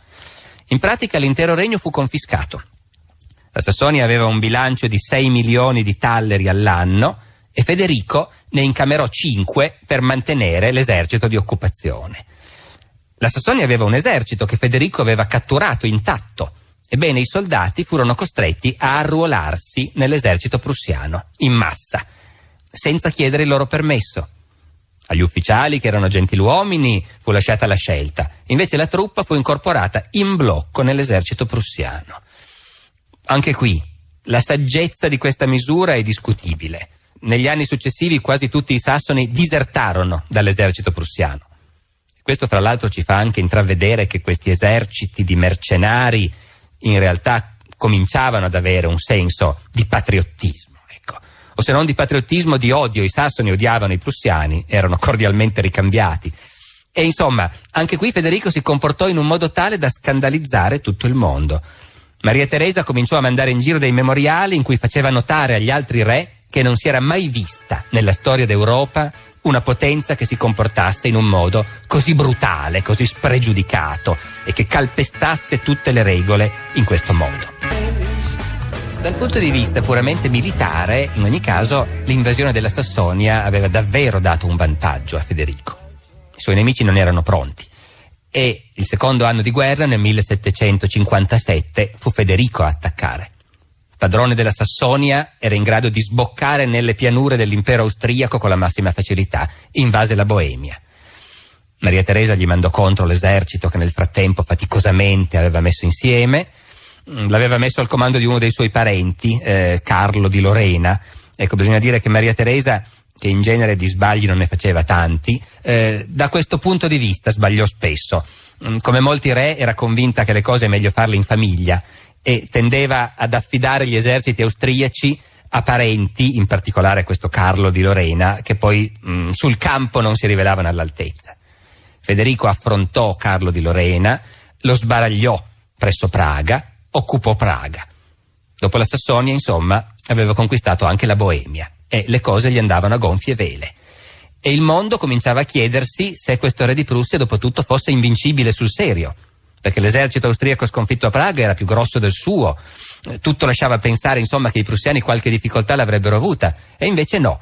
Ormai erano abituati tutti da un pezzo a chiamarlo Federico il Grande e stava dimostrando, apparentemente, sul campo di battaglia di essere anche il più grande generale del suo tempo. Ma Maria Teresa era una ostinata. Mise in campo un altro esercito, trovò un generale migliore di suo cognato Carlo di Lorena, un generale, vale la pena che facciamo il suo nome perché è l'unico che durante la guerra dei 7 anni diede del filo da torcere a Federico. Si chiamava Daun, il maresciallo Daun. Daun dunque ebbe il comando di un altro esercito austriaco ed entrò in Boemia e Federico lo attaccò, convinto di sbaragliarlo, come sempre aveva sbaragliato tutti i nemici che l'avevano affrontato. Ecco, Federico, ricordiamocelo, fino a quel momento aveva vinto tutte le sue battaglie.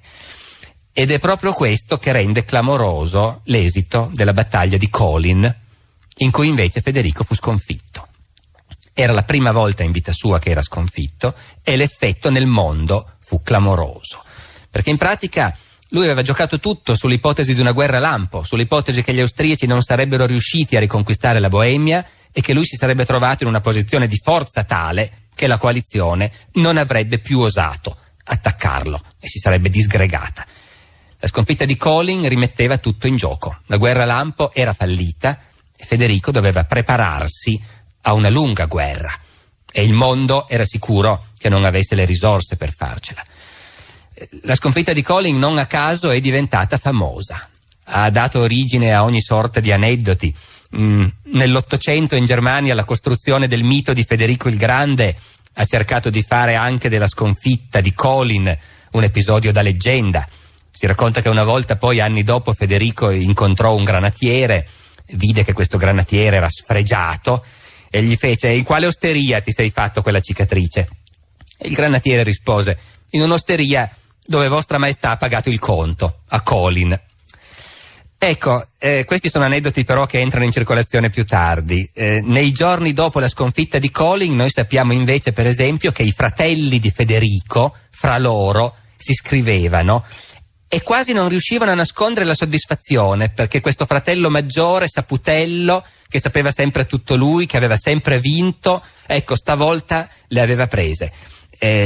Uno di questi fratelli, il principe Enrico, che era anche lui un grande generale, lo dimostrerà in seguito, scrisse, sempre in francese naturalmente: enfin Phaéton est tombé, finalmente Fetonte è caduto. Ecco, Fetonte nel mito greco era il figlio del sole che aveva avuto l'arroganza di guidare il carro del sole senza essere capace e poi era sprofondato, era precipitato.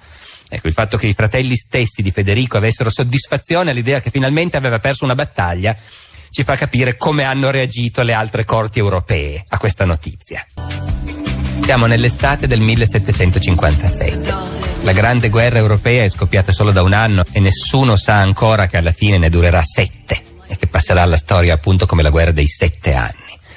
La sensazione anzi è che la guerra finirà molto presto, perché Federico il Grande, che ha iniziato questa guerra convinto di riuscire, come dire, a prevalere ancora una volta con un colpo di dadi sulla coalizione nemica, Federico il Grande ha subito la sua prima grande sconfitta a Kolin e apparentemente la sua situazione è disperata. Non dimentichiamo che la Prussia è praticamente sola. La sua unica alleata è l'Inghilterra, che però sul continente europeo non è in grado di aiutarlo seriamente. Contro Federico le più grandi potenze del mondo, la Francia, l'impero austriaco, la Russia. La situazione prussiana è talmente fragile appunto che basta una sconfitta in campo per dare l'impressione che tutto sia perduto. E Federico nelle settimane dopo la sconfitta di Kolin tocca uno dei momenti di massima depressione della sua vita. Reagisce come faceva lui, scrivendo versi per esempio. Si sa che era l'unico modo, che uno dei modi insieme al flauto che aveva per rilassarsi, per scaricare la tensione. Dopo la sconfitta di Kolin, Federico produce un fiume di versi francesi che sono però, appunto, è quello che è interessante è l'argomento, meditazioni su come gli eroi antichi sfidavano il destino, su come la morte è una bella cosa perché mette fine alle sofferenze e così via. Lui stesso sapeva che scrivere versi in quelle situazioni era una specie di droga. Una volta disse: certe volte vorrei ubriacarmi per affogare le preoccupazioni, ma siccome non mi piace bere, l'unica cosa che riesce a distrarmi è fare versi. E finché dura questa distrazione dimentico la mia sfortuna. Però non è che potesse distrarsi troppo. I russi stavano marciando sulla Prussia orientale. Gli austriaci avevano riconquistato la Boemia e si preparavano a entrare in Slesia. I francesi avanzavano verso la Sassonia. In questo momento, quando Federico non sapeva da che parte cominciare per difendersi da tutte queste minacce, gli arrivò anche un altro colpo. Gli arrivò la notizia che era morta sua madre. I ministri erano così preoccupati dell'effetto che poteva avere questa cosa sul morale del re, che era appunto già in depressione per conto suo, che cercarono di tenergliela nascosta. Ma sua moglie gli scrisse per annunciare questa cosa e mise un sigillo nero da lutto sulla busta, anziché un sigillo rosso. Così fu impossibile impedire a Federico di aprire la lettera e appunto la scoperta che sua madre era morta lo buttò giù ancora di più. si mise a scrivere un'altra opera poetica e la intitolò Epistola sul caso, dove cercava di dimostrare che i politici hanno un bel calcolare, ma in realtà brancolano sempre nel buio e il mondo in realtà è dominato dal caso. Ecco, questa era la situazione di Federico, che a questo punto lascia l'esercito, va a Berlino per cercare di coordinare la strategia su tutti i fronti, affida l'esercito al più grande dei suoi fratelli, Augusto Guglielmo, che era anche destinato a succedergli in caso di guai, perché Federico non aveva figli e non ne avrà mai. Ecco, le disgrazie non vengono mai sole. Augusto Guglielmo al comando dell'esercito dovrebbe cercare di coprire la Sassonia, comincia a ritirarsi. Federico lo avverte che non deve più ritirarsi, deve dare battaglia. Se continui così, fra un mese sarai a Berlino, gli scrive. In realtà Augusto Guglielmo si rivela un generale catastrofico, non riesce a dare battaglia, viene respinto, buttato fuori dalla Boemia, ha completamente fallito il suo compito. Quando si presenta a Federico, Federico si rifiuta di parlargli. Poi fa sapere che lui e i suoi generali meriterebbero tutti quanti la corte marziale e la condanna a morte, e che solo visto che lui è un principe non farà niente del genere contro di lui. Augusto Guglielmo chiede il permesso di andarsene e Federico gli fa sapere: il principe può andare dove gli pare. Ecco, Augusto Guglielmo pochi giorni dopo si ammala e muore. Gli storici hanno sempre detto di crepacuore. In realtà pare probabilmente di un tumore al cervello, ma certamente la scenata con suo fratello non l'ha aiutato. Ecco, ci siamo soffermati molto a lungo nel descrivere la situazione disperata in cui Federico il Grande si trovava nell'estate del 1757, situazione disperata dal punto di vista militare e anche psicologicamente. Ecco, si vede benissimo che Federico ha toccato in quel momento veramente l'orlo della disperazione. Ci siamo fermati a lungo su questo perché quando si racconta una guerra bisogna cercare di far capire che effetto hanno le battaglie, perché certe battaglie diventano famose. Diventano famose perché arrivano come un colpo di fulmine, perché di colpo cambiano la situazione, la stravolgono completamente. Questo è il caso delle due battaglie che racconteremo questa sera. Perché Federico a un certo punto si stanca di scrivere versi, si stanca di insultare i suoi fratelli e i suoi generali, decide di rimboccarsi le maniche e di provarci.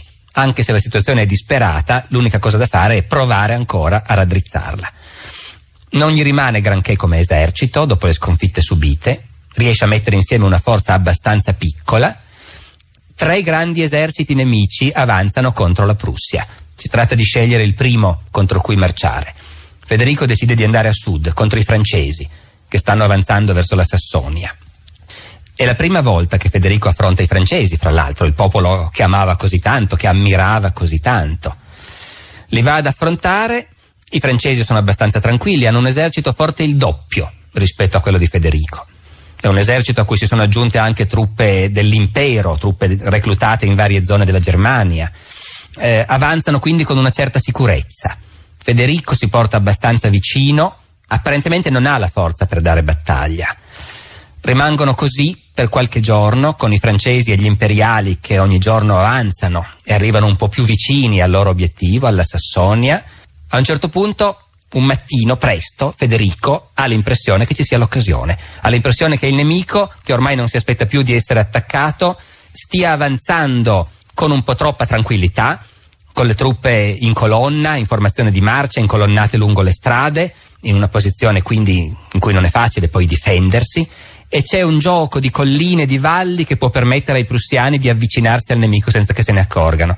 Ecco, Federico immediatamente prende la decisione, mette in movimento il suo esercito.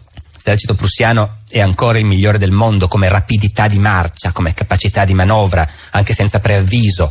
Si sposta, arriva all'improvviso sul fianco dell'esercito francese imperiale che sta marciando, tranquillo, che non si aspetta niente. Federico scatena l'attacco. In 2 ore l'esercito nemico è completamente annientato. È la battaglia di Rossbach, che è fino a quel punto la più famosa delle battaglie e delle vittorie di Federico. E con la distruzione completa di questo esercito nemico con pochissime perdite da parte prussiana. Questo è uno dei rari casi in cui lo squilibrio delle perdite nelle battaglie di quell'epoca è totale. I prussiani perdono 500 uomini, il nemico 10.000. E oltre a perdere 10.000 uomini, il nemico perde anche completamente qualunque voglia di continuare. Il maresciallo Soubise, comandante dell'esercito, scrive a Luigi XV: «Scrivo a vostra maestà nella più profonda disperazione. La rotta del vostro esercito è totale. Non sono in grado di dire quanti ufficiali sono stati uccisi o catturati o perduti». Il collega di Soubise, il principe di Hildburghausen, che comandava il contingente imperiale, si dimette il giorno dopo e scrive a un amico: «Il mio martirio è finito. Non resterei qui neanche se l'imperatore mi desse 1 milione al mese».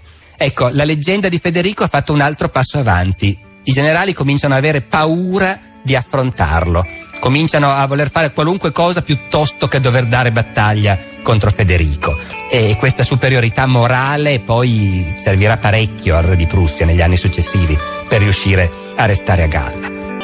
Con la battaglia di Rossbach, dunque, il mito di Federico il Grande si era consolidato ulteriormente. In particolare in Francia questa sconfitta suscitò un'impressione enorme. Si cominciò a avere l'impressione che non ci fosse nessun generale francese che valesse qualcosa, visto che venivano sbaragliati così facilmente. A un certo punto si sparse addirittura la voce che Federico stava per invadere la Francia e che c'era il pericolo di trovarselo a Parigi entro pochi giorni. E la duchessa d'Orléans disse: «Grazie a Dio, finalmente vedrò un uomo». Ma sta di fatto che Federico si era liberato soltanto di uno dei 3 eserciti nemici, e ciascuno di quelli più forte del suo, che stavano avanzando contro il regno di Prussia.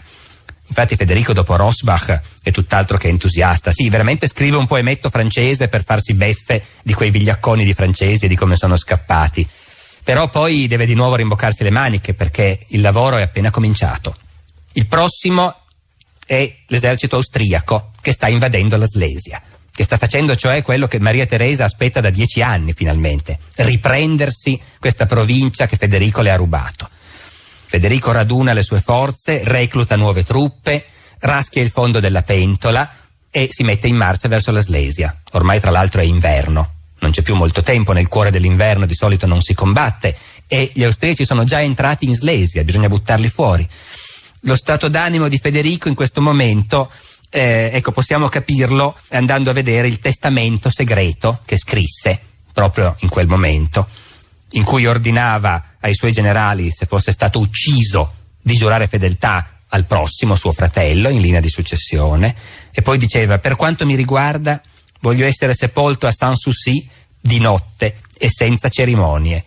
Non voglio nessuna autopsia, che mi seppelliscano senza fare tante storie». Ecco, con questo stato d'animo Federico, nel dicembre del 1757, entra in Slesia e va ad affrontare gli austriaci. Gli austriaci hanno il doppio delle sue forze. Federico li affronta e ancora una volta, incredibilmente, li sbaraglia e li annienta completamente. È la battaglia di Leuthen. Queste 2 battaglie, Rossbach e Leuthen, avvengono nel corso di un mese. Rossbach il 5 novembre, Leuthen il 5 dicembre del 1757. A Leuthen Federico compie il capolavoro della sua carriera militare.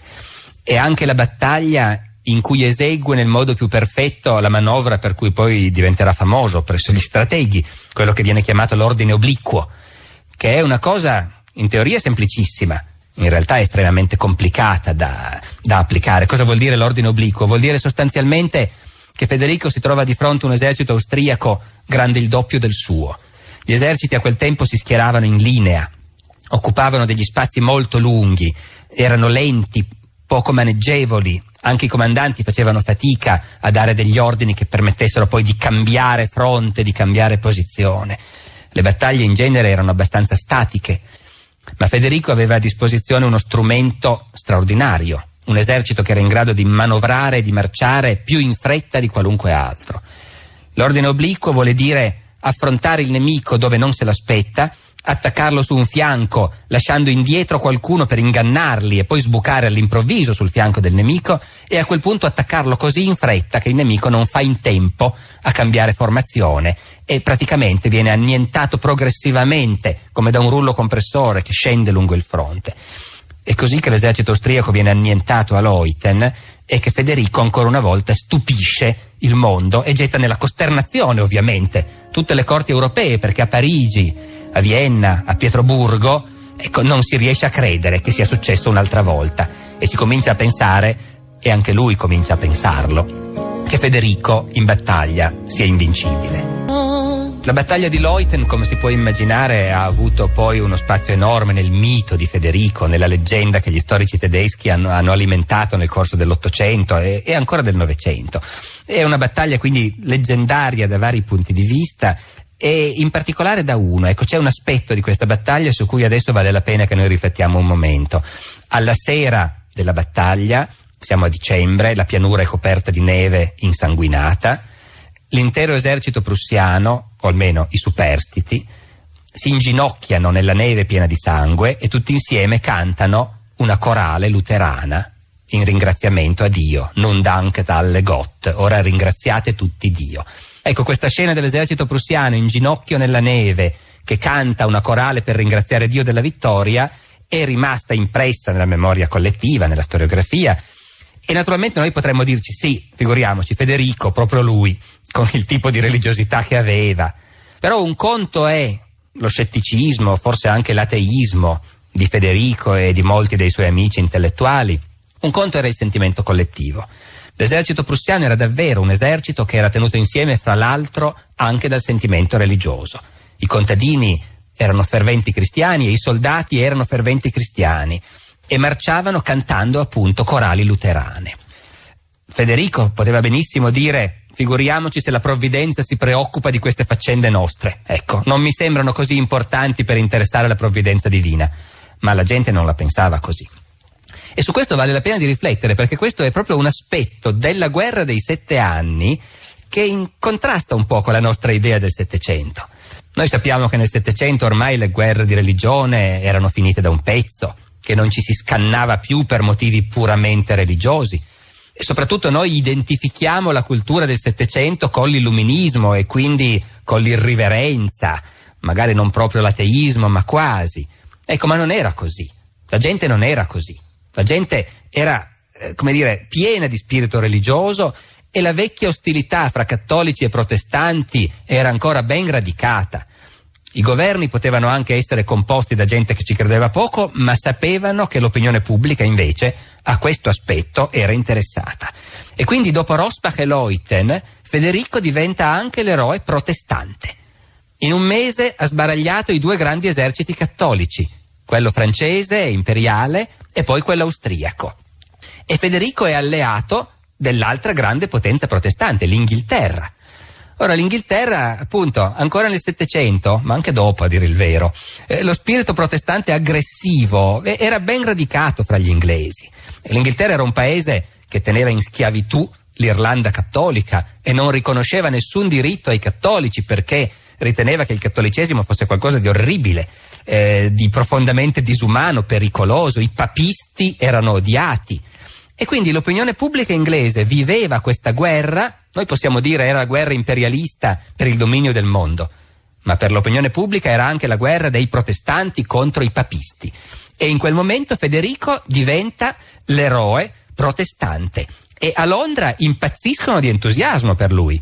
Intanto si tengono servizi religiosi per celebrare le sue vittorie, ma poi i negozi mettono in vendita, boccali da birra col ritratto di Federico, e gli osti cominciano a cambiare il nome ai loro pub, e quindi compaiono i pub al re di Prussia oppure alle armi di Prussia. E il 24 gennaio del 1758, 2 mesi dopo la vittoria di Leuthen, il giorno del compleanno di Federico, a Londra e in molte altre città inglesi si tengono enormi festeggiamenti pubblici e ubriacature generali per celebrare il compleanno dell'eroe che sta difendendo la causa protestante contro i papisti. E noi per il momento ci fermiamo e ci ritroviamo lunedì prossimo. Stiamo raccontando la guerra dei 7 anni, la più famosa e anche la più dura delle guerre di Federico il Grande. E stiamo raccontando il momento in cui Federico sembra che sia diventato capace di fare i miracoli. Dopo che aveva subito la sua prima sconfitta a Kolin e 3 eserciti nemici avanzavano da direzioni diverse contro di lui, nel giro di un mese Federico ha sconfitto prima i francesi a Rossbach, poi gli austriaci a Leuthen, ha liquidato 2 dei 3 artigli che stavano cercando di arpionare la Prussia. Ne rimane uno, il più lento, quello che viene da più lontano, l'artiglio russo. Leuthen chiude l'anno 1757 con grandi te deum di ringraziamento e manifestazioni di entusiasmo in Inghilterra e in Prussia. L'anno 1758 si apre per Federico con la necessità di liquidare quest'ultima minaccia che è rimasta. Naturalmente bisogna notare che Federico aveva molti vantaggi nel combattere questa guerra. Manovrava, come si dice, per linee interne. Lui cioè si spostava attraverso il suo piccolo regno, affrontava nemici che invece arrivavano da direzioni diverse. Era molto difficile far collaborare i francesi e gli austriaci, anche difficile far collaborare gli austriaci e i russi. I russi in particolare venivano da molto lontano. Oggi non ci rendiamo più conto di quanto tempo ci volesse materialmente per portare un esercito russo attraverso le immense pianure dell'Europa orientale fino a poter minacciare la Prussia. E però, alla fine, anche i russi erano arrivati. Nel 1758 i russi si impadroniscono della Prussia orientale. Federico ha deciso di abbandonarla al suo destino, è troppo lontana, è impossibile difenderla. E dopo aver conquistato la Prussia orientale e Königsberg, l'esercito russo lentamente, faticosamente si rimette in moto e punta su Berlino. E a questo punto Federico non può più ignorarlo. L'avanzata russa in Prussia è segnata da distruzioni, saccheggi, stupri, violenze. L'impressione degli europei è che i russi siano un popolo primitivo e il loro esercito sia un esercito primitivo che commette appunto ogni sorta di devastazioni. Non è un esercito civilizzato. Federico, proprio per questo, è convinto di poterlo liquidare facilmente.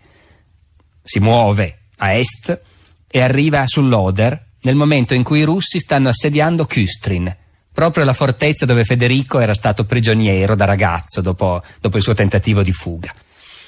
Federico, cioè, si trova a operare in un territorio che conosce come le sue tasche. Ha vissuto lì a lungo, conosce ogni ruscello, ogni ponte, ogni strada. Perciò è sicuro del fatto suo.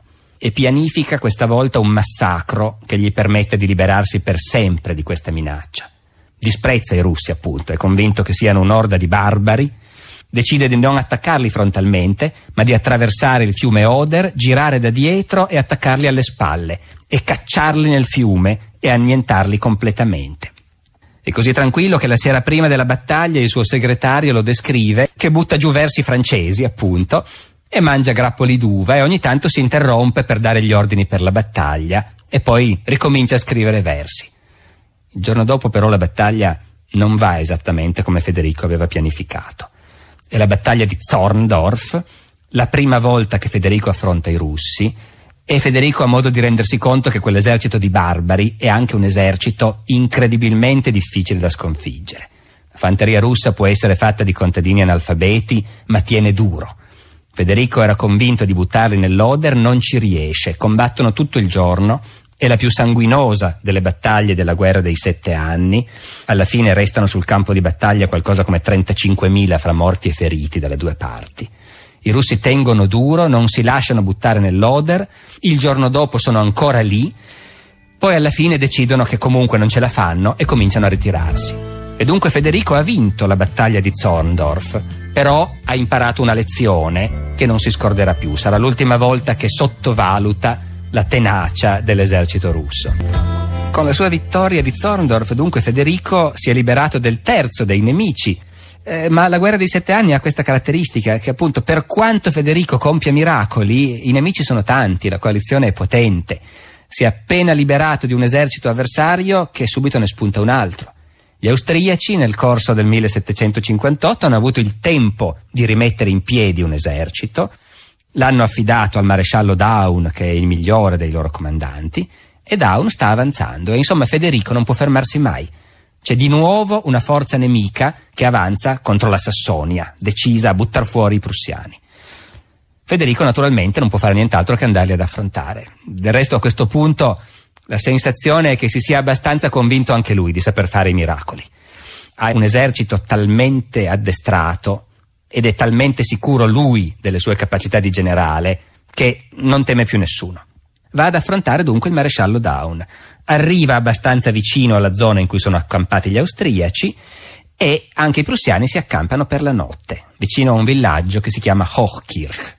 Io forse dovrei scusarmi per tutti questi nomacci gotici di queste battaglie che devono essere molto difficili da memorizzare per gli ascoltatori, ma tant'è, questi sono i nomi. Dunque, al villaggio di Hochkirch Federico si accampa, uno dei suoi generali gli dice che la posizione è un po' pericolosa, sono troppo vicini al nemico e anzi, se fosse in gamba dovrebbe attaccare, se non ci attaccano in questa posizione meritano di essere impiccati. Federico ribatte, hanno più paura di noi che della forca. E invece si sbaglia. Quella notte il maresciallo Daun, contro tutte le regole dell'arte della guerra, perché di notte non si combatteva, quella notte il maresciallo Daun attacca. Federico è svegliato dal fuoco della moschetteria austriaca vicino all'accampamento. L'esercito si sveglia in fretta e furia, è mezzo travolto. A fatica Federico riesce a radunare le truppe, a difendere la chiesa e il cimitero di Hochkirch, che era l'unica costruzione di pietra in questi villaggi di legno. All'alba l'esercito austriaco continua ad avanzare, continua l'offensiva, i prussiani alla fine sono costretti a ritirarsi. Federico ha perso un'altra battaglia ed è una sconfitta pesante di nuovo, perché a questo punto è di nuovo tutto in ballo. Nelle potenze cattoliche entusiasmo, finalmente il malvagio è stato sconfitto. Papa Clemente XIII manda a Daun un cappello consacrato e una spada, che a quanto pare era un riconoscimento tradizionale per i generali che avevano sconfitto gli eretici. Ovviamente Federico, appena viene a sapere questa cosa, si mette a sghignazzare e d'ora in poi, quando parla del maresciallo Daun, lo chiamerà sempre quello col cappello consacrato. Però la battaglia era persa e il momento era brutto. Sappiamo già che Federico aveva tendenza a deprimersi quando le cose gli andavano male e sappiamo già che le cattive notizie non arrivano mai sole. Lo stesso giorno della sconfitta di Hochkirch muore Guglielmina, la sorella preferita di Federico, la margravia di Bayreuth. Federico riceve la notizia qualche giorno dopo e rimane davvero scioccato. Non è mai stato così solo come in quel momento. Scrive a suo fratello Enrico una lettera in cui appunto gli racconta questa cosa e la finisce con un'esclamazione di una sincerità estrema. Gran Dio, dice, la mia sorella di Bayreuth. Ecco, naturalmente noi potremmo anche notare l'egoismo o almeno l'egocentrismo di Federico, perché Guglielmina era sorella anche di Enrico, ma Federico dice la mia sorella. Per lui è una tragedia come una battaglia perduta. Per 4 giorni si chiude in una stanza buia e non vuol vedere nessuno. E quando esce comincia a fare dei discorsi inquietanti sulla provvidenza, sull'immortalità dell'anima. I suoi segretari sono seriamente preoccupati. Poi, come succede, la crisi finisce. Federico, per l'ennesima volta, si rimbocca le maniche.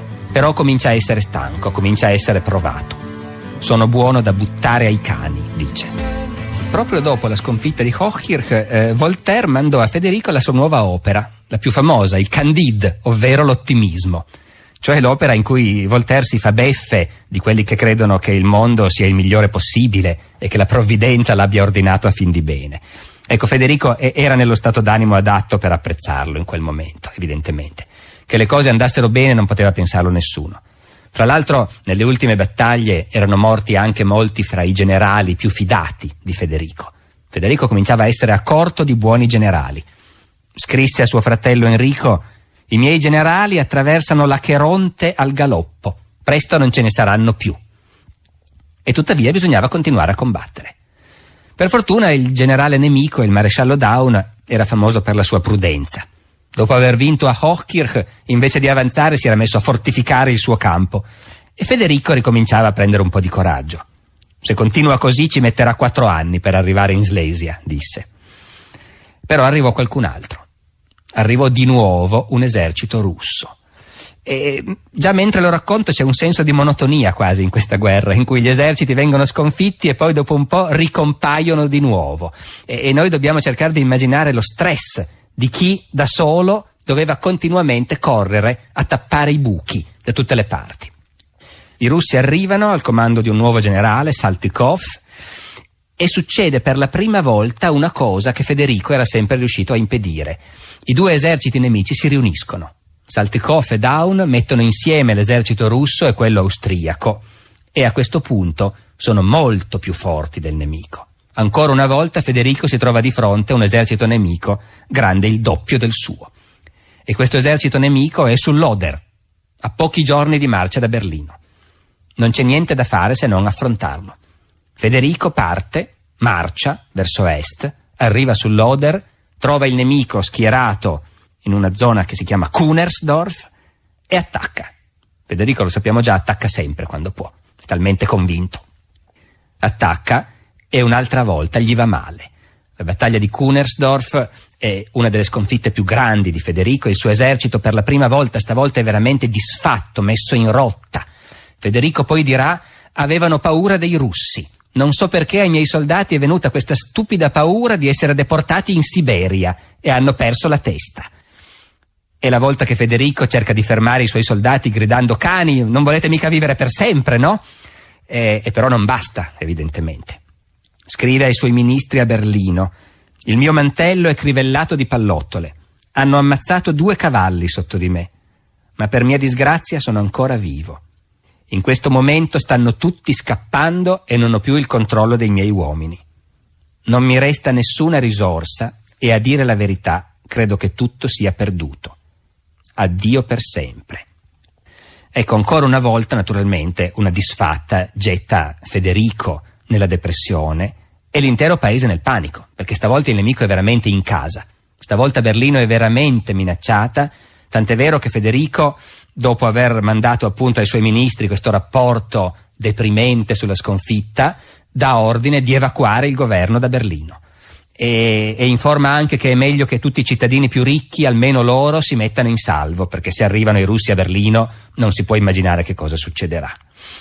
Ecco, a questo punto noi sappiamo che le prime volte che Federico era stato sconfitto c'era stata perfino una certa soddisfazione, perfino tra i suoi fratelli, perché tutto sommato Federico sapeva essere molto antipatico e il fatto che ogni tanto le prendesse faceva perfino piacere. A questo punto però no, dopo la sconfitta di Kunersdorf, nell'inverno del 1759, in Prussia il clima è da fine del mondo, da crepuscolo degli dei.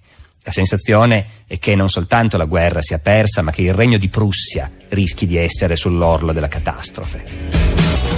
La sconfitta di Federico a Kunersdorf contro gli austriaci e i russi era venuta dopo 4 anni di guerra. In quei 4 anni Federico era invecchiato paurosamente. Scrisse a Voltaire: se mi vedesse farebbe fatica a riconoscermi. Sono invecchiato, rotto, grigio, rugoso, perdo i denti e perdo anche l'allegria. Notiamo che Federico nel 1759 aveva 47 anni. Un'altra volta scrisse: sono uno scheletro, però sono ancora pieno di buona volontà. Ecco, fra l'una e l'altra citazione si vede un Federico che sta cominciando, nonostante tutto, a ritrovare le risorse che ha sempre avuto, un'energia disumana, ecco, e che decide ancora una volta di riprovarci a tappare il buco. Però non c'erano più in tanti a crederci. In Inghilterra, dove un anno prima festeggiavano il suo compleanno e si entusiasmavano per l'eroe protestante, anche lì il clima era cambiato completamente. Adesso si facevano così delle battute ironiche sul fatto che Federico forse non era poi quel così gran generale e che se adesso i russi lo buttavano fuori dalla Prussia, cosa si poteva fare di lui? Era pur sempre un alleato, bisognava trovargli qualcosa. Magari si poteva mandarlo in America. Si poteva nominarlo re dell'Ohio e mandarlo a fare la guerra contro gli indiani. Ecco, forse contro loro ce l'avrebbe ancora fatta. Insomma, questo era il clima e Federico, appunto, era ancora alla testa di un esercito, mal ridotto però. Nell'arco della guerra dei 7 anni morirono complessivamente 60 generali prussiani, davvero non gliene restavano più molti di quelli bravi. E anche i soldati non erano più quelli di prima. L'esercito era pieno di mercenari, di reclute giovanissime. E con un esercito così era più difficile fare i miracoli. Ecco, che cosa salva Federico a questo punto, quando veramente sembra tutto perduto? In realtà lo salva la sua stessa leggenda, il fatto stesso che ormai Federico è un tale mito che comunque i nemici non osano credere che sia davvero ridotto così male. Bisogna dire, Federico ha fatto innumerevoli errori in guerra, ha perso grandi battaglie, ha fatto scelte così scriteriate. Del resto lui stesso una volta scrisse al principe Enrico: non c'è nessuno di noi che non abbia fatto errori in questa guerra. Però comunque era una spanna sopra gli altri. Era una spanna sopra gli altri non fosse altro perché si muoveva sempre, attaccava sempre, non lasciava mai spazio agli altri. Tutti i generali nemici sono un'altra cosa. Tutti i generali nemici sono prudenti. Dopo la vittoria di Kunersdorf, i russi e gli austriaci dovrebbero marciare su Berlino. Stanno fermi. L'ambasciatore francese al loro campo scrive dei rapporti pessimisti, dove in sostanza dice: qui hanno tutti troppa paura di lui. Ce l'avrebbero in mano, basterebbe che stringessero il pugno, e invece non osano muoversi. Bisogna anche dire un'altra cosa, che noi parliamo di vittorie e di sconfitte, ma queste erano battaglie incredibilmente sanguinose, dove anche quello che vinceva di solito subiva delle perdite tali che poi rimaneva intontito e prima di riuscire a muoversi ce ne voleva. Dopo la vittoria di Kunersdorf, il comandante russo, il maresciallo Saltykov, scrisse alla zarina: un'altra vittoria così e resterò solo io per portare la notizia a Pietroburgo. Il risultato è che mentre tutti aspettavano che gli austro-russi marciassero su Berlino, invece successe il contrario. Saltykov decise di ritirarsi e di tornare indietro e mettere in salvo quel che restava del suo esercito prima dell'inverno. Quando Federico ricevette la notizia che i russi si ritiravano, disse una cosa non tanto adatta per quel vecchio ateo miscredente che era, ma che è passata alla storia. Disse: questo è il miracolo della nostra famiglia, è il miracolo della casa di Brandeburgo. Ed è una battuta che vale la pena di ricordare perché verrà tirata fuori molti anni dopo.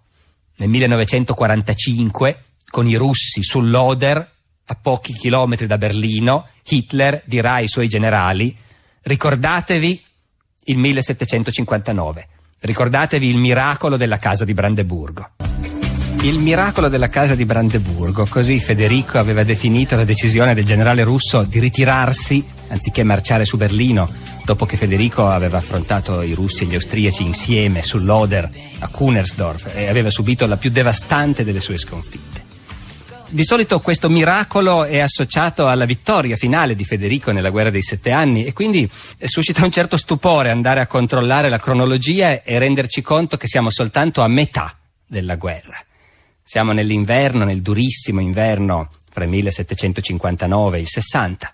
La guerra era scoppiata nel 56, finirà nel 63, siamo dunque esattamente a metà. E già questo ci fa capire che Federico avrà bisogno ancora di qualche altro miracolo per riuscire a venire fuori con le ossa intiere da questa guerra. Perché la resa dei conti è soltanto rimandata.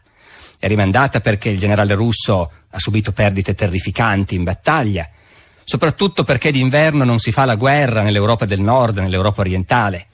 E quindi i russi hanno preferito ritornare indietro alle loro basi, passare lì l'inverno, ma poi si rimetteranno in marcia.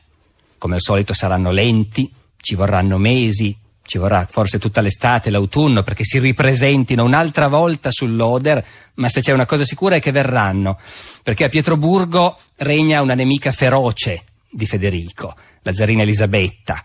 Ecco, questa zarina è un'altra figura di quelle su cui varrebbe la pena di soffermarsi, alcolizzata, brutale, ma in politica estremamente determinata a strappare tutti i vantaggi possibili e a troncare sul nascere questa potenza prussiana che si presenta come un potenziale concorrente per l'egemonia nell'Europa orientale. A Vienna, lo sappiamo, regna un'altra acerrima nemica, Maria Teresa, la quale nonostante tutte le sconfitte è decisa a non perdonare il malvagio di Berlino e a non lasciargli quella Slesia che 20 anni prima gli ha portato via. E gli austriaci sono più vicini. Gli austriaci che hanno trovato nel maresciallo Daun l'unico generale capace di tener testa a Federico, troppo prudente, criticato per questo, ma comunque capace di tenergli testa. Gli austriaci che non hanno bisogno di arretrare per svernare, svernano lì, in Boemia, a un passo dalla Slesia, a un passo dalla Sassonia, pronti ad attaccare. Quando pensa alla campagna futura, alla campagna del 1760, Federico, con se stesso, con suo fratello Enrico, con qualcuno dei suoi consiglieri, è tremendamente sincero. Tremo pensando alla campagna che sta per cominciare. Anche lui dunque sa benissimo che un miracolo c'è stato, ma che non basta. Troviamo nelle sue lettere un'altra frase che fa pensare, sapendo all'uomo che era Federico e soprattutto il tipo di generale che era Federico, che ha sempre avuto un'estrema fiducia nella sua fortuna, è sempre stato pronto ad attaccare anche in condizioni di inferiorità, ha sempre preferito tirare i dadi e vedere cosa succedeva. Ecco, a un certo punto Federico scrive: ho perso la fiducia nella mia fortuna. Ha tempo di rimettere in piedi un esercito, sì, lavora con tutta quella capacità organizzativa che è una delle sue caratteristiche, che è uno dei suoi punti di forza. Sappiamo già che Federico, diversamente dalla maggior parte dei re e dei generali europei, non dorme mai, lavora continuamente, controlla tutto personalmente. In quei mesi d'inverno rimette in piedi un esercito, ma che esercito! Gran parte, confessa lui stesso, serve solo a farla vedere al nemico da lontano, ma andare al fuoco con questa fanteria fatta di coscritti che non si è avuto il tempo di addestrare, ecco, quello bisogna vedere se ci si riuscirà. Federico in quell'inverno, oltre a suonare il flauto e comporre versi per cercare di distrarsi, si abbandona a fantasie che anche quelle sono inquietanti, ci fanno vedere a che livello è arrivata la sua angoscia interna. A un certo punto pensa seriamente che forse, e chi lo sa, potrebbe darsi che nella guerra intervenisse la Turchia. E allora se la Turchia intervenisse in guerra, forse i russi, gli austriaci, cambierebbe, insomma, tutto lo scacchiere geopolitico. Ecco, per attaccarsi alla Turchia bisogna dire che fosse veramente ridotto alla disperazione. La campagna del 1760 dunque si apre nelle peggiori condizioni possibili. Federico sa che molto presto sarà attaccato da diversi lati. Ci si potrebbe aspettare che ora che oltretutto ha un esercito molto più debole rispetto al passato, si accontenti di difendersi finalmente. E del resto gli storici militari presentano sempre la guerra dei 7 anni come il classico esempio di guerra difensiva, in cui Federico aveva il vantaggio di poter restare all'interno del suo piccolo regno e spostarsi continuamente per far fronte alle varie minacce. Ecco, quando uno va a vedere da vicino non è poi proprio così. Federico appena può cerca di avere lui l'iniziativa. E questa è una caratteristica cruciale che fa un generale diverso dagli altri, l'aver capito che l'iniziativa da sola è metà della vittoria, insomma. Federico all'inizio del 1760 attacca. Nel terribile anno precedente gli austriaci hanno riconquistato la Sassonia, hanno ripreso Dresda. Per avere l'idea di quanto questo è grave, ricordiamoci che Federico ha cominciato la guerra invadendo la Sassonia. Si è attirato addosso l'odio di tutta Europa con questo delitto politico, invadere questo regno neutrale, con l'idea che così si sarebbe assicurato una base necessaria per la sua strategia. Avrebbe coperto il suo regno dall'invasione. Ora gli austriaci hanno riconquistato la Sassonia, l'elettore di Sassonia è tornato nella sua capitale, a Dresda. Ebbene, Federico, prima che lo attacchino, entra lui in Sassonia, va a assediare Dresda. E qui succede una cosa, come dire, che fa effetto a noi che siamo vissuti nella fine del Novecento e che abbiamo altri termini di confronto. Federico ha il dubbio onore di essere stato il primo nella storia a ordinare un bombardamento di Dresda. È un bombardamento volutamente distruttivo, incendiario. C'è un quadro del Bellotto, famoso, il Bellotto è quello che faceva tutti questi panorami di città europee che poi sono stati usati per ricostruire le città di mezza Europa distrutte dopo la seconda guerra mondiale, Varsavia per esempio e Dresda. C'è un quadro del Bellotto dipinto quindi intorno al 1770 che sembra dipinto nel 1945, rappresenta una piazza di Dresda con in mezzo un mozzicone di una chiesa crollata sotto i bombardamenti e tutte le macerie intorno, la chiesa di Santa Croce. Perché Federico assedia Dresda e, dato che Dresda non cede, ordina di bombardarla, ordina di bruciarla. C'è in questo l'odio che Federico ha sempre avuto per questa disgraziata Sassonia, stato che vedeva come concorrente e che ha sempre cercato di annientare. Forse c'è anche qualcosa di più, perché non siamo solo noi che, quando parliamo di bombardamento di Dresda, ne abbiamo in mente un altro che rabbrividiamo.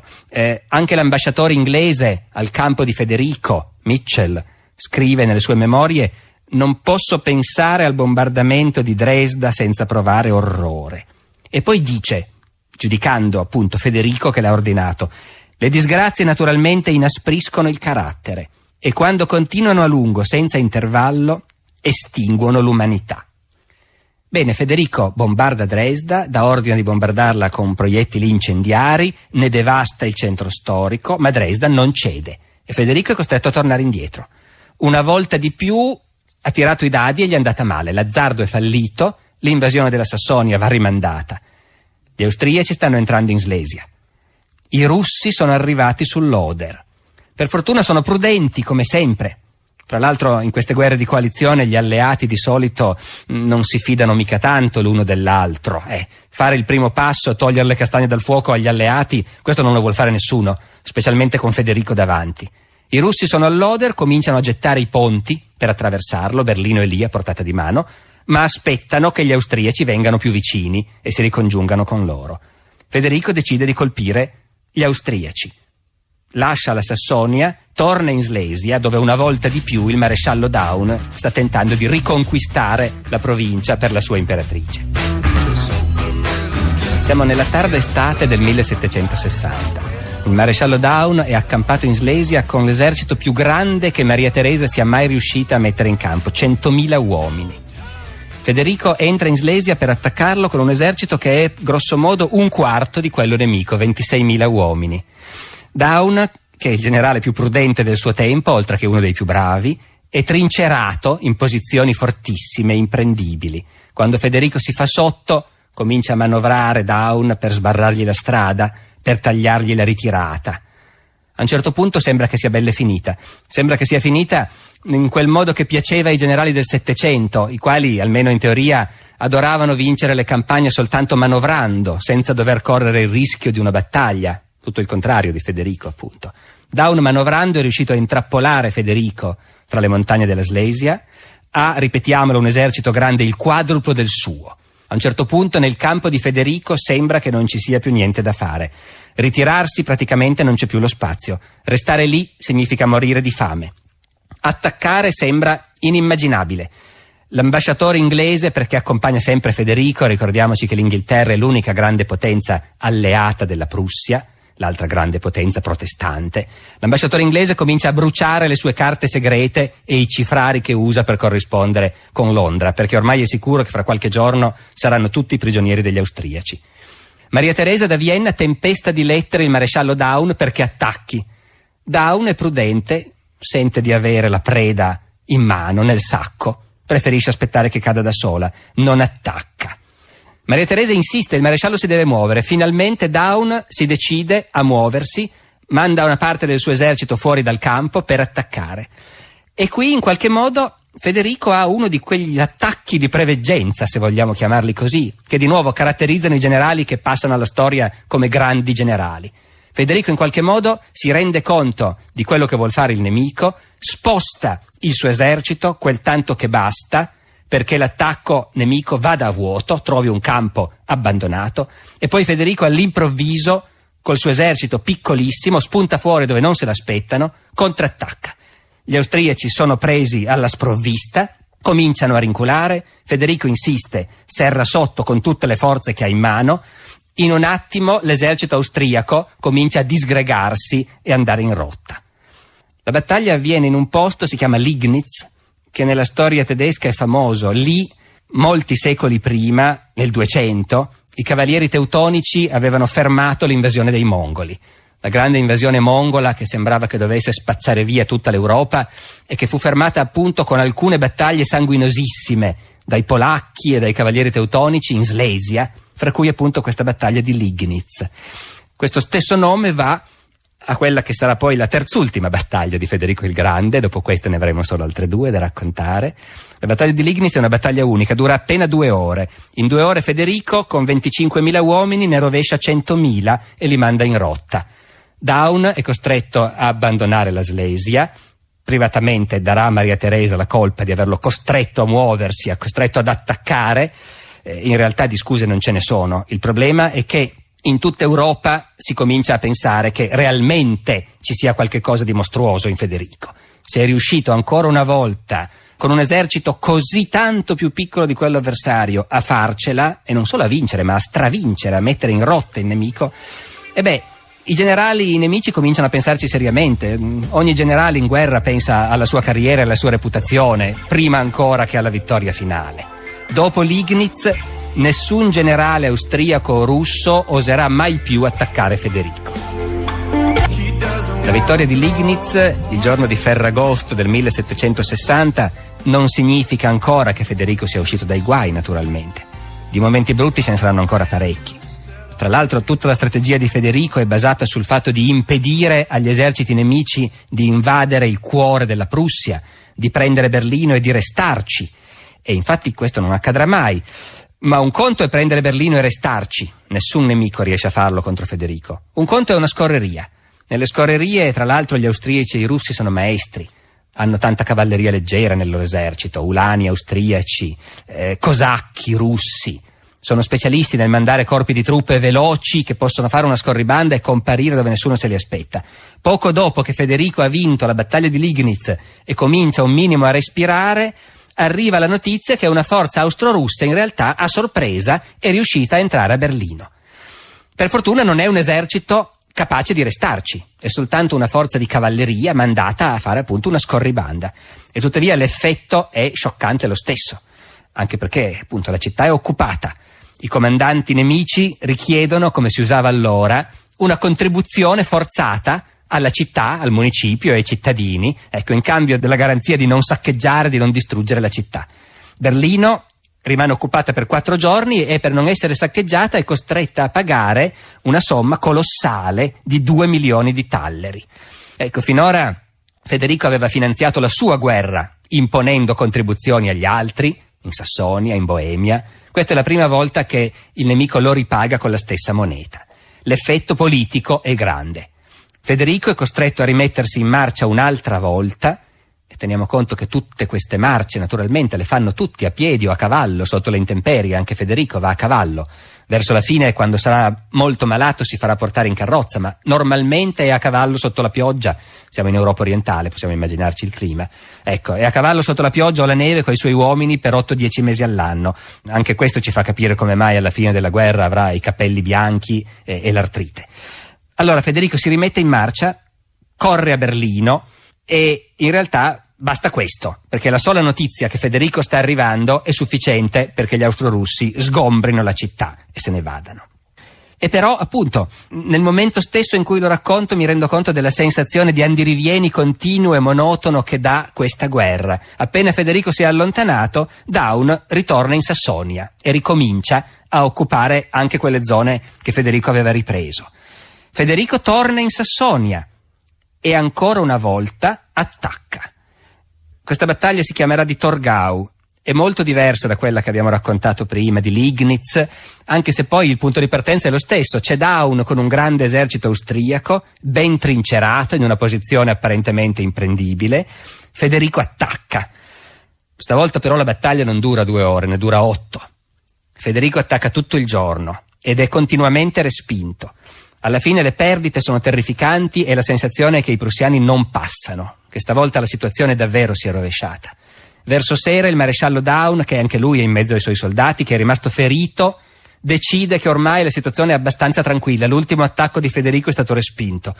Torna nelle retrovie e comincia a scrivere un rapporto a Maria Teresa dove dice: finalmente siamo riusciti a farcela, a fermarlo. Mentre il maresciallo Daun nelle retrovie scrive, Federico ordina un ultimo attacco con le ultime riserve che gli restano, e questa volta trova il buco, passa, sfonda. Alla sera l'esercito austriaco è di nuovo in fuga, costretto a ripassare oltre l'Elba. Questa battaglia di Torgau è la penultima battaglia combattuta da Federico in vita sua e la più sanguinosa in assoluto.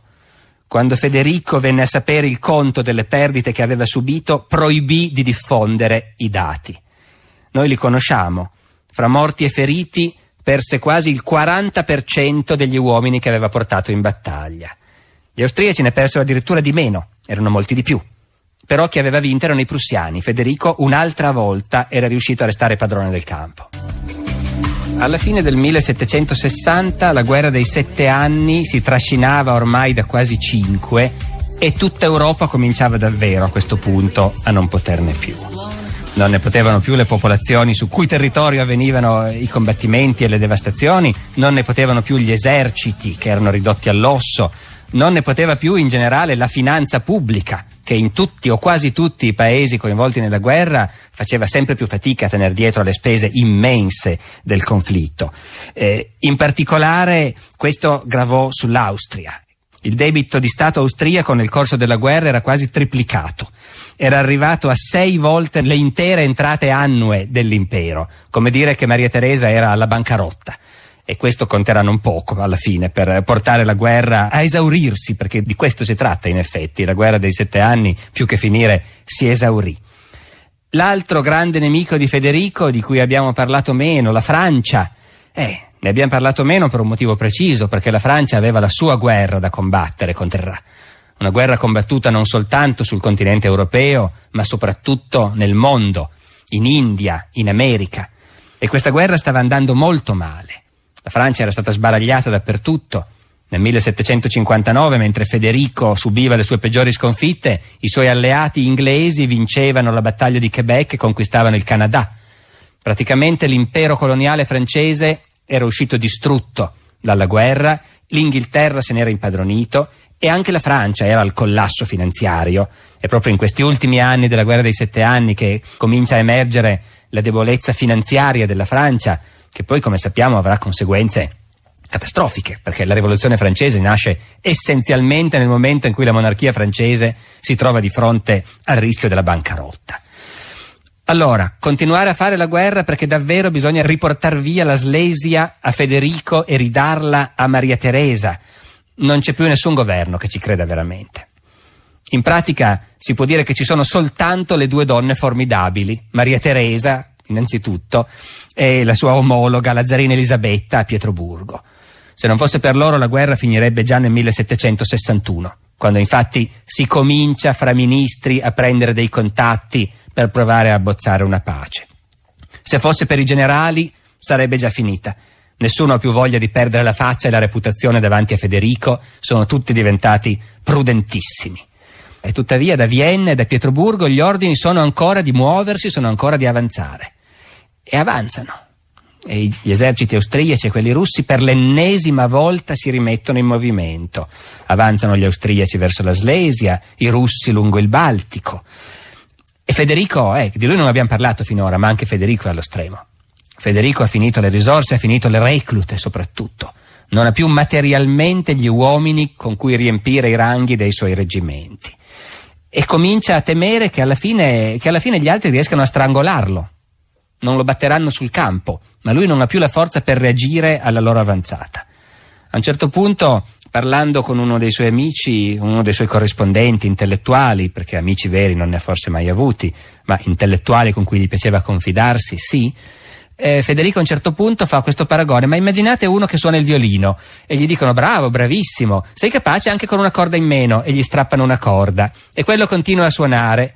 E poi dicono, però veramente bravo, sei capace se ne togliamo anche un'altra, e quello continua a suonare, gli resta una sola corda.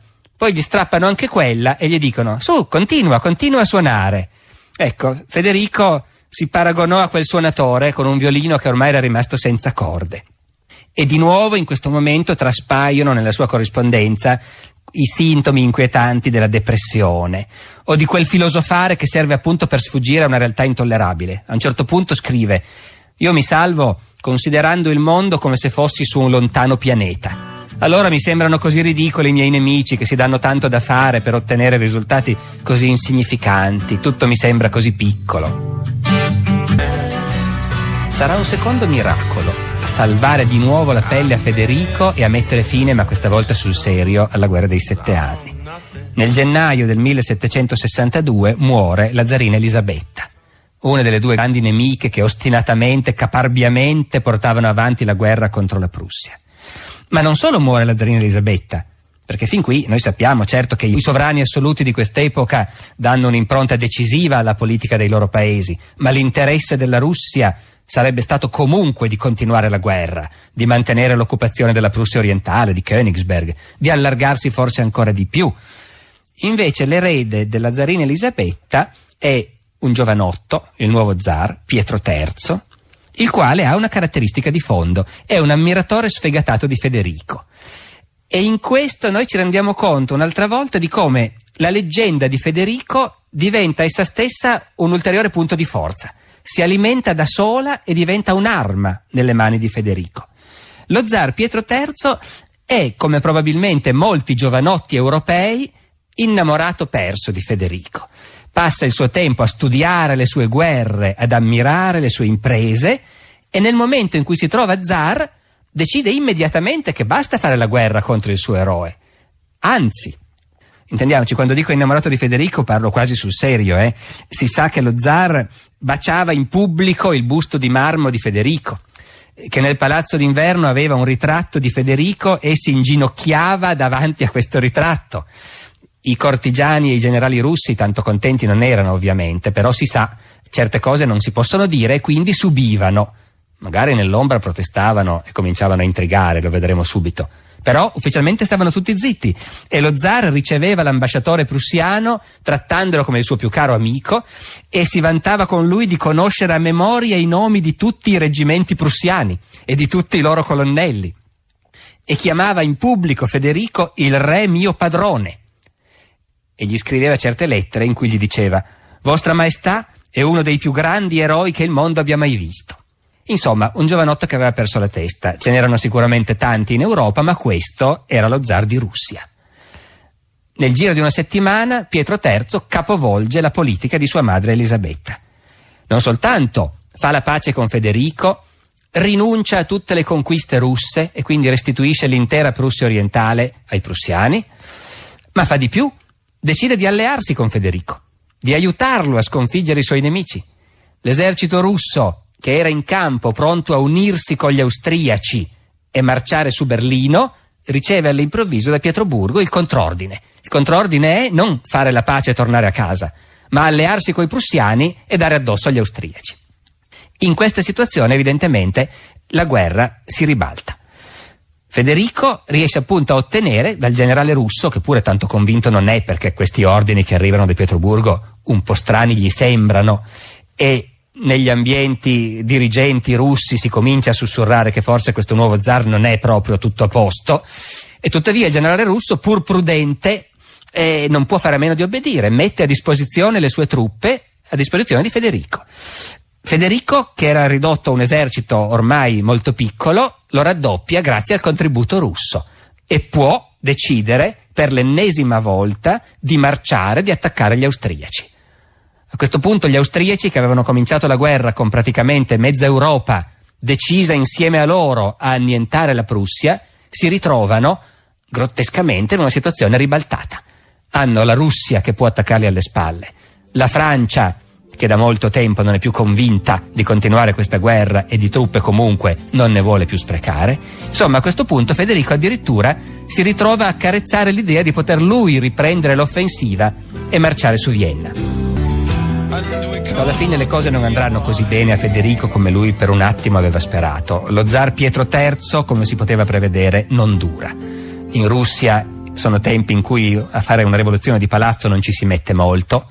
Lo zar Pietro III, un bel giorno, dopo pochi mesi di regno, si trova di fronte ai suoi generali e ai suoi ministri che gli ordinano di abdicare a favore della moglie Caterina. E poi una settimana dopo misteriosamente scompare. Si viene a sapere che è morto.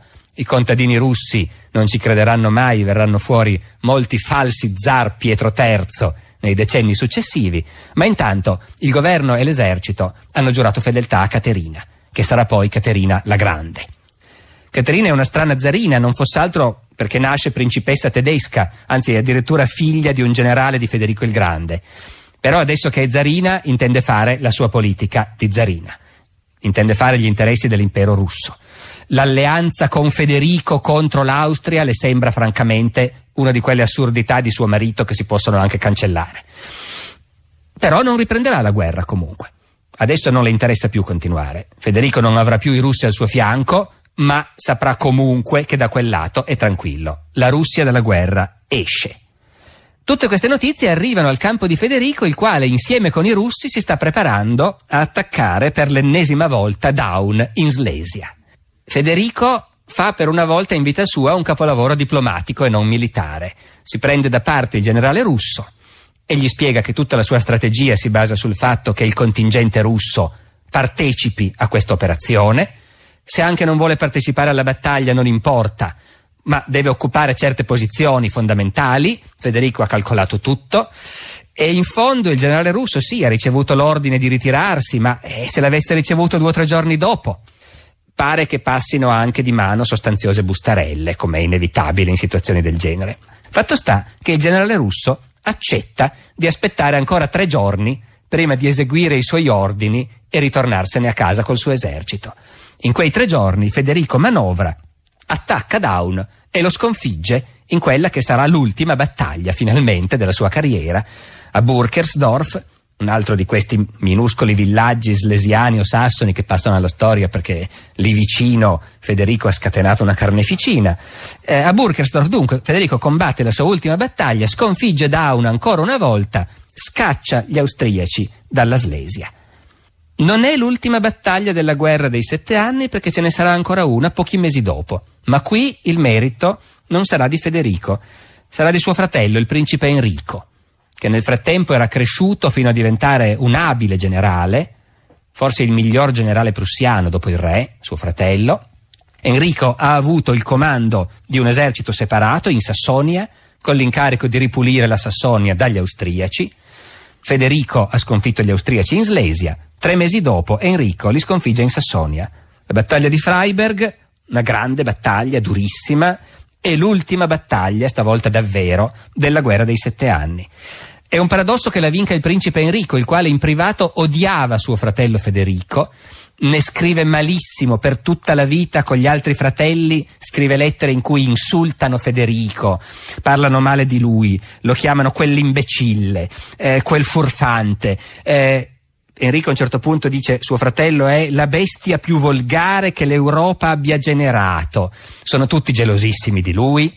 Federico, lo sappiamo che nelle relazioni familiari non eccelleva in generale. È abbastanza affascinante leggere questa corrispondenza di tutti questi principi che fra loro dicono le cose più orrende del re loro fratello, a cui in pubblico sono costretti a inchinarsi. Tuttavia Enrico, anche se odia suo fratello, è un fedele generale prussiano e per lui vince l'ultima battaglia della guerra dei 7 anni. Alla fine del 1762 si aprono i colloqui di pace tra le varie potenze e nei primi mesi del 63 si firmano i 2 trattati. Il trattato di Parigi, che forse dei 2 è il più importante storicamente, perché col trattato di Parigi la Francia cede all'Inghilterra il suo impero coloniale, il Canada, le sue basi in India. E l'altro trattato, quello di Hubertusburg, che invece è quello che interessa a Federico. Con questo trattato la Prussia conserva i suoi confini di prima della guerra. Maria Teresa non è riuscita a riprendersi la Slesia e ufficialmente è costretta a ingoiare questa umiliazione, a rinunciare al titolo di duchessa di Slesia che aveva sempre continuato a portare ufficialmente. Nel marzo di quell'anno, subito dopo aver firmato il trattato, Federico torna a Berlino. Rientra per la prima volta nella sua capitale dopo anni. Le autorità cittadine gli preparano un'accoglienza trionfale, notturna alla luce delle torce, una specie di trionfo romano con tanto di cocchio dorato. Federico, quando lo viene a sapere, entra in città di nascosto, si fa portare a palazzo e entra da una porta di servizio per evitare tutti i festeggiamenti. Entra a palazzo e lì, per la prima volta dopo molti anni, incontra sua moglie. Sappiamo già che con la moglie i rapporti erano estremamente imbarazzati e freddi. Federico non riesce a dirle praticamente niente. L'unica cosa che riesce a tirar fuori è: Madame è ingrassata. Il giorno dopo Federico comincia a rimboccarsi le maniche e lavorare alla ricostruzione del suo regno. Le distruzioni della guerra sono enormi e noi le conosciamo bene grazie all'enorme lavoro statistico che Federico ha subito cominciato a far fare. In certe province, quelle a est dell'Oder, dove si era combattuto a lungo, dove erano passati a lungo i russi saccheggiando e devastando, più di un abitante su 5 era morto. Complessivamente Federico calcolò che quasi 500.000 di suoi sudditi, 1/9 del totale, erano morti durante la guerra. E si mise immediatamente a lavorare per riportare tutto a posto. Quando una delegazione di alti funzionari venne a presentargli le congratulazioni, disse: va bene, ma adesso sedetevi, prendete carta e penna. Voglio sapere esattamente che cosa serve in ciascuna delle vostre province, quante case sono state distrutte, quanto bestiame vi serve. E sulla base di questi rapporti comincia a provvedere. Oggi si direbbe a pioggia, perché la concezione è: dovunque ci sono stati dei danni, un minimo di aiuto dello Stato per aiutare a rimettere in piedi le cose. I contadini ricevono forniture di legna per ricostruirsi le case, forniture di semente, se ce n'è bisogno animali. Federico smobilita mezzo esercito, distribuisce quasi 60.000 cavalli ai contadini, rimanda a casa 30.000 soldati, i quali tutti sono contadini e si rimettono al lavoro. Bisogna anche dire che Federico era l'unico sovrano europeo che fosse riuscito durante la guerra dei 7 anni a non andare in bancarotta. Un po' giocando sulla svalutazione della moneta, un po' combattendo fuori dal paese e saccheggiando spietatamente le risorse, per esempio, della Sassonia. Fatto sta che il tesoro era pieno di talleri e tutto questo denaro Federico comincia a spenderlo sistematicamente. Rimborsa a Berlino, per esempio, i 2 milioni che la città aveva dovuto pagare come contribuzione agli austriaci e ai russi quando l'avevano invasa. Toglie le tasse anche per diversi anni alle province maggiormente danneggiate. Distribuisce tutte le scorte accumulate nei magazzini di guerra. Poi contemporaneamente fa un'altra cosa che lascia esterrefatti gli storici. Comincia in quello stesso momento a costruire un nuovo palazzo a Potsdam, quello che c'è ancora oggi, si chiama il Neues Palais, il nuovo palazzo, ed è una spesa che da sola praticamente gli costa come tutte le spese di ricostruzione messe insieme. Ci sono critiche anche allora, ce ne sono molte di più oggi. Gli storici trovano, come dire, esemplare della follia e dell'assolutismo il fatto che nel momento in cui ha un carico così grosso come quello della ricostruzione, Federico cominci questa impresa. Però le risposte possibili sono tante e la cosa non è così assurda in realtà. Intanto si tratta di un cantiere immenso che quindi dà lavoro a un'enorme quantità di gente. Si tratta in sostanza di investire in opere pubbliche. E sotto l'antico regime le opere pubbliche erano innanzitutto i grandi palazzi. Ma si tratta anche di un'operazione d'immagine. Il Regno di Prussia non è in ginocchio, tutt'altro. È perfettamente in grado di riprendere il suo posto fra le grandi potenze europee, in un'epoca in cui la potenza di una monarchia si misura appunto dallo splendore della sua Versailles. Alla fine della guerra dei 7 anni, nel 1763, Federico il Grande aveva 51 anni. Era al potere da 23 anni e sarebbe morto 23 anni dopo, il che vuol dire che siamo esattamente a metà del suo regno. Ecco, noi siamo talmente abituati a identificare Federico con le sue guerre, con le sue vittorie, con le sue sconfitte, che si rimane un po' stupiti quando ci si rende conto che in realtà tutte le sue guerre appartengono alla prima metà del regno. 10 anni di guerra pieni su 23.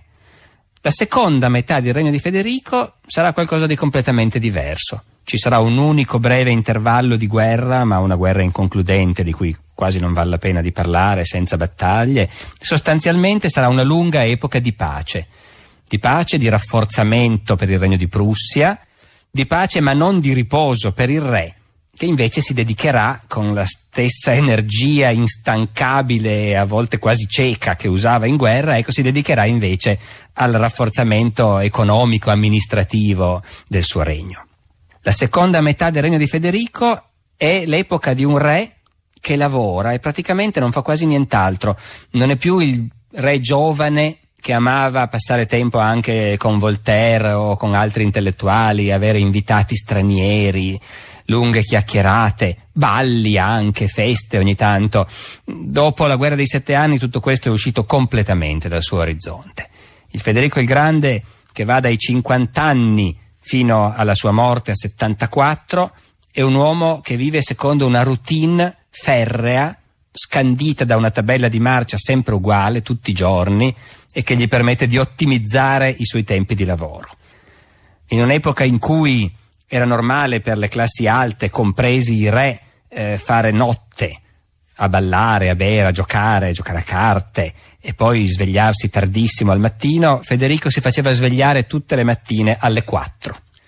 Soltanto in tarda età pare che abbia cominciato a essere un minimo più tranquillo da questo punto di vista e a volte si alzava solo alle 5, ma era già una concessione eccezionale. Normalmente la sveglia era alle 4.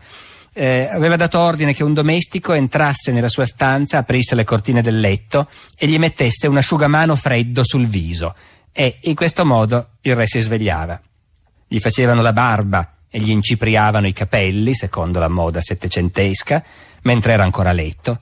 Poi si vestiva, non ci metteva molto, tanto si vestiva sempre allo stesso modo, aveva 2 divise in tutto, uguali, era sempre in divisa militare e stivali. E poi i domestici cominciavano a portargli la posta del mattino dentro dei grandi cesti di vimini e Federico cominciava il suo lavoro di re. sbrigava la posta mentre faceva colazione, caffè, molto caffè, poi avrebbe continuato tutto il giorno a prenderne, frutta, e mentre beveva il caffè e mangiava la frutta, sfogliava la posta e dettava le risposte ai segretari o prendeva appunti. Poi venivano gli aiutanti di campo con tutti i problemi militari, che erano pur sempre più importanti, tutte le questioni dell'esercito, le nomine degli ufficiali, le riforme, le nuove armi e così via. In tarda mattinata, ispezione delle truppe. Federico conservò per tutta la vita il senso che era suo preciso dovere, in quanto comandante in capo dell'esercito, ispezionare periodicamente le truppe, quando era a Berlino quelle della guardia e quando era in giro quelle delle varie guarnigioni. E guai al colonnello che non presentava un reggimento impeccabile fino all'ultimo bottone. Quando era a Berlino o a Potsdam, Federico spesso personalmente prendeva la testa di un battaglione e cominciava a ordinare le manovre sulla piazza d'armi per vedere se il battaglione era addestrato bene. Ma prima di pranzo c'era ancora tempo anche per qualcos'altro, per ricevere i sudditi che gli avevano mandato suppliche, perché in questa monarchia assoluta qualunque suddito poteva scrivere al re e il re in linea di massima riceveva quelli che gli sembravano meritevoli di una risposta. Il primo momento di riposo nella giornata tipo di Federico il Grande veniva col pranzo, a mezzogiorno. Riposo fino a un certo punto perché c'era sempre molta gente, in genere aveva una ventina di ospiti, militari soprattutto, gli piaceva parlare di cose militari anche a tavola. Mangiava in abbondanza però, ecco, la cucina gli era sempre piaciuta, sappiamo che mangiava cucina molto speziata e del resto gli eccessi alimentari hanno certamente contribuito poi anche a una certa sua cattiva salute. Si sa che Federico per molti anni continuò a soffrire di indigestione, di gotta, di emorroidi, di attacchi di coliche renali nei rapporti dei suoi medici, soprattutto quando Sua Maestà ha bevuto troppo champagne, ma pare che nessuno fosse in grado di farlo smettere. Del resto abbiamo il menù di una sua cena un mese e mezzo prima di morire, quando era già malato da moltissimo tempo, in pratica non lasciava quasi più il letto. Zuppa alle spezie, bue al cognac, pasticcio di anguilla, formaggio all'aglio. Si può capire che questi pranzi durassero abbastanza a lungo, in minimo 2 ore, a volte anche di più, ben annaffiati di champagne o in certi periodi a quanto pare di Bordeaux annacquato. Dopo pranzo in genere Federico esaminava il menù e metteva una crocetta accanto ai piatti che gli erano piaciuti. Di ognuno era anche segnato il nome del cuoco che lo aveva preparato, in modo che il re potesse ricompensare o rimproverare a seconda del caso. Dopo pranzo una passeggiata, a piedi, a cavallo, e poi continua questa routine appunto sempre uguale giorno dopo giorno. Vengono i segretari con tutte le lettere che intanto hanno scritto in base agli ordini del mattino e Federico firma la corrispondenza. Soltanto quando ha firmato l'ultima carta la giornata lavorativa è finita. Federico rimane per la prima volta da solo, a leggere, a comporre versi o a suonare il flauto. Poi alle 6 concerto a cui tutta la corte è tenuta ad assistere e in cui normalmente il re suona da solista il flauto e in cui si eseguono di solito composizioni sue. Cena leggera alle 10, al più tardi alle 11, a dormire. E poi si ricomincia il giorno dopo, sveglia alle 4 e così via, la stessa identica routine per 23 anni. Tranne quando appunto la cattiva salute glielo impediva o quando un giro di ispezione lo portava nelle province, ma anche in quei casi il re comunque si riteneva in dovere di lavorare seguendo sempre la stessa scaletta. Era una corte strana quella di Prussia, gli stranieri si stupivano, non c'erano praticamente donne, non c'erano amanti o favorite, come invece succedeva nelle altre corti e in particolare in quella di Versailles. C'era soltanto quest'uomo che invecchiava e intorno a cui tutti stavano ben attenti a non farlo arrabbiare. Verso la fine della guerra dei 7 anni fu assunto un giovane svizzero che si chiamava Katt, da non confondere col vecchio amico di Federico, il tenente von Katte, decapitato tanti anni prima. Questo Katt fu assunto come lettore, Federico amava farsi leggere a voce alta, e tutti quelli che conoscevano meglio Federico gli diedero dei precisi consigli su come fare a non litigare con il re. Parla poco, non metterti a scherzare, anche se lui ha voglia di scherzare non stare allo scherzo, non dare l'impressione di aspettarti delle confidenze, per l'amor di Dio non criticare mai i suoi scritti o i suoi versi, non chiedergli niente, soprattutto niente soldi. Ecco, non doveva essere tanto semplice stare vicini a Federico, evidentemente, e fra l'altro nella seconda parte della sua vita si accentuano anche certe caratteristiche che prima erano appena visibili, per esempio l'avarizia e il sospetto nei confronti di tutti quelli che gli stanno intorno. Un giorno gli avevano portato nel suo studio un piatto di ciliegie, una ghiottoneria costosa. Federico ne mangiò un po', poi uscì dallo studio. Nel piatto rimase un biglietto di suo pugno: ne lascio 18. Nella seconda metà del suo regno Federico combatté ancora una guerra, ma fu una guerra in realtà insignificante. Era in cattivi rapporti per vari motivi politici col nuovo imperatore Giuseppe II, il figlio di Maria Teresa. A un certo punto decise che non poteva lasciargli passare un certo sgarbo politico che aveva ricevuto e scoppiò la guerra, insomma. E Federico, come ai vecchi tempi, si mise alla testa dell'esercito e, tanto per cambiare, invase la Boemia. Ma fu una guerra molto diversa in realtà da quella di una volta. Nessuno aveva veramente voglia di combattere. Gli austriaci non vennero ad affrontarlo. Federico stesso in realtà era vecchio, forse tanta voglia di combattere non ne aveva più neanche lui. Rimase per un po' di tempo in territorio nemico, faceva brutto, pioveva, era difficile mantenere le truppe, i soldati cominciavano a morire di fame o a disertare, tanto che questa guerra passò alla storia con un nome poco glorioso, la guerra delle patate, perché alla fine tutto quello che fecero i soldati fu di appunto rubare patate ai contadini per riuscire a mantenersi.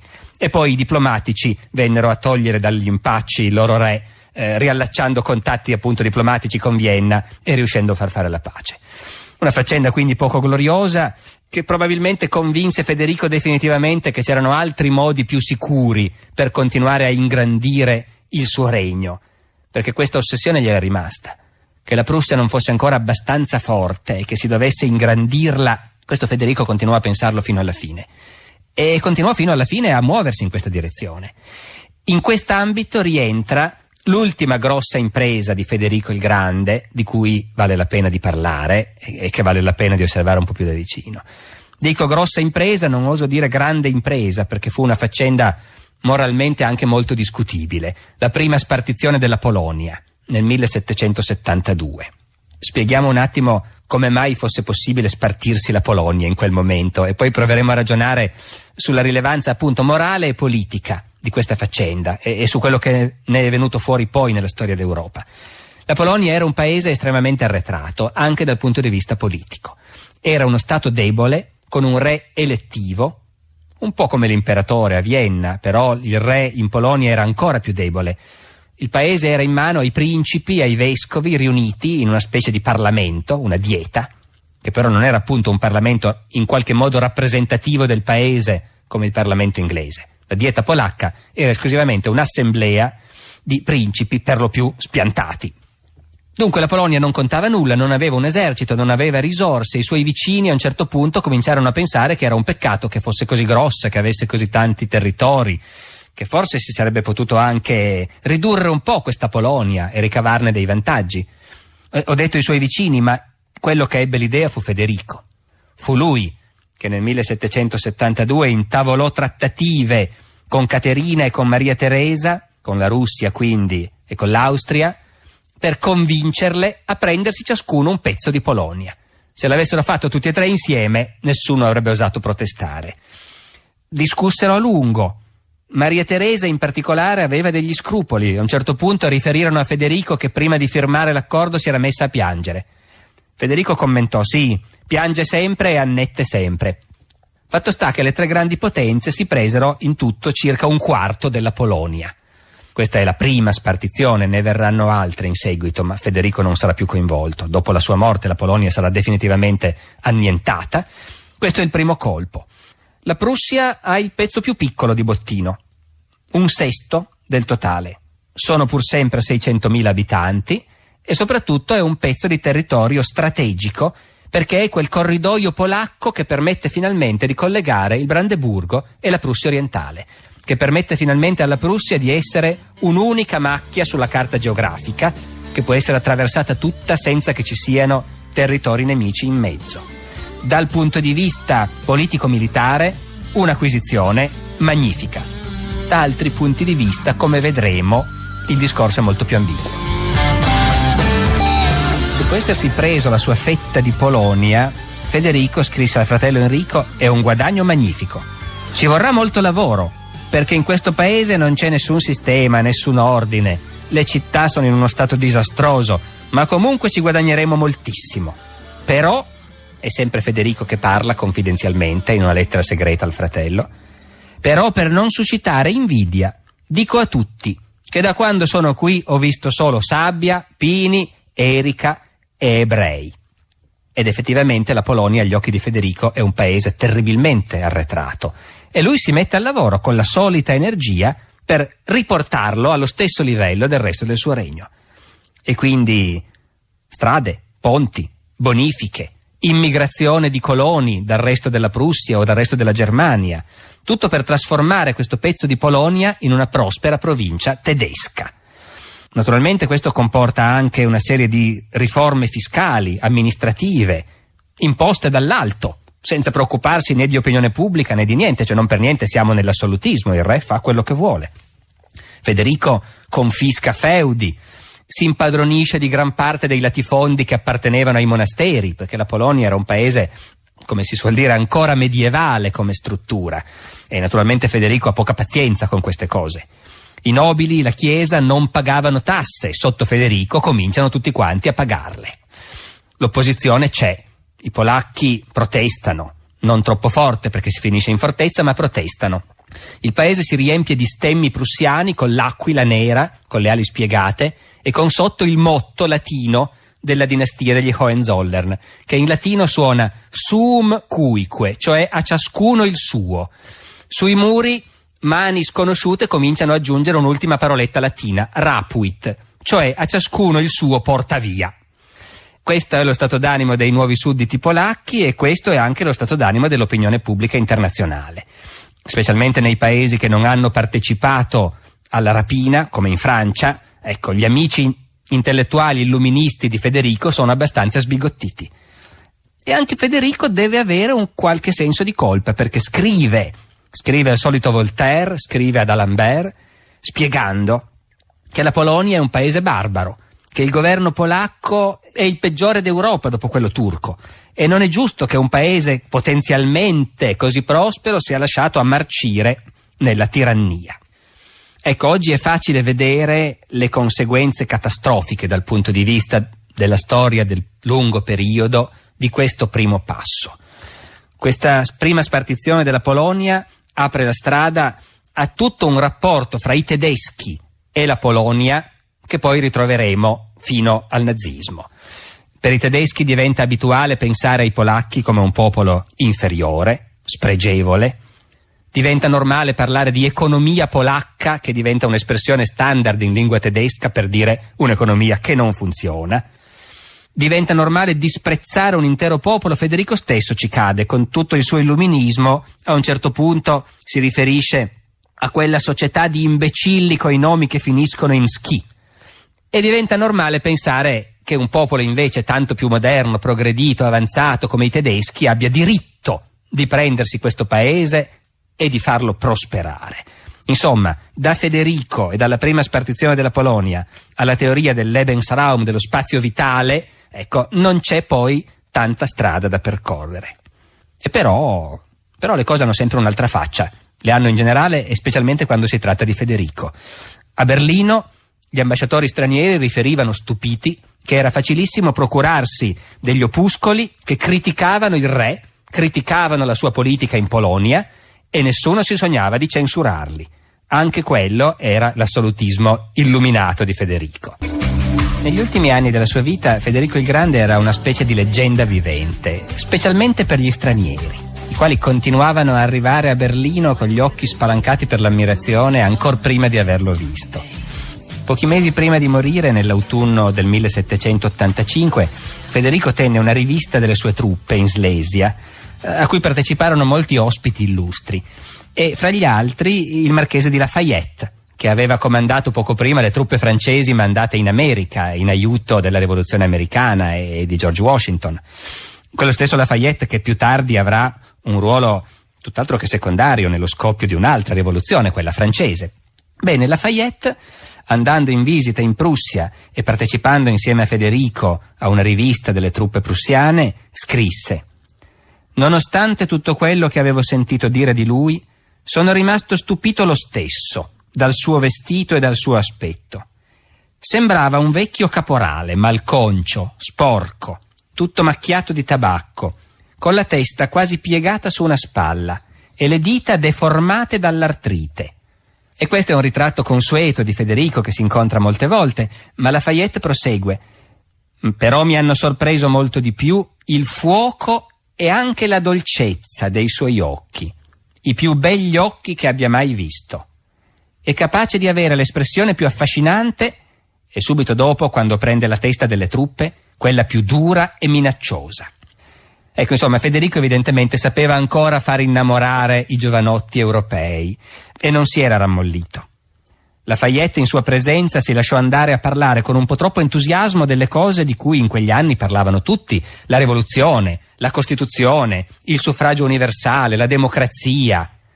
Federico lo ascoltò e poi gli disse: «Una volta conoscevo un giovanotto che parlava proprio come lei. Sa cosa gli è successo?» Lafayette fu preso alla sprovvista. «No, è stato impiccato».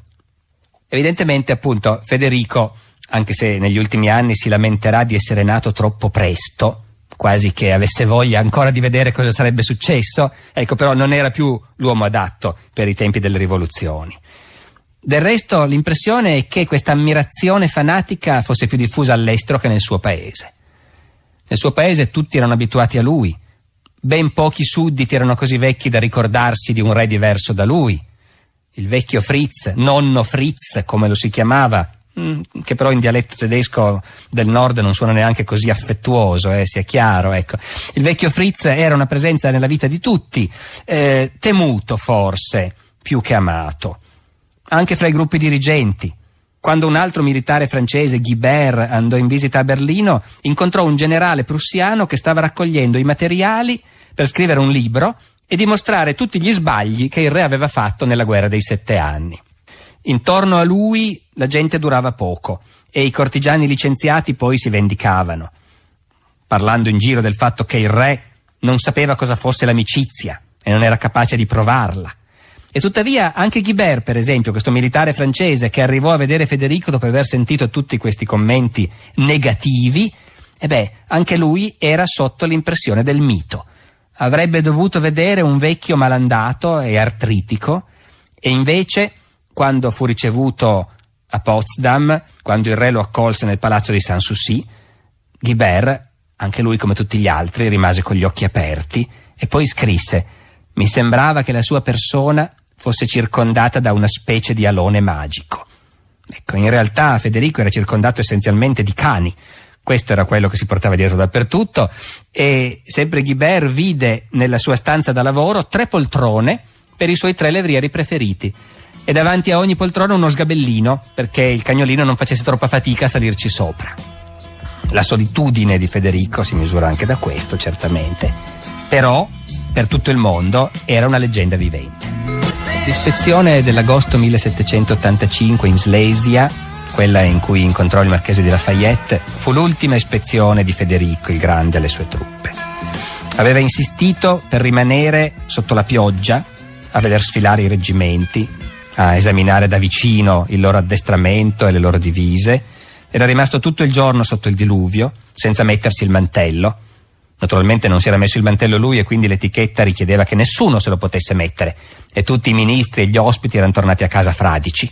Ma anche Federico era tornato a casa fradicio, e da quel momento in poi la sua salute cominciò a declinare rapidamente. Soffriva soprattutto di artrite e di asma. L'asma non lo lasciava dormire.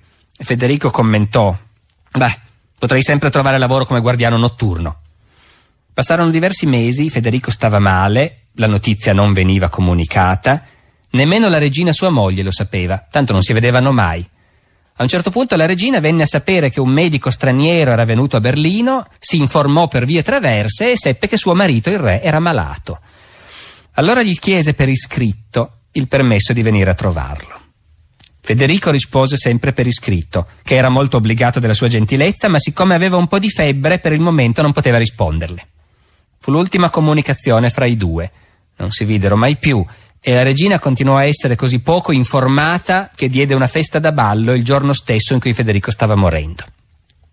Il 15 agosto 1786 Federico si alzò alle 5, ormai da un po' di tempo si concedeva questo lusso delle 5 del mattino anziché le 4 come era stato abituato. Si alzò alle 5 e firmò delle carte. I suoi consiglieri si accorsero poi quella sera che la firma era quasi illeggibile. Il giorno dopo, il 16 agosto, Federico sonnecchiò quasi tutto il giorno. Verso sera poi si svegliò, sembrava che stesse meglio, chiamò il suo lettore, si fece leggere dei passi dalla vita di Luigi XIV di Voltaire. Era a letto naturalmente, però a letto stava male, l'asma gli impediva di respirare. Si fece mettere in poltrona, c'erano sempre a disposizione dei soldati robusti, in questo caso degli ussari, per prendere il re di peso e spostarlo quando ce n'era bisogno. Si fece mettere in poltrona perché lì gli sembrava di respirare meglio. Era la sera del 16 agosto. Intorno a lui domestici e cani. Si accorse che il levriero preferito, che era accucciato ai suoi piedi, rabbrividiva. Ad agosto può già fare molto freddo in Prussia e il riscaldamento non era mai stato l'aspetto forte di questi grandi palazzi reali. Il cane rabbrividiva e Federico diede ordine di prendere un piumino per coprirlo. Fu il suo ultimo ordine. Non parlò più. Alle 2 del mattino del 17 agosto quelli che gli stavano intorno si accorsero che non riusciva più a respirare, un momento dopo era morto. Federico aveva dato ordine nel suo testamento di essere seppellito nel giardino di Sanssouci, accanto al suo cavallo e ai suoi cani preferiti.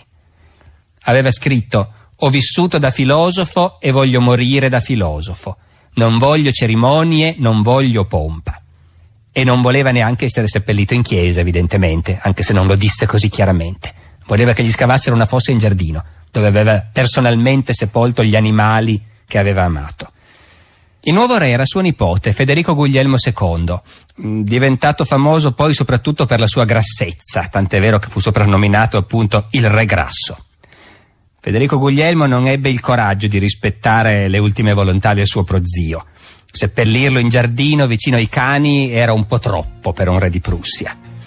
E perciò lo fece seppellire invece nella cripta della chiesa della Guarnigione a Potsdam, sotto tutte le bandiere dei reggimenti nemici che erano state catturate nel corso delle sue guerre. La cripta della chiesa della Guarnigione a Potsdam, dove era sepolto Federico, negli anni seguenti fu il luogo di avvenimenti importanti. Passiamo qualche anno, novembre 1805, siamo in piena epoca napoleonica. Lo zar Alessandro di Russia, che ha appena dichiarato guerra a Napoleone, viene a Berlino per stringere alleanza con il re di Prussia. Non è più Federico Guglielmo II, il nipote di Federico, è Federico Guglielmo III, che ha una moglie rimasta famosa nella storia della Prussia, la regina Luisa, una regina bellissima, amatissima dal popolo, romantica, bellicosa fra l'altro, nazionalista. La regina Luisa voleva a tutti i costi questa alleanza fra Russia e Prussia per fare la guerra contro questo intruso Napoleone, e organizzò una scena teatrale per impressionare i due sovrani. Li portò con sé di notte, lo zar e il re di Prussia, nella cripta della chiesa di Potsdam, e lì, alla luce delle torce, sulla tomba di Federico, lo zar di Russia e il re di Prussia si giurarono alleanza contro Napoleone. Poi le cose andarono molto diversamente da come la regina Luisa aveva pensato.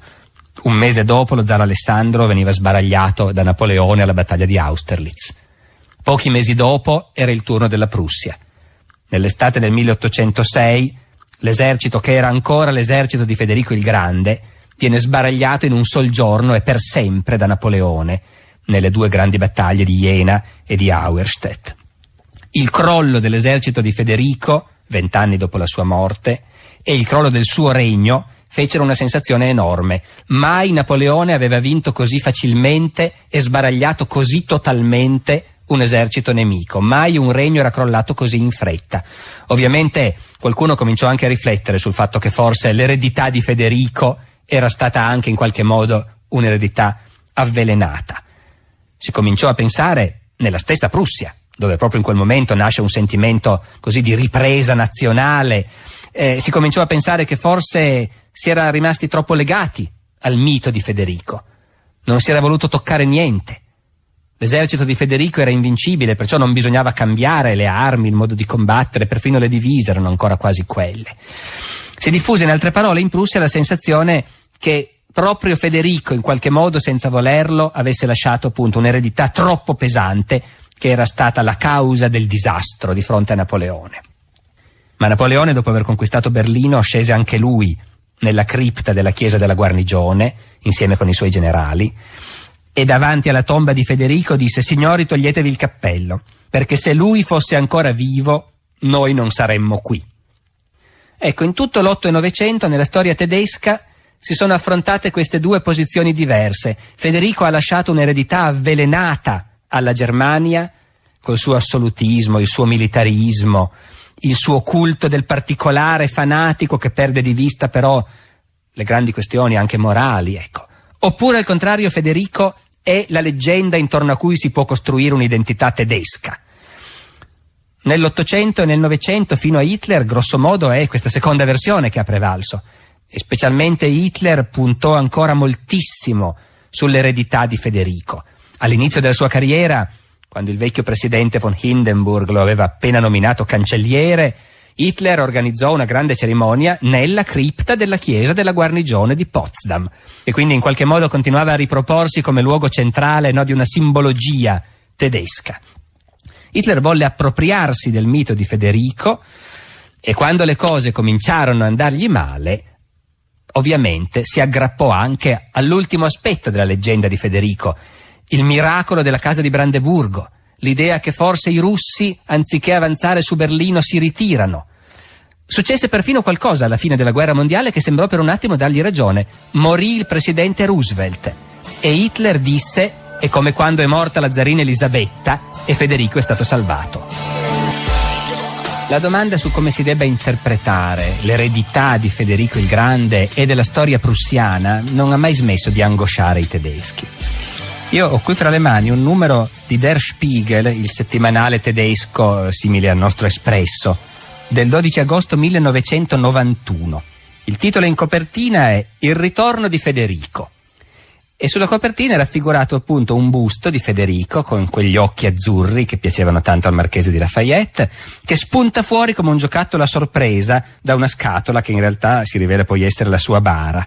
Ecco, il ritorno di Federico come mai? 1991, facciamo mente locale.